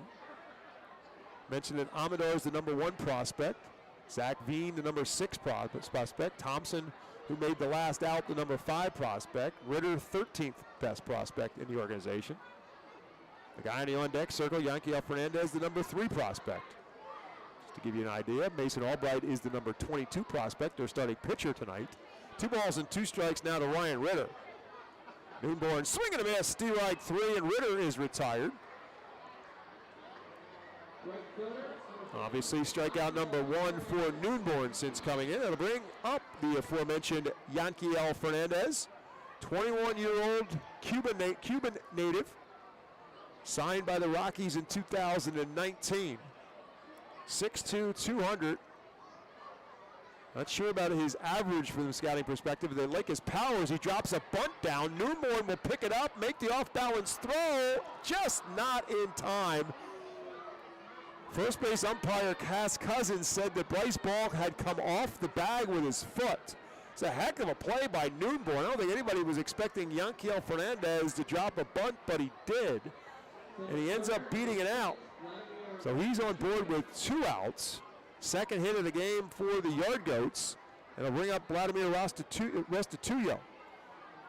Restituyo 0 for 1 after flying out his first time up. He shows bunt. Fouls that one away. So the Yard Goats trying to do something. Not quite sure what. 2 outs and a bunt base hit from their cleanup hitter. They followed by a drop of a bunt by their 5-hole hitter. Restituto not showing bunt here. Swings it and misses and ends up on one knee when it's all said and done.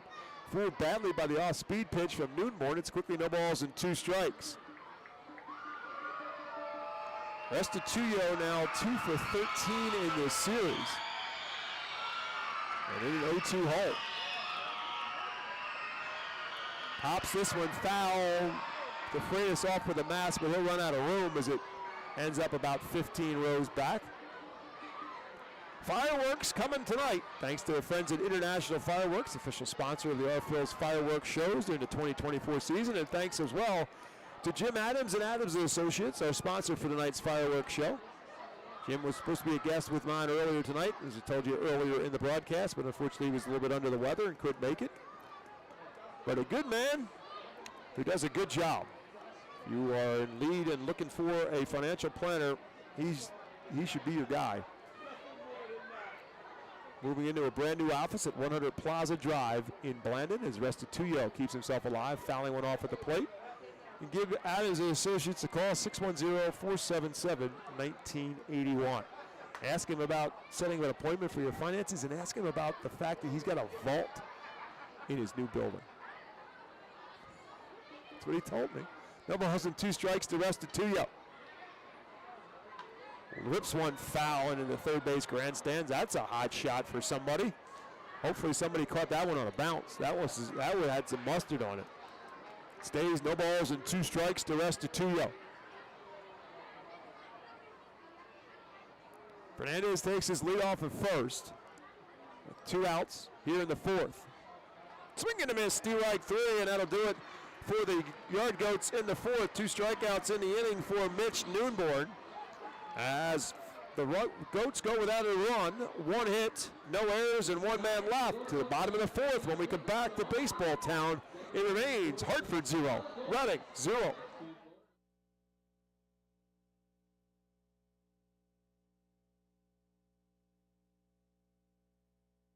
Are you ready to embark on the adventure of retirement? Welcome to the Highlands of Wyomissing, where over 35 years of experience have perfected the art of senior living. Nestled on over 113 acres of serene landscape, our community offers a haven for active seniors seeking tranquility and excitement alike. Discover a lifestyle enriched with stunning amenities and engaging activities, all within the premier nonprofit life care community in Berks County. Bid farewell to home maintenance. Join us as we celebrate Reading Spanish and Latino culture during 12 Friday home games this season. The Savage Auto Group Fiesta Fridays are presented by Cathay Law Offices, Suburban Brewing Company, Carl's Cards and Collectibles, Teammate Pennsylvania, Star City Boxing, and the American Diner. Fiesta Friday features special Los Luchadores de Reading uniforms, Hispanic and Latino food and music, and other cultural elements throughout the ballpark. Get your tickets now by calling 610-370-BALL, online at artphils.com, or at the We have a wide Customers variety Bank of ticket Fightin' office. Phil's hats, jerseys, kids apparel, and much more. Looking for something new? Check out our brand new Pinstripe and Los Luchadores jerseys. Root for your Fightins in style, and stop by the Brentwood Industries Fightin' Team store or artphils.com/shop.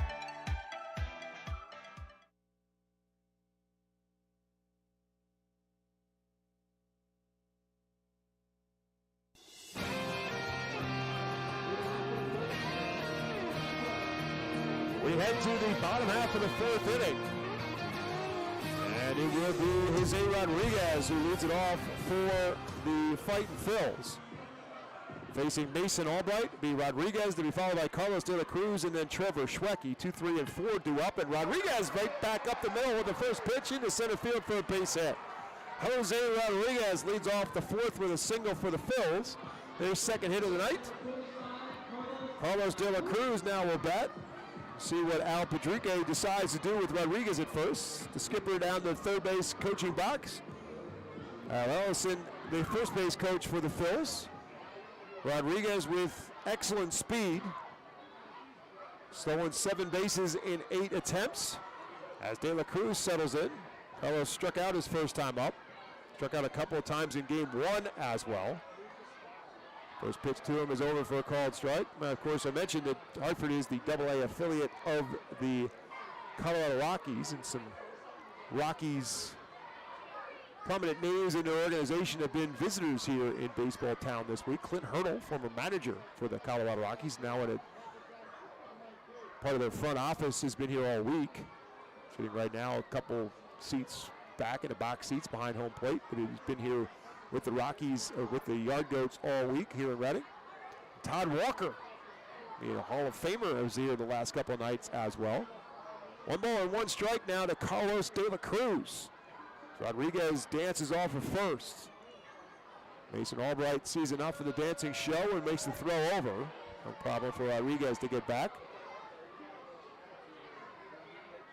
Again, stirring in the Phil's bullpen, but no one throwing yet. It was a pretty seamless inning for Mitch Noonborn, so he'll probably get another inning. 1 ball and 1 strike to De La Cruz. Albright again takes a look back, comes to the plate, misses outside. It's 2-1.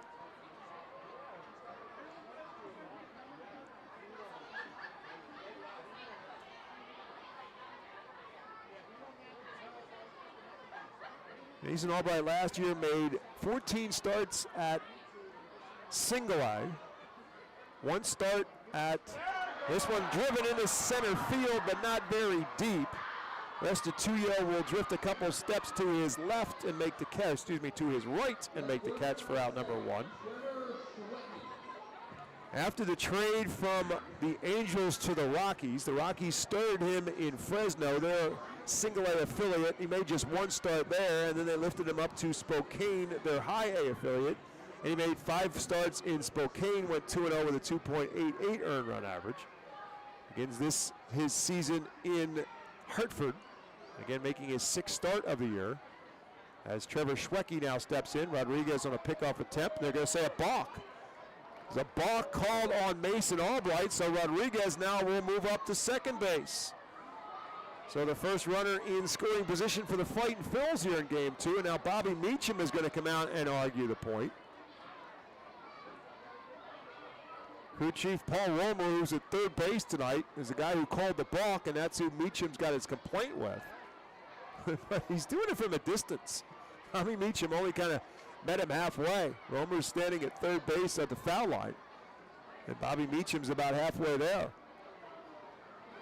Now headed back to the dugout, and he's got some words for the home plate umpire, Josiah Shepard, as well.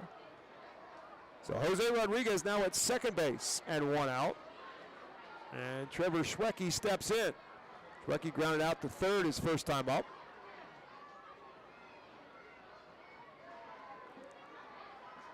Rodriguez dancing off a second. Pitch outside for a ball.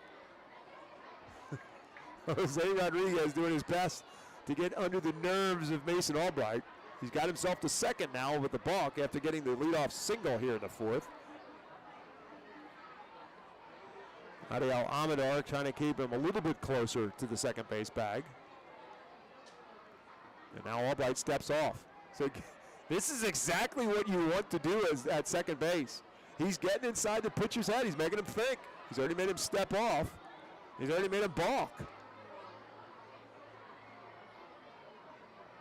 1 ball and no strikes to Schwecke. Albright looks back. Schwecke swings, drives this one to right field. Fernandez a long run, but he'll get there. He'll make the catch. And tagging up and moving up to third base is Rodriguez as the throw is cut off.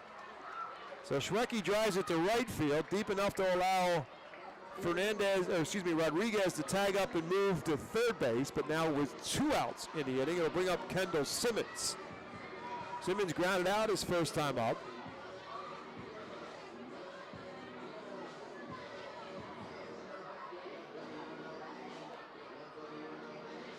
Simmons, 24-year-old right-handed hitter. 6th round draft pick of the Phillies back in 2018. Out of Tattenall Square High School in his hometown of Macon, Georgia. Stands in for the right-hand side. Swings at the first pitch and misses. Jose Rodriguez, the runner at third base. First time either team has had a runner 90 feet away from home plate in a scoreless tie. Bottom half of the 4th inning. No balls and 1 strike to Kendall Simmons.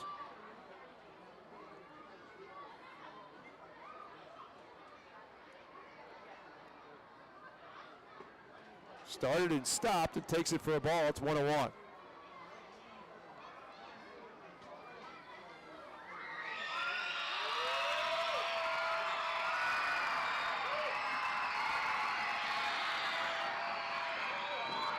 Simmons with 4 RBIs on the season as he stands in. That's inside. It's 2-1.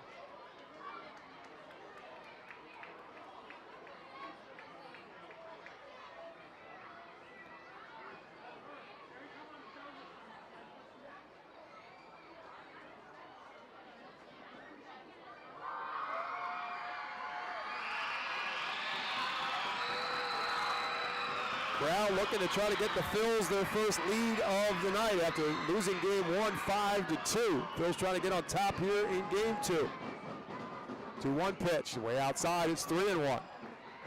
Ethan Wilson waits on deck if Simmons reaches. Jose Rodriguez, the runner at third base, 2 outs. 3 balls and 1 strike to count to Kendall Simmons.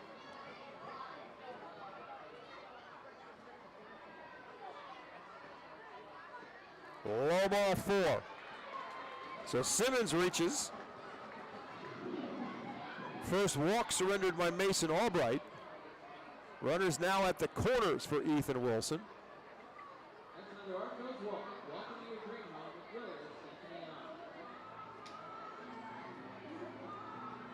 See if Al Padrique gets Kendall Simmons moving, perhaps, with Ethan Wilson stepping in. Wilson with a comebacker to the grounded out to first his first time up. Thompson now is holding the bag with Simmons at first. Wilson takes it into dirt, ball 1. Good block by Palma, making sure Rodriguez stays put at third. So 2 schools of thought with this. If you get Simmons to steal second, now you get 2 runners in scoring position. The other school of thought is with the left-handed hitting Wilson up there, it opens up the hole a little bit more if Ethan can pull one. 1-0 to the left-handed hitter. Over the head of the first baseman, Amador is there, and it's a race to the bag, and Wilson will win the bag. It's a base hit, and a run will score. Ethan Wilson did get a whole lot of it, but he got it over the head of Thompson because he was holding on the runner, and it's an RBI single, and the Phils lead it 1-0.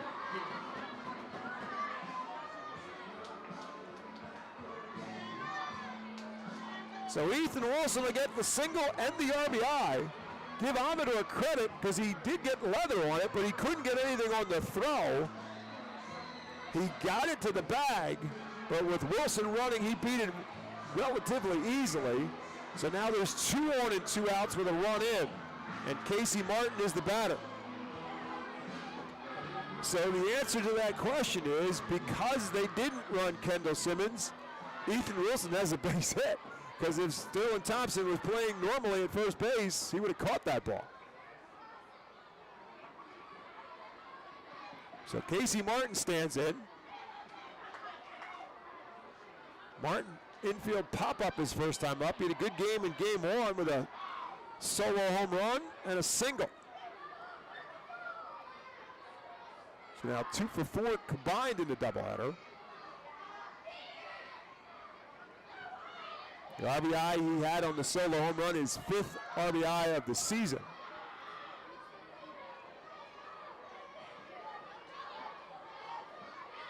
Looking for another one here. 1 ball and 1 strike now to him. Now Simmons dancing off of second. As Albright look back at him, comes to the plate. Swing and a miss. Off-speed pitch. Big swing from Casey Martin as he looked into the dugout. Palmer went out in the direction of hitting coach Brock Stassi, who said, all right, now you got 2 strikes, take a little bit off the swing. Try to find some green grass in 1 and 2. So runners take off, and Martin swings and fouls it away. So Al Padrique has his runners started, and Martin fouled it away. So they'll both go back to their bags. Simmons to second, Wilson to first. And it stays 1 ball and 2 strikes to Casey Martin.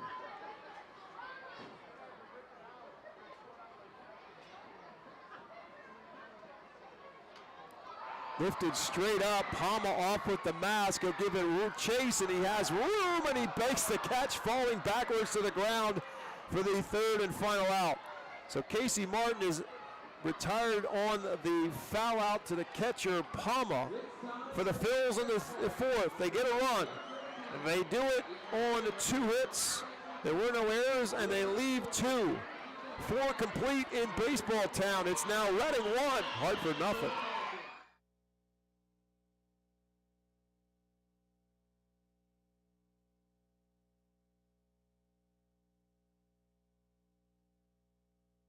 Every time you grab an ice-cold 20-ounce Pepsi, you'll find a Pepsi emoji on the side of the bottle. So while the Pepsi delivers this, the Pepsi emoji delivers this. Our friends at Sports Code can help. Call the attorneys at Sports Code for a free consultation. Their phone number is 1-800-JUSTICE. That's 1-800-587-8423. Once again, call So go ahead, crack open a Pepsi. And tell the world how you feel and what you love with Pepsi. Join us as we celebrate Reading Spanish and Latino culture during 12 Friday home games this season. The Savage Auto Group's Guest of Fridays are presented by Cathay Law Offices of the Art Brewing Company, Carl's Cards and Collectibles, Maine, Pennsylvania, Star City Boxing, and the American Diner. Guest of Friday features special Los Luchadores Day Reading uniforms, Hispanic and Latino food and music, and other cultural elements throughout the ballpark. Get your tickets now by calling 610-370-BALL, online at arphills.com or at the Customers Bank ticket about the International Fireworks retail store in Douglasville. Thanks again to International Fireworks, the official fireworks provider of the Art Phillies.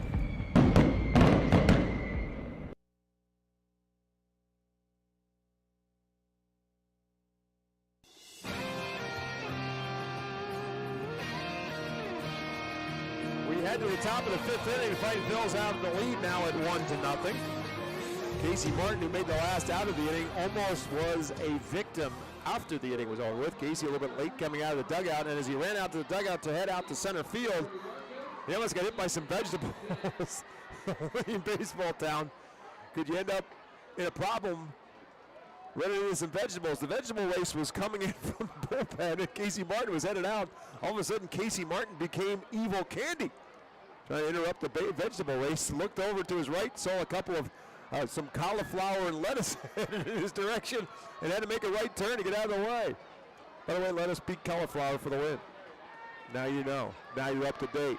And now Zach Kokoska is at the plate for the Yard Goats, and he's quickly behind in the count. No balls and 2 strikes to Mitch Noonborn in his second inning of work. And Noonborn misses well inside. It's 1-2 now to the left-handed Kokoska, who popped up in the infield his first time up. Fighting Phillies would like to recognize Body Zone Sports and Wellness as the official workout facility of the Art Phillies. 1 ball and 2 strikes to Zach Kokoska. Lifts this one into right field. Ethan Wilson making his way over to his right, and he'll make the catch for out number 1 here in the 5th.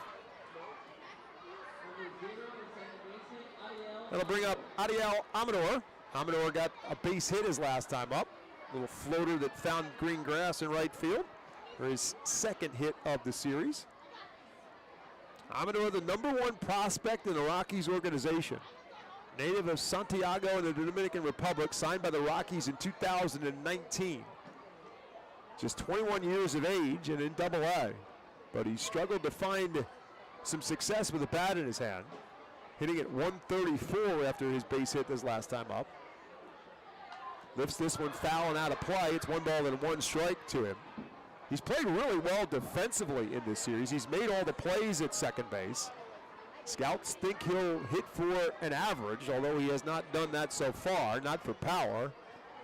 Although he does have some thick legs on him. He's 6 foot and 200 pounds. He's built pretty solidly. But he doesn't get a whole lot of pop on his bat shown so far. As he takes that one outside, it's 2-1. That's also been the scouting grade on him. They do like his defense, and he has made all the plays at second. Takes this one outside. It's 3-1. Last year playing in Spokane. Now he only played 54 games in Spokane last year, but he hit .302 with 9 home runs and 35 RBIs. He's heading to count 3-1, and that's over for a called strike. As Noonborn comes with a 3-1 breaking ball. Amador certainly wasn't expecting it. Now the count is full. Noonborn, 26-year-old right-hander, coming from the stretch. Slow roller right side, foul.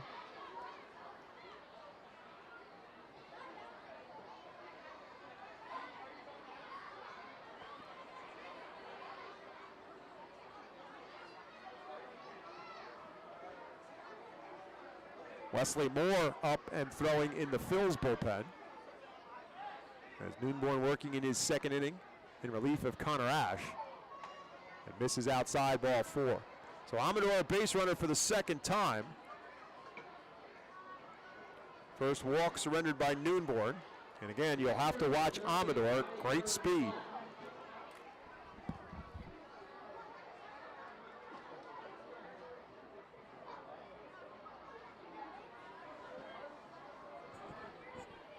Amador did not attempt to steal the first time he got on base.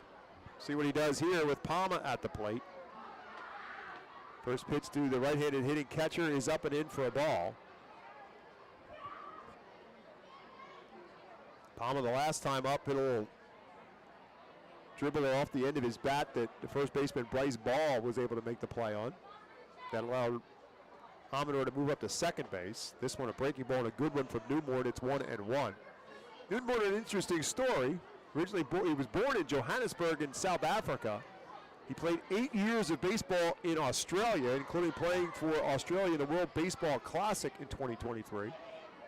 Signed by the Phillies in June of 2023 after that World Baseball Classic. Last year pitched in Jersey Shore after that signing. And this is this one outside. It's 2-1 now to Ronica Palmer. Last year for the Blue Claws, he was in 16 games. He made 10 starts, 3-4 with a 3.38 earned run average. 2 balls and a strike to Palmer. This one driven but foul. Well fouled on the third baseline. Home run distance but foul by a mile.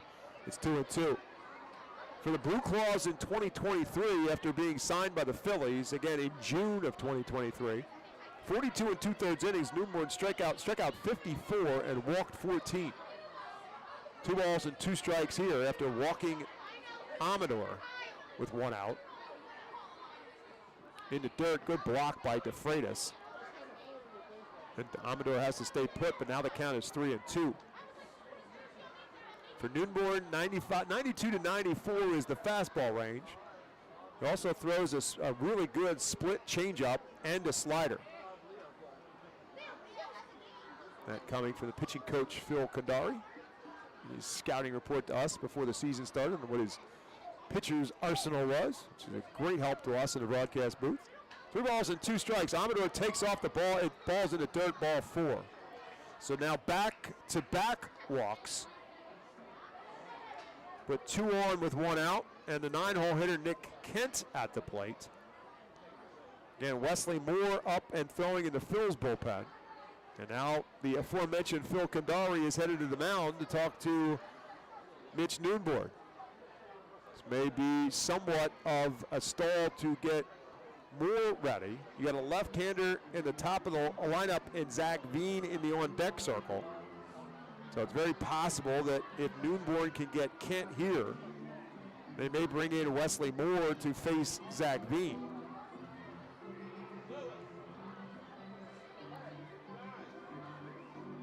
One out, and now 2 men on back-to-back walks. Josiah Shepard, the home plate umpire, now is headed out to join the conversation and speed it along here. And indeed, that will end the conversation on the mound.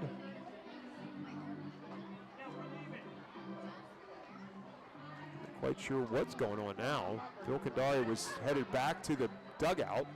Josiah Shepard said something to him. Phil Kandari turned around and put his hands up in the air. I don't know what that conversation could have been. I really don't.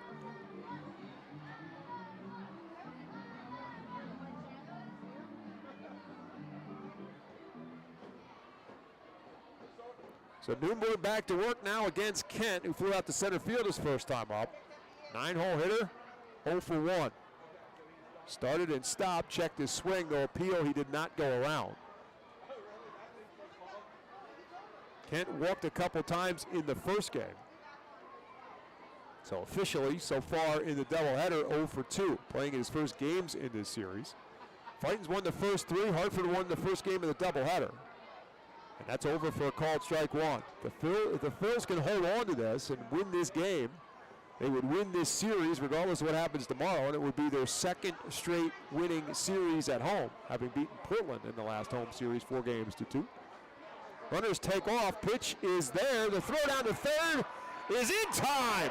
Arturo DeFreitas guns down the lead runner, Amador, at third base for the out, and a huge out at that. DeFreitas has an excellent throwing arm, and he just showed it off to Amador. Second time this season he has been caught stealing, and a big out here at third base, and 2 outs now in the inning.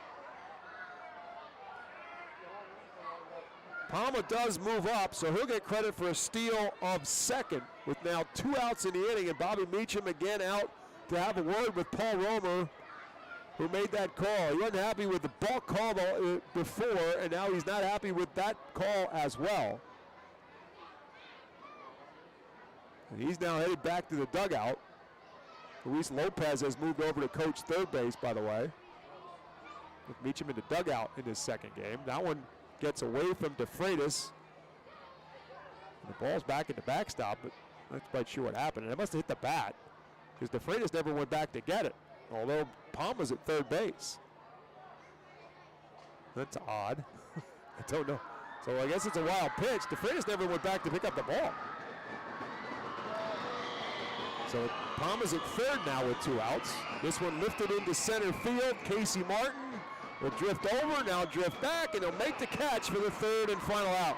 So they're caught stealing the pig out in that inning. And Kent ultimately flies out for the third and final out. For the Goats in the 5th, no runs, no hits, no errors, and 1 big one left. We head to the bottom of the 5th. It remains Reading 1, Hartford nothing.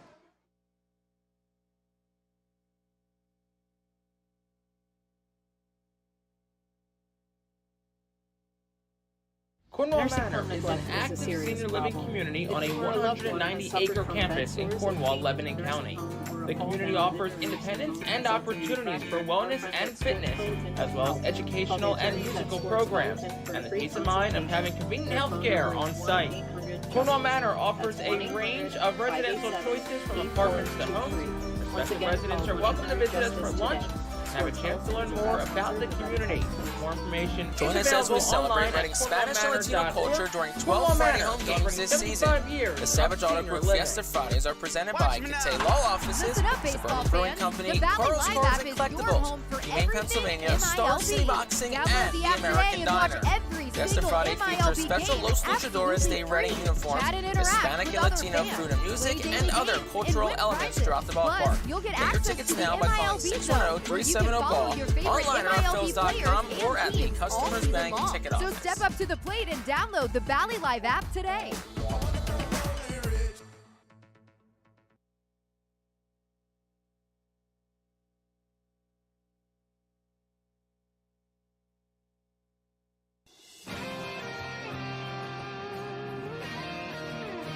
We head to the bottom half of the 5th inning, presented to you by Cornwall Manor, a unique and charming community nestled on a 190-acre wooded campus with many walking trails, including the Lebanon County Rail Trail. Bryce Ball leads it off against Mason Albright here in the 5th, and a big swing and no contact from Bryce Ball, who struck out his first time up.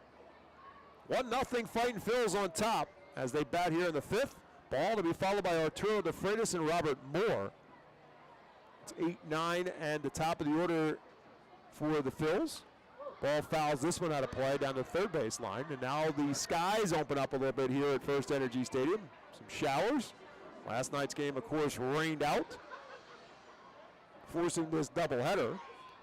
And this one is official regardless of what goes on here. Fireworks scheduled to foul this as Ball lifts this one into shallow right field. Amador, the second baseman, calls for it. And now they call him off, and it falls for a base hit. Fernandez called him off, and he had no shot to get there, and it falls for a base hit.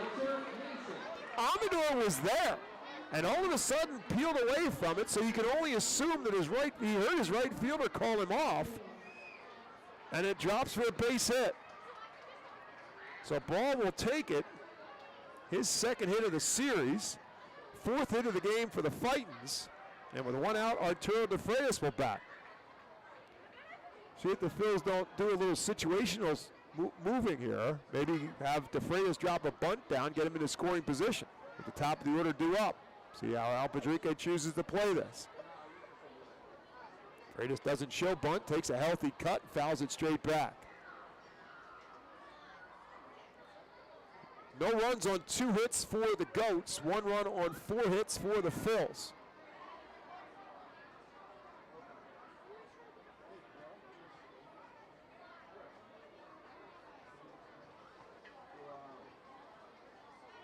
Arturo DeFreitas, the right-handed hitter, Started and stopped, but committed. He's quickly in the hole, no balls and 2 strikes.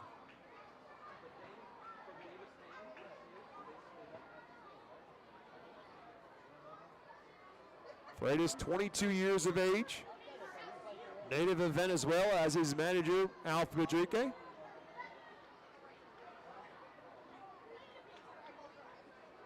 No balls and 2 strikes, misses up high, it's 1 and 2.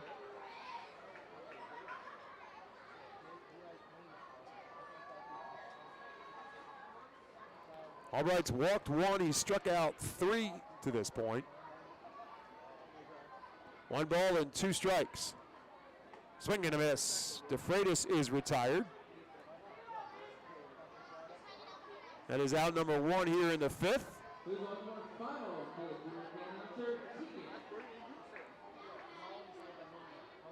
First strikeout for Albright since he struck out Robert Moore back in the 3rd inning, and that's who's at the plate now. The switch hitter Robert Moore batting right against the left-hander Albright. 0 for 2 is Moore with a ground out and the strikeout. Bryce Ball, the runner at first. Moore swings and fouls it away. Wesley Moore continues to throw in the Fightin's bullpen. I would assume that it will be his ball in the 6th. After Ash went 2 and Ash went 3 and Noonborn 2.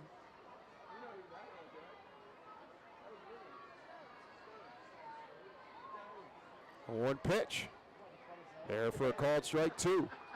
Yard goat bullpen stirring around but not pitching. Everybody with sweatshirts on and hoodies up.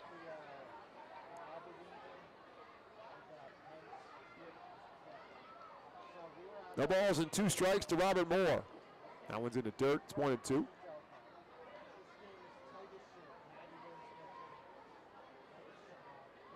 Again, my broadcast colleague Jake Starr not in the booth with me tonight, doing some additional work in his responsibilities. He's hear his voice in the background. He's working as a PA here at FirstEnergy. Right back through the middle for a base hit. Robert Moore with a line drive right past the head of Mason Albright for a base hit. Second hit of the inning for the Fightins. 5th hit of the ball game. They've got 2 on with 1 out. Now to bring up Jose Rodriguez, who singled and scored the Phil's lone run his last time up.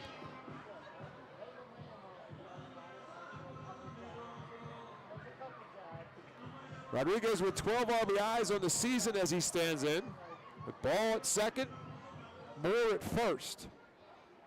Looking for some insurance here in the bottom of the 5th. They lead at 1-0.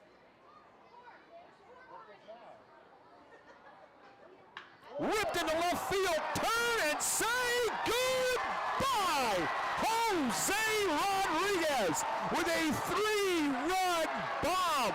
And the Fightin' Phils are at top 4-0.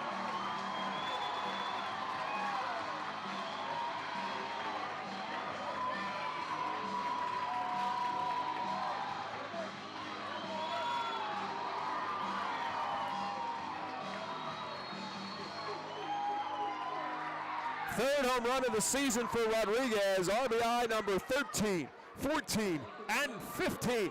And the Phils get the insurance they were looking for. 4-0 Reading. Absolutely crushed by Rodriguez. And that'll bring up Carlos De La Cruz.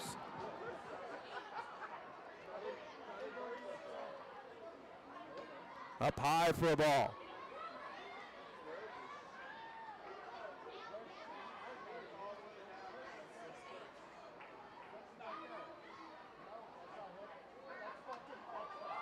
De La Cruz fouls this one straight back. It's 1-1.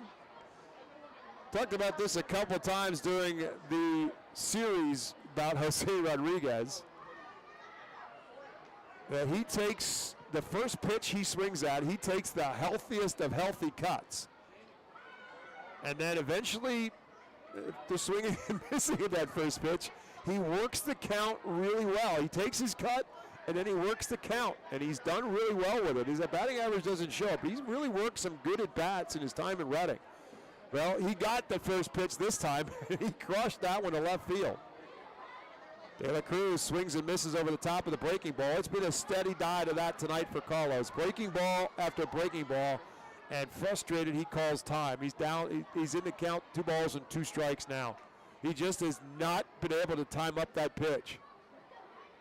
And you wouldn't expect that he'd get anything else but that until he makes the adjustment. 2-2 to him. They come with a fastball right down the middle. And I think Carlos was expecting another off-speed pitch, and he got a fastball, and he knew it. That's a called strike 3. Second strikeout in the inning for Albright, 5th of the night. 2 down now, and that'll bring up Trevor Schwecke.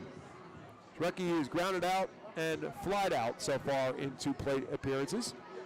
Wesley Moore continues to warm up in the Phil's bullpen, and the raindrops continue to fall here at FirstEnergy Stadium.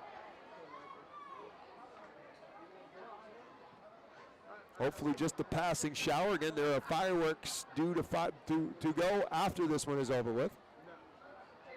First pitch to Schwecke is a ball. The second one is low. It's 2-0. Base is empty. 2 outs, 3 runs in for the Phils here in the bottom of the 5th inning.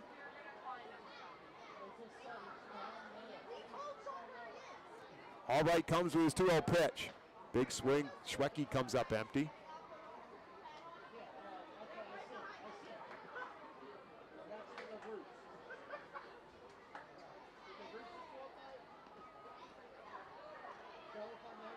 Another swing and a miss by Schwecke. Now it's 2-2.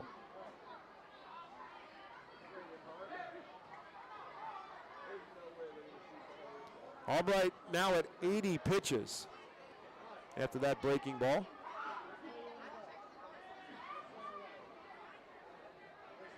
2-2 pitch. Ripped into center field. That's going to be another base hit. It scoots by Restituyo, and it's going to keep on rolling, and Schwecke's going to roll into second base. But imagine they're going to give him a double for that. It wasn't played very well by Restituyo, but Schwecke will get two bases out of it. And so the Phils have another runner in scoring position, and Kendall Simmons now will bat. And now we're getting some movement in the yard goat bullpen.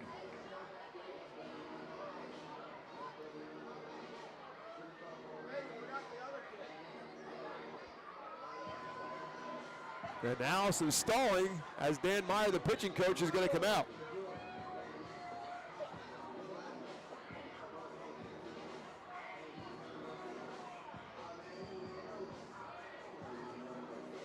Jake Summers is the pitcher who's warming up for the Yard Goats, right-hander.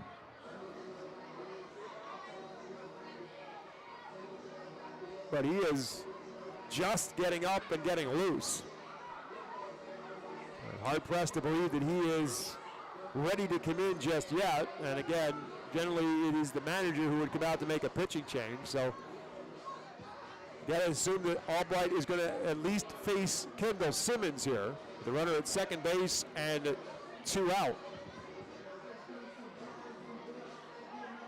Simmons 0 for 1 on the night. He walked his last time up. Grounded out his first time up.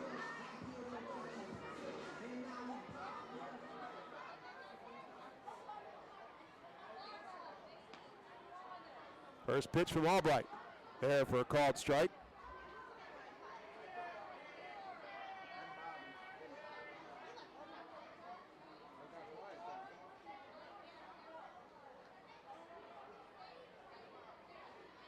Schwecke takes his lead off of second. Big swing by Kendall Simmons, comes up empty. He took a hack, and now he's going to take a lap. He'll call timeout. Take a walk around the catcher and the umpire from one side of the batter's box back to the right side and stand back in. Now down in the count, no balls and 2 strikes.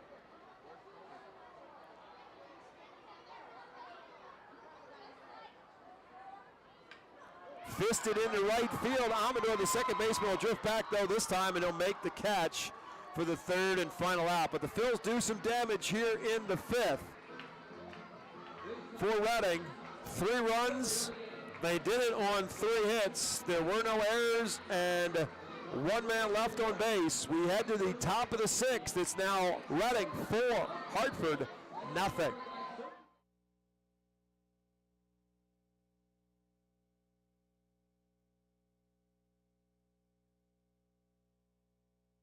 Cornwall Manor is an active senior living community on a 190-acre campus in Cornwall, Lebanon County.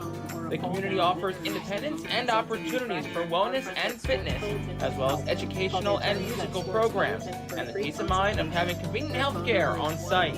Cornwall Manor offers a range of residential choices from apartments to homes. Prospective residents are welcome to visit us for lunch and have a chance to learn more about the community. More information Join is us as we available celebrate online writing at Spanish and Latino culture during 12 Cornwall Friday Manor, home games this season. 75 years The Savage of Auto senior Group living. Fiesta Fridays are presented by Cathay Law Offices, Suburban Brewing Company, Carl's Cards and Collectibles, Humane Pennsylvania, Star City Boxing, and the American Diner. Chick-fil-A, Fiesta Friday features special Los Luchadores Day Reading uniforms, Hispanic and Latino food and music, and other cultural elements throughout the ballpark. And bakery. Tickets now by calling 610-370-BALL, online at ourphils.com, or at game day. Customers Bank staff enjoys delicious meals from our team feed partners. Don't take our word for it. Find out for yourself today.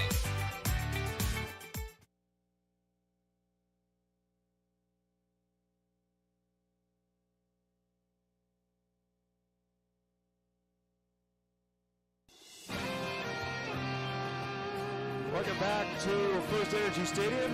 And the new pitcher for the Fightin Phillies, the Alberta University Golden Wolves call a bullpen, will bring in the left-hander Wesley Moore for the Fightin Phillies, and they'll face the top of the order and Zach Veen. Moore just called up before this series began from Jersey Shore, making his second appearance for the Fightins. First pitch, lefty on lefty, is just a bit outside for a ball. Wesley Moore earlier this series pitched just the one inning, gave up a hit, no runs, struck out the side.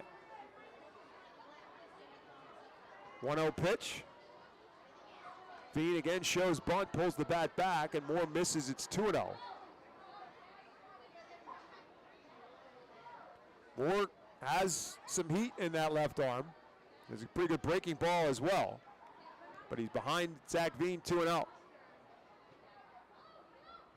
Misses again, it's 3-0. Like he slipped a little bit coming off the mound as well.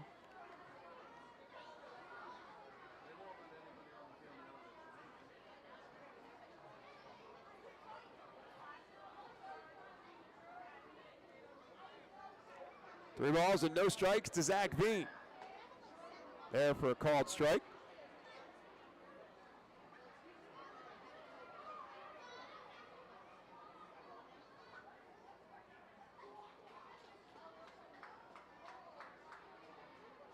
And again, Zach Veen calls timeout.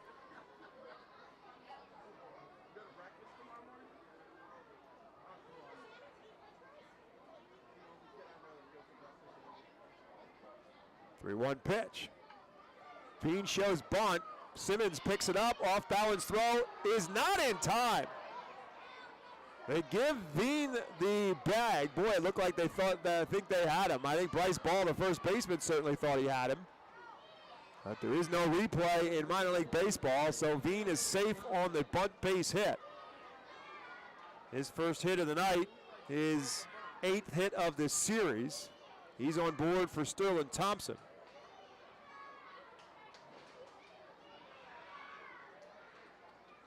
Thompson 0 for 2 with a ground out and a pop-up.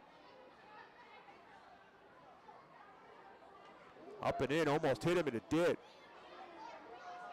So Sterling Thompson is hit by the pitch.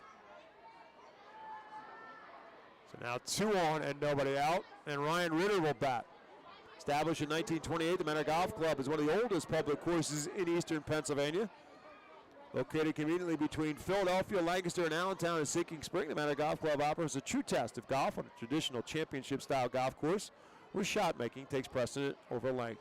Visit themanorgolfclub.com for more information. 2 on, nobody out. Top half of the 6th. Phils lead at 4-0, but in trouble here in the 6th as the 3-0 hitter Ryan Ritter will bat. Ritter struck out 2 times so far in this game. Wesley Moore in some trouble.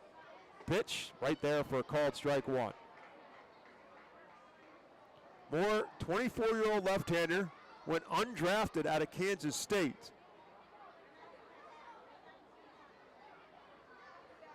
9 games at Jersey Shore, 0-0 record, 2.61 earned run average. Misses inside on the 0-1 pitch. In 10 1/3 innings at Jersey Shore, 18 strikeouts and just 3 walks. And in his first appearance earlier in this series, he struck out the side. Needs to go to work here after a base hit by Veen on the bunt base hit and then a hit by pitch. Now Ritter shows bunt and he gets hit.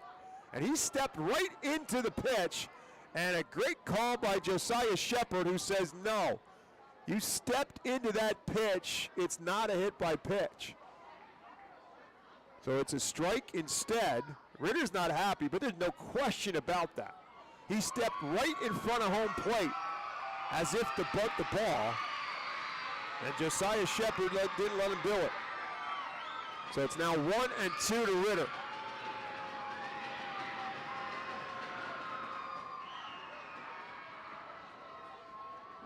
Moore looks back at second, comes with his pitch. Over for a call, strike 3, and that'll do it. A little extra zip on that call, I think, from Josiah Shepard to ring him up, and Ritter is retired for the 3rd time on strikes.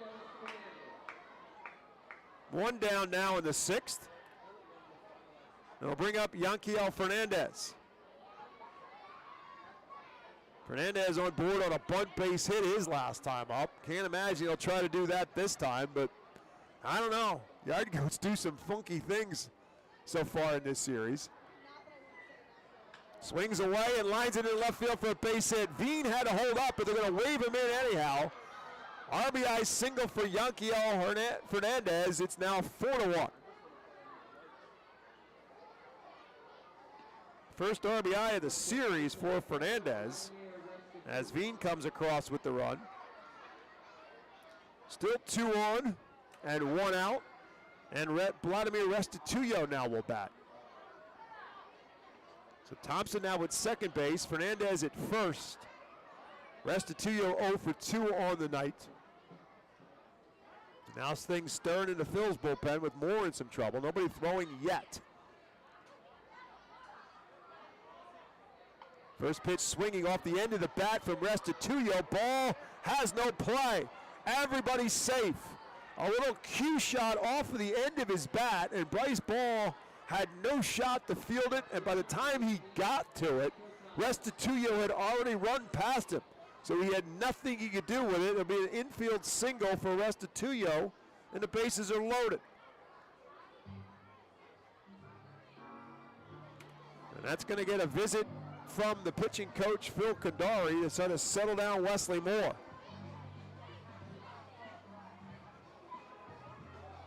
There's only been one hard hit ball in this inning, and that's the one off the bat of Fernandez. Veen safe on a bunt hit. Thompson hit by a pitch. Fernandez had the opposite field single, and then that cue shot by Restituyo. And Moore is in a world of trouble. Tying run now on the bases for the Yard Goats, and Zach Kokoska at the plate. Kokoska homered earlier in this series. Left-hander who's a Pennsylvania native. Grew up in Latrobe, PA. Played and won a state championship for Latrobe High School back in 2017. He was the Gatorade Pennsylvania Player of the Year in 2017. Latrobe won the 5A state championship. And went on to play at Kansas State. Swings at the first pitch, and it's 0-1. Went undrafted. Was drafted by the Rockies in the 10th round out of Kansas State in 2021 after his time at Kansas State. 0-1 pitch outside, ball 1. 1 ball and 1 strike.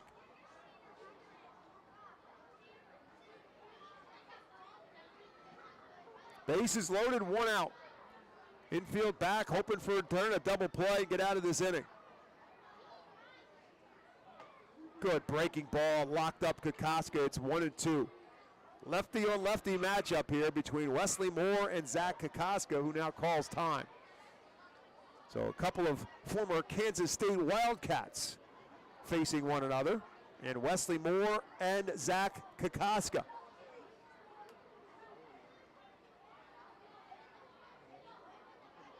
One ball and 2 strikes.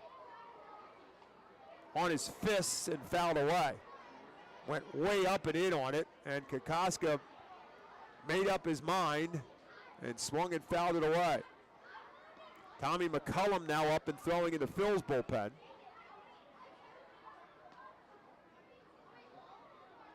One ball and 2 strikes to Kokoska.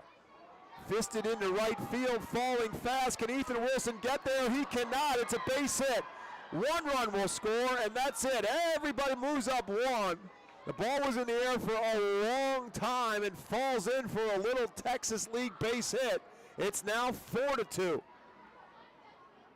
So again, Yard Goats aren't exactly roping the ball around the ballpark, but they've got 2 runs in. They still have the bases loaded, and there's still only 1 out. That'll be an RBI single for Kokoska. And now Adiel Amador will bat. He'll bat right-handed now for the first time. Switch hitter batting right-handed against Wesley Moore. Bases still loaded, 1 out, 2 runs in. Amador started and stopped. He did not go around. It's 1-0. So again, Tommy McCullum throwing to Phil's bullpen. I think Redding had hoped that he would pitch the 7th. He may have to come in here in the 6th if Wesley Moore can't get out of this. 1 out, 1-0 pitch. Again, fisted right side ball. The first baseman will make the play himself. It's going to bring another run home on another cue shot. They haven't exactly hit ropes against Wesley Moore. It's been fisted and cued and everything else, but it's 4-3. As Fernandez comes across with the 3rd run, Amador will get an RBI out of that, but now there's 2 outs in the inning. And Roniker Palma now will bat. Runners now at 2nd and 3rd for the Yard Goats. As Restituyo is now at 3rd, Kokoska at 2nd.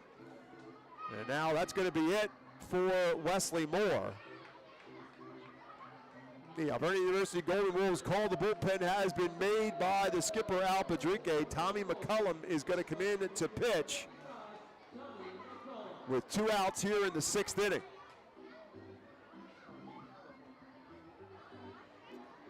So a rough outing for Wesley Moore in terms of the pure numbers of it, but if you witnessed it happen, it can't really say a whole lot. Again, he didn't help himself with the hit by pitch, but with the exception of the base hit from Fernandez, everything else was a bleeder and a blooper.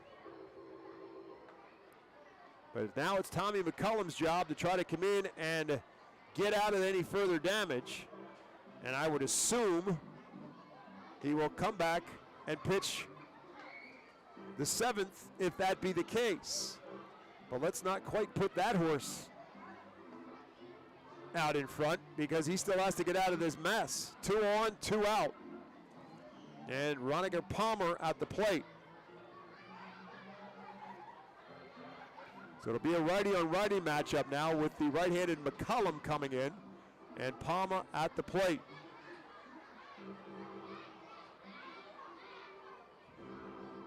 McCullum making his 10th appearance, 1-1 with a 1.80 earned run average. He's perfect, saves 3 saves and 3 opportunities, 10 innings pitched. He's given up 2 runs, 11 strikeouts, and 7 walks. And the first pitch to Palma is outside for a ball. Palma 0 for 1 on the night, walked his last time up.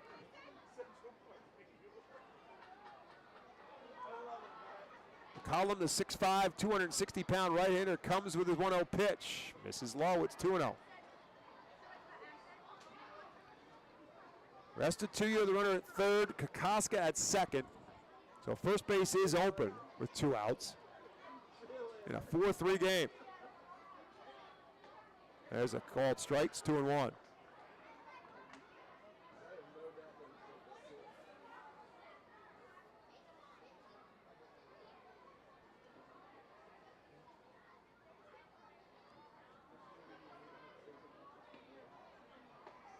Called strike 2 as he catches the outside corner with a fastball. It's 2-2.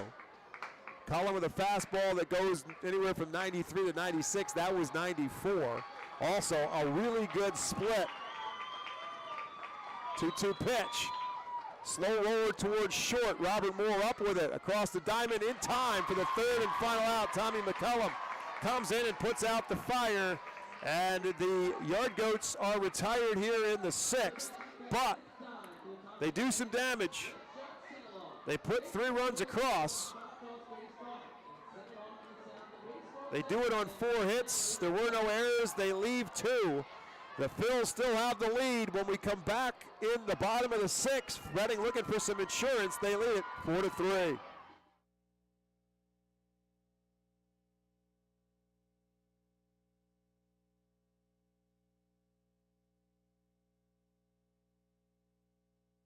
When you drive a vehicle so reliable it's backed by a 10-year, 100,000-mile limited warranty, you stop thinking about what you can't do. Start doing what you never thought possible. Visit your local Kia dealer today to see what you're capable of in a vehicle that inspires confidence around every corner. Kia. Total Manor offers a range of residential choices from apartments to homes. Rental residents are welcome to visit us for lunch. Have a chance to learn more about the community. More information is available online at culture during 12 Friday home games this season. The $7 Fiesta Fund are presented by Cathay Law Offices, Suburban Brewing Company, Carl's Cars and Collectibles, Midway, Pennsylvania, Stars, American Diner, Chick-fil-A, Friday Hunters, Special East Jewelers, Reading Hispanic Latino food music, and other cultural elements at Rockmore Park. And tickets now by calling 610-370-WALL. Online at rphills.com or at Game Day. First Tech enjoys delicious meals from our team feed partners. Don't take our word for it. Find out for yourself today.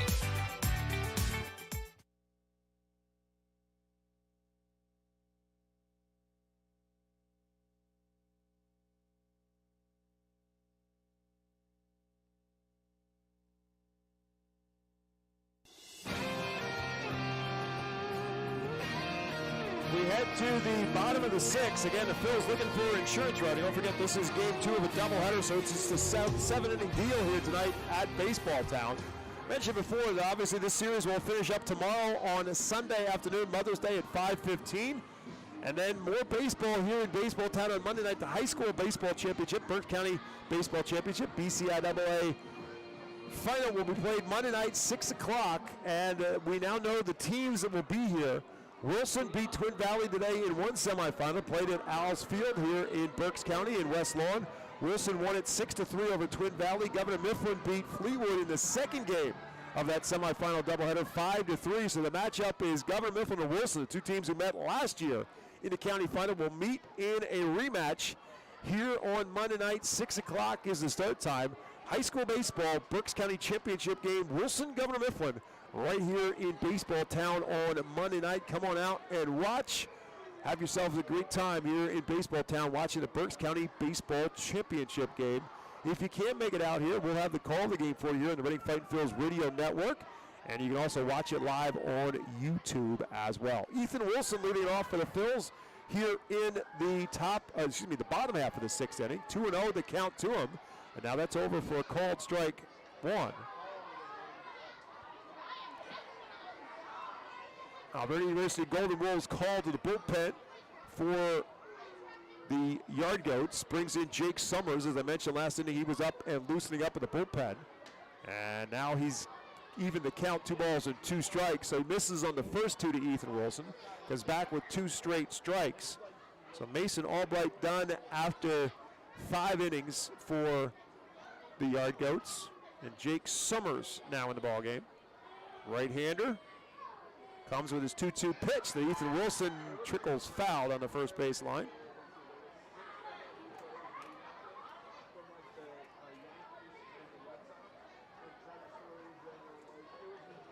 Summers making his 3rd appearance for the Yard Goats. 0-1 with a 33.75 earned run average. That kind of jumps out at you.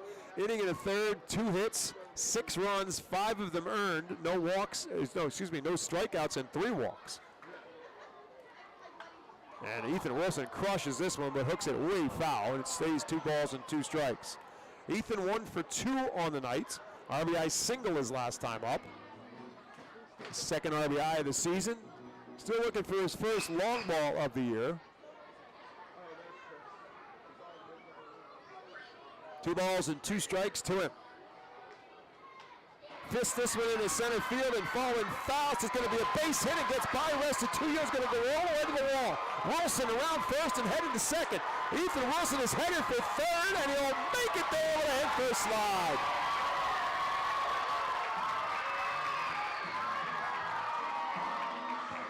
Ethan Wilson with his first triple of the season. And the insurance run the Phils are looking for is 90 feet away with nobody out. Vladimir Restituto has not played a very good defensive center field in this ballgame, and in this series for that matter as well. He went after it, he dove after it, he had no shot to get it, and it rolled past him. And with Ethan Wilson's speed, he turned it on and got the third. So Casey Martin now bats with an insurance run 90 feet away and a 4-3 Phils lead. First pitch to Martin is outside for a ball. Casey Martin with a couple of infield pop-ups so far in this one. Looking for something better here. Infield up for the Yard Goats, trying to cut down that run. And it's outside again. It's 2-0.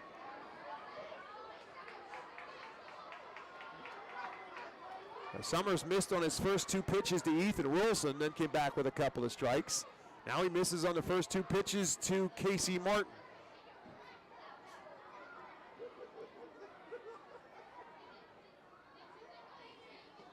And make it 3-0.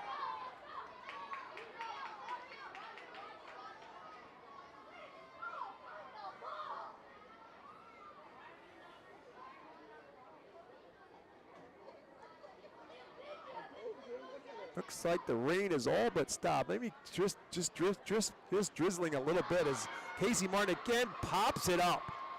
In foul territory, the first baseman, Sterling Thompson, will make the catch. And that is out number one on a 3-0 count. One down. It's just not good baseball. You got a man on third base. You got a 3-0 count. And an infield foul pop-up. So I'll bring up Bryce Ball, who singled his last time up. On board on a Texas League base hit. This one into third, good block by Palma, keeps Wilson at third base. Ball 1 for 2, struck out and singled and scored his last time up. He got the inning started last inning. And the last rally for the Phils in that fifth inning. Ball singled, Robert Moore singled, and then Jose Rodriguez with the 3-run home run. Gave the Phils then a 4-0 lead. It's 4-3 right now.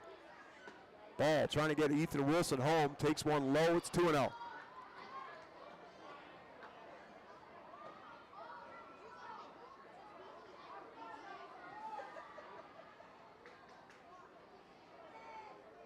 Jake Summers pitching from the stretch. Again, the infield stays up for the Yard Goats.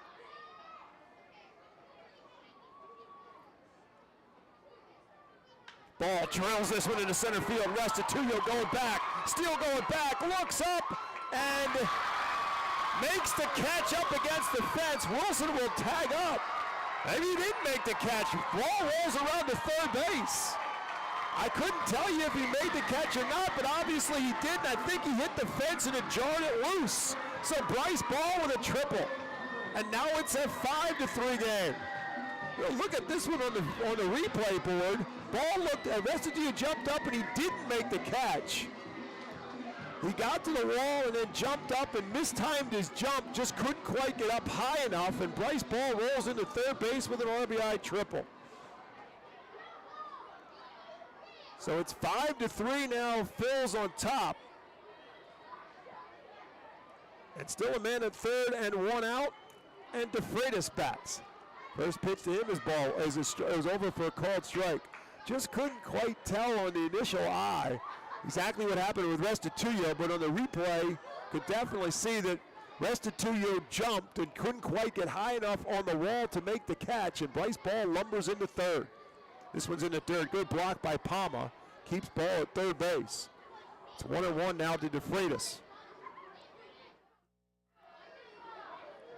So the Phils get the insurance run. Tommy McCullum's going to get the seventh inning. Bullpen is quiet.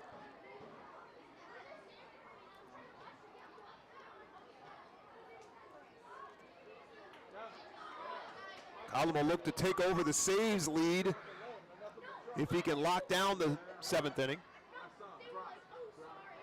Freitas takes that one on the outside corner for a called strike 2. Phil's hoping to make the job a little bit easier for McCollum. It'll be a save opportunity regardless because McCollum got the out in the 6th in a 1-run game. So even if the Phils break this open, it would still be a save opportunity for McCollum because he came in when the game was a 1-run game. DeFreitas started and tried to stop but couldn't. That'll be a strikeout.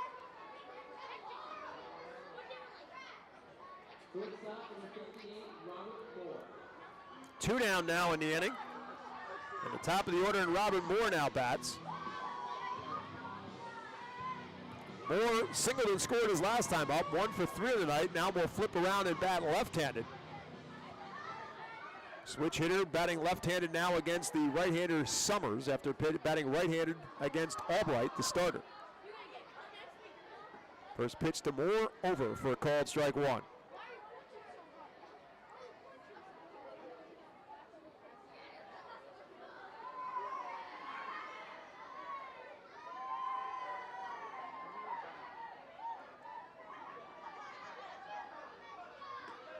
Second pitch is outside, ball 1. 1 ball and 1 strike to Robert Moore. Moore with 9 RBIs on the night, including the game winner the other night on a walk-off walk. Walked on 4 pitches.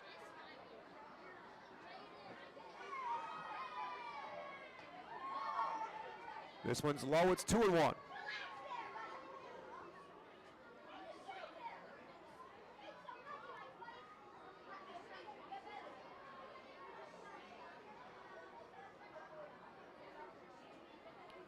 Bryce Ball, the runner at third. Moore lifts this one into right field. Fernandez drifts back. He has plenty of room, and he'll make the catch for the 3rd and final out. But the Phils get the insurance run. They do it on a couple of triples. Ethan Wilson and Bryce Ball with those triples. The 2 hits in the inning, and a man left as well for the Fightins. We head to the 7th. There's winning time in baseball town. Fightins 5, Goats 3.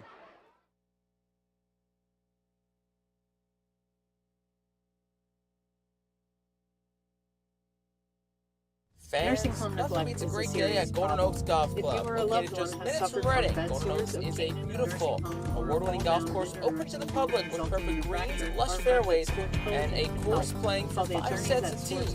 Bogey's Pub is open to the public with the area's best full-course menu, featuring indoor and outdoor seating and TVs to watch your favorite sports teams. Let the Golden Oaks Golf Club team cater to your needs. Lunch, dinner, golf outings, parties. Join us as we celebrate Reading's Spanish and Latino culture during 12 Friday home games this season.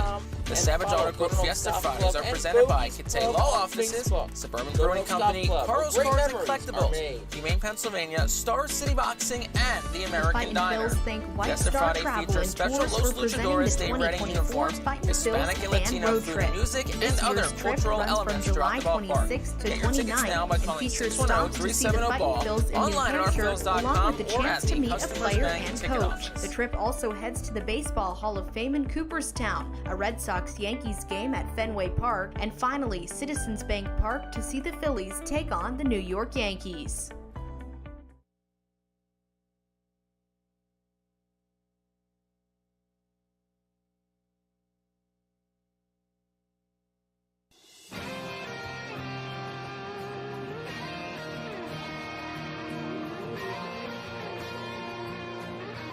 Chick-fil-A serving quality food has been their priority since day one. Chick-fil-A chicken is at the center of the menu, but the options at Chick-fil-A are both plentiful and delicious. From chicken sandwiches to nuggets to the original waffle fries, Chick-fil-A has menu options for everyone. 3 Berks County locations at Broadcasting Square in Wyomissing, 5th Street Highway in Reading, and Exeter Commons in Exeter. Chick-fil-A is a proud 2024 Fightin' Phils team feed partner. Top half of the 7th inning, Phils need 3 outs to get the win.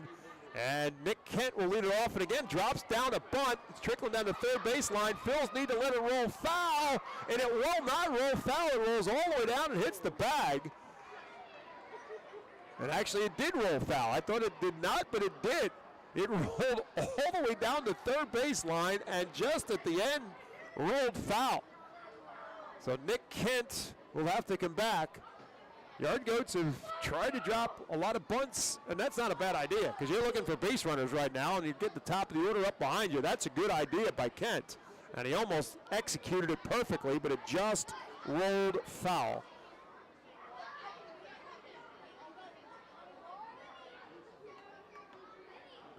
Tried to swing it, started and stopped at this one, so it's a check swing and it's 1-1. So Tommy McCullum, who came in to get the last out of the 6th, looking for a 4-out save in this one. 1 ball and 1 strike to Nick Kent. That's outside, it's 2-1. McCullum, born in Atlanta, Georgia, grew up in Clemens, North Carolina. Went undrafted coming out of Division II Wingate College in North Carolina. Signed by the Phillies, undrafted in 2021. That's over for a called strike.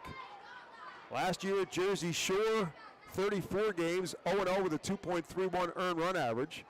35 innings, 56 strikeouts, and 23 walks. Got certainly the attention. Was called up here to Reading on July the 26th. Pitched in 10 games in Baseball Town. 9 innings, 11 strikeouts, and 9 walks. And picked up a save. Looking for a save here. 2-2.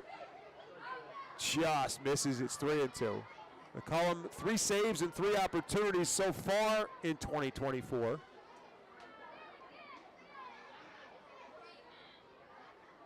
Three-two pitch. Misses, ball 4. So Kent draws the walk. And with that, the Yard Goats will bring the tying run to the plate in the top of the order in Zach Veen.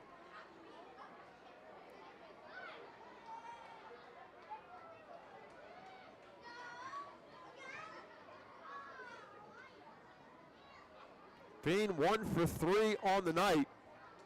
Got on board on a bunt base hit his last time up.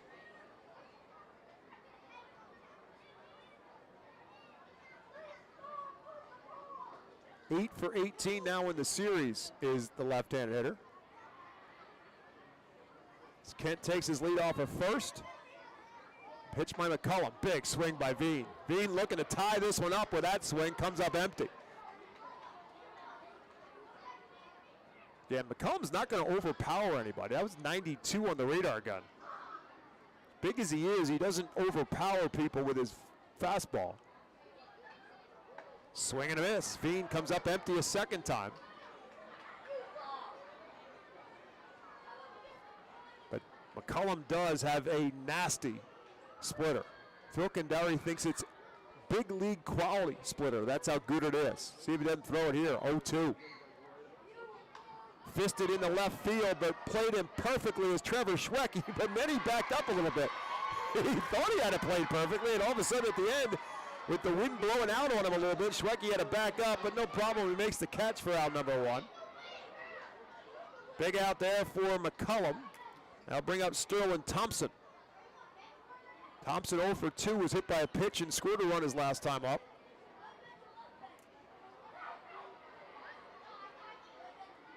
Thompson having a good series, looking for his first hit of the doubleheader.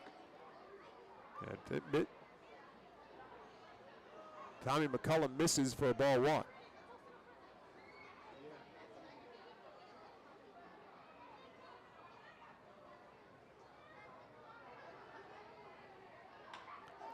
Little line drive. Robert Moore with a great catch. Oh, what a great catch by the shortstop, Robert Moore. Full extension, ranging to his right. The shortstop speared it. Big second out.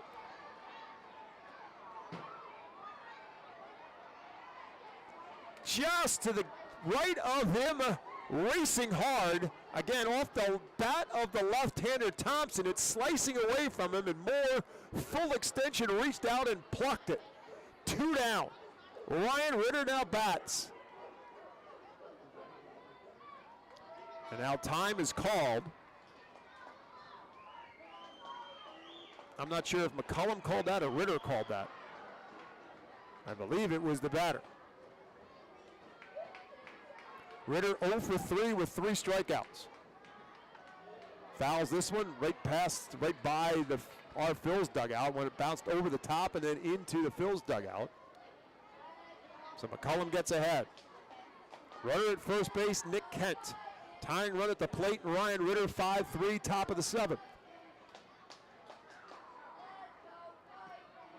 over for a called strike 2. Yard Goats down to their final strike, and Ritter not happy about it.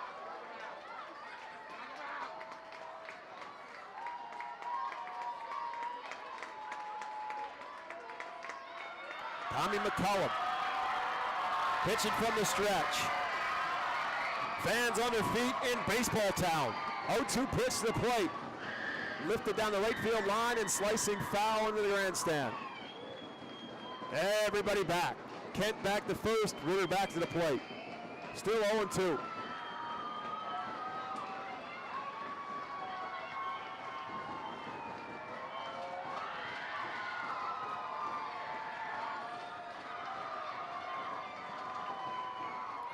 Foul tip, Ritter stays alive. No, he did not. He swung and missed at it. I thought he tipped it, but he did not. Swing and a miss, strike 3, and that'll do it. Tommy McCullum gets the strikeout, and the Phils get the W. The lights are flashing in baseball town as the Reading Fightin' Phils win it. The final score, the Fightins 5, the Yard Goats 3. We'll take a break, come back, and wrap up a doubleheader baseball here in baseball town right after this.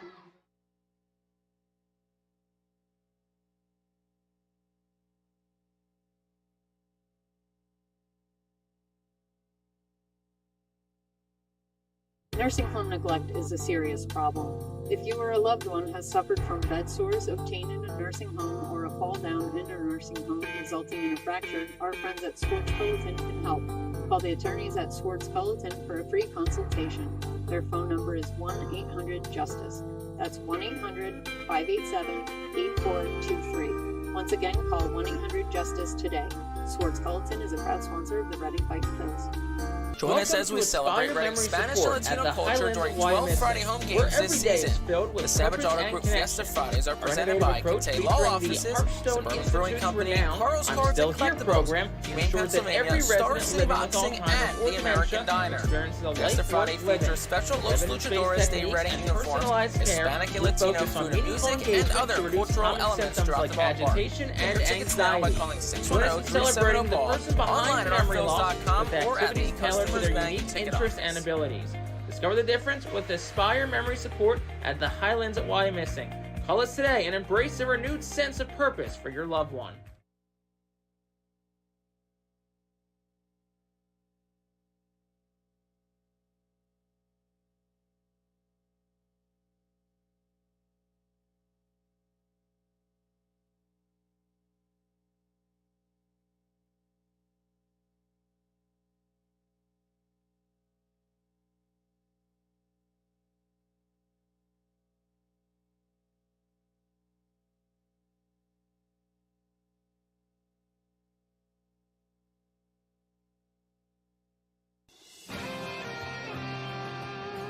Welcome back to FirstEnergy Stadium where the Reading Fightin' Phils win it in Game 2 of the doubleheader, gain a split.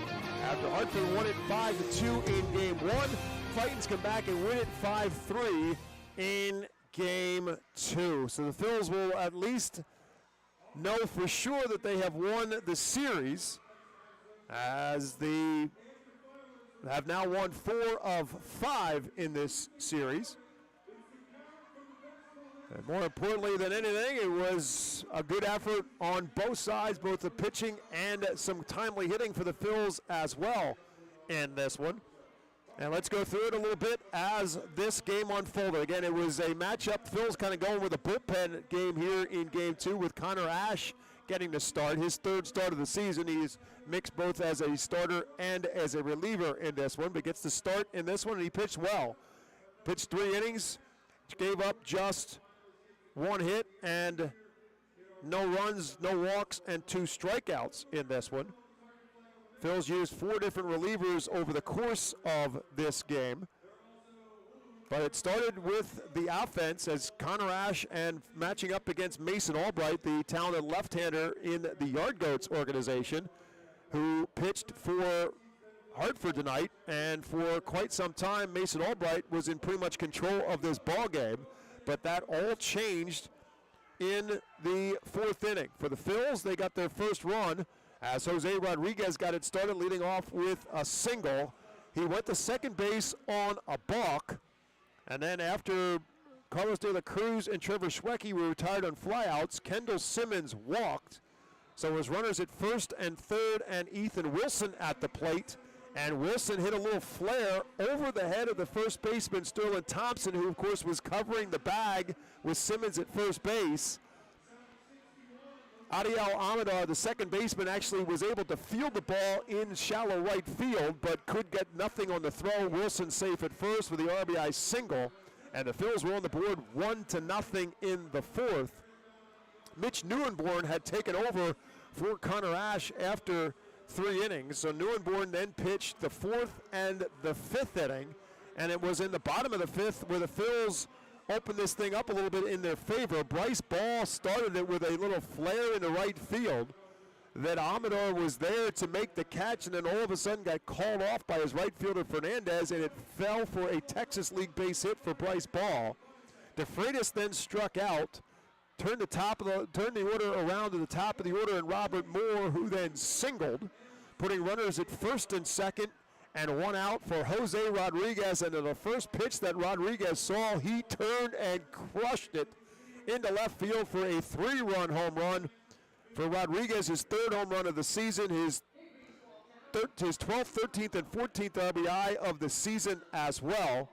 And the Phils had opened up a 4-0 lead as a result. And it was a good thing they did, because Wesley Moore came in out of the bullpen to pitch the 6th inning and ran into some trouble. Bunt base hit by Zach Veen. Then he hit Sterling Thompson to put runners at first and second. Struck out Ryan Ritter for the first out. And Yanquiel Fernandez lined a single in the left field for a base hit that scored Veen, made it 4-1. And then a cue shot off the end of the bat by Vladimir Restituyo down the first base line that Bryce Ball couldn't make a play on, had no shot to make a play on. That loaded up the bases. Still with only 1 out, Zach Kokoska came up with a little bleeder for a base hit. That drove in a run, made it 4-2. And then a ground out off the bat of Amador drove in another run, made it 4-3. That brought Tommy McCullum out of the bullpen to get the 3rd and final out, and he got it off of Ronica Palma to ground out, get him to ground out to end the inning and make it a 4-3 game and preserve the lead for the Phils, who looked for some insurance in the 7th, or in the bottom of the 6th, in the 7-inning game. Ethan Wilson led it off with a triple. After Casey Martin popped up, Bryce Ball drove a ball deep into center field. Restituyo tried to make a leaping catch against the wall, couldn't get it, and Bryce Ball ended up with an RBI triple. Ethan Wilson scoring to make it 5-3. Phils couldn't get Ball in, left him at third base, and eventually turned into the 7th inning to get it to Tommy McCullum to try to get the 4-out save. And even though he walked the leadoff man, Tommy McCullum got a fly out from Zach Veen, the top of the order, then a line drive and a great diving catch by Robert Moore at shortstop, and then struck out Ryan Ritter to end it.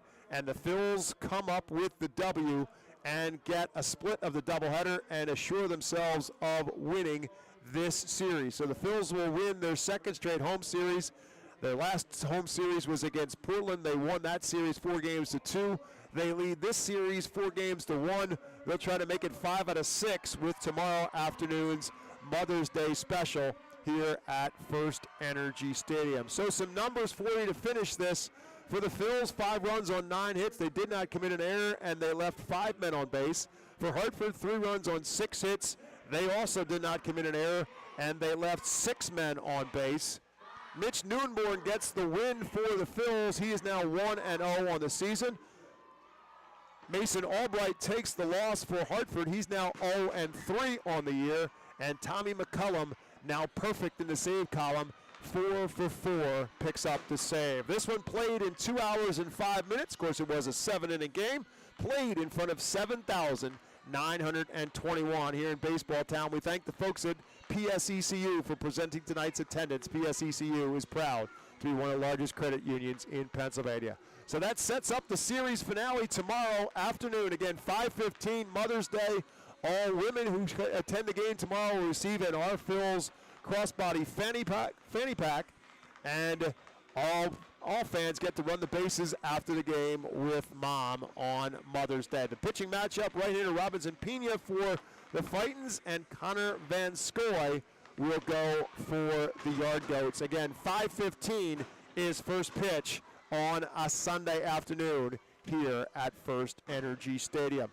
That will do it for the call of the game. Again, Phils win it in front of 7,921 watching baseball here in Baseball Town, and now settling back for some fireworks to finish off the night after the Phils split the doubleheader. Game one goes to the Yard Goats 5-2.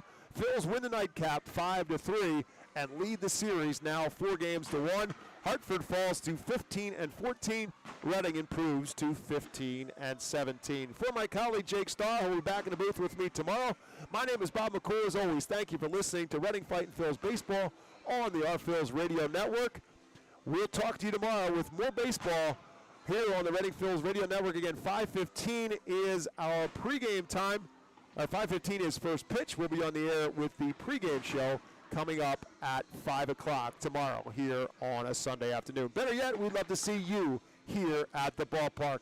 Phil split the doubleheader. Hartford wins game 1 5-2. Fightins win game 2 5-3. As always, thanks for listening, everyone. Have yourselves a great night. We'll talk to you with more baseball from Baseball Town tomorrow.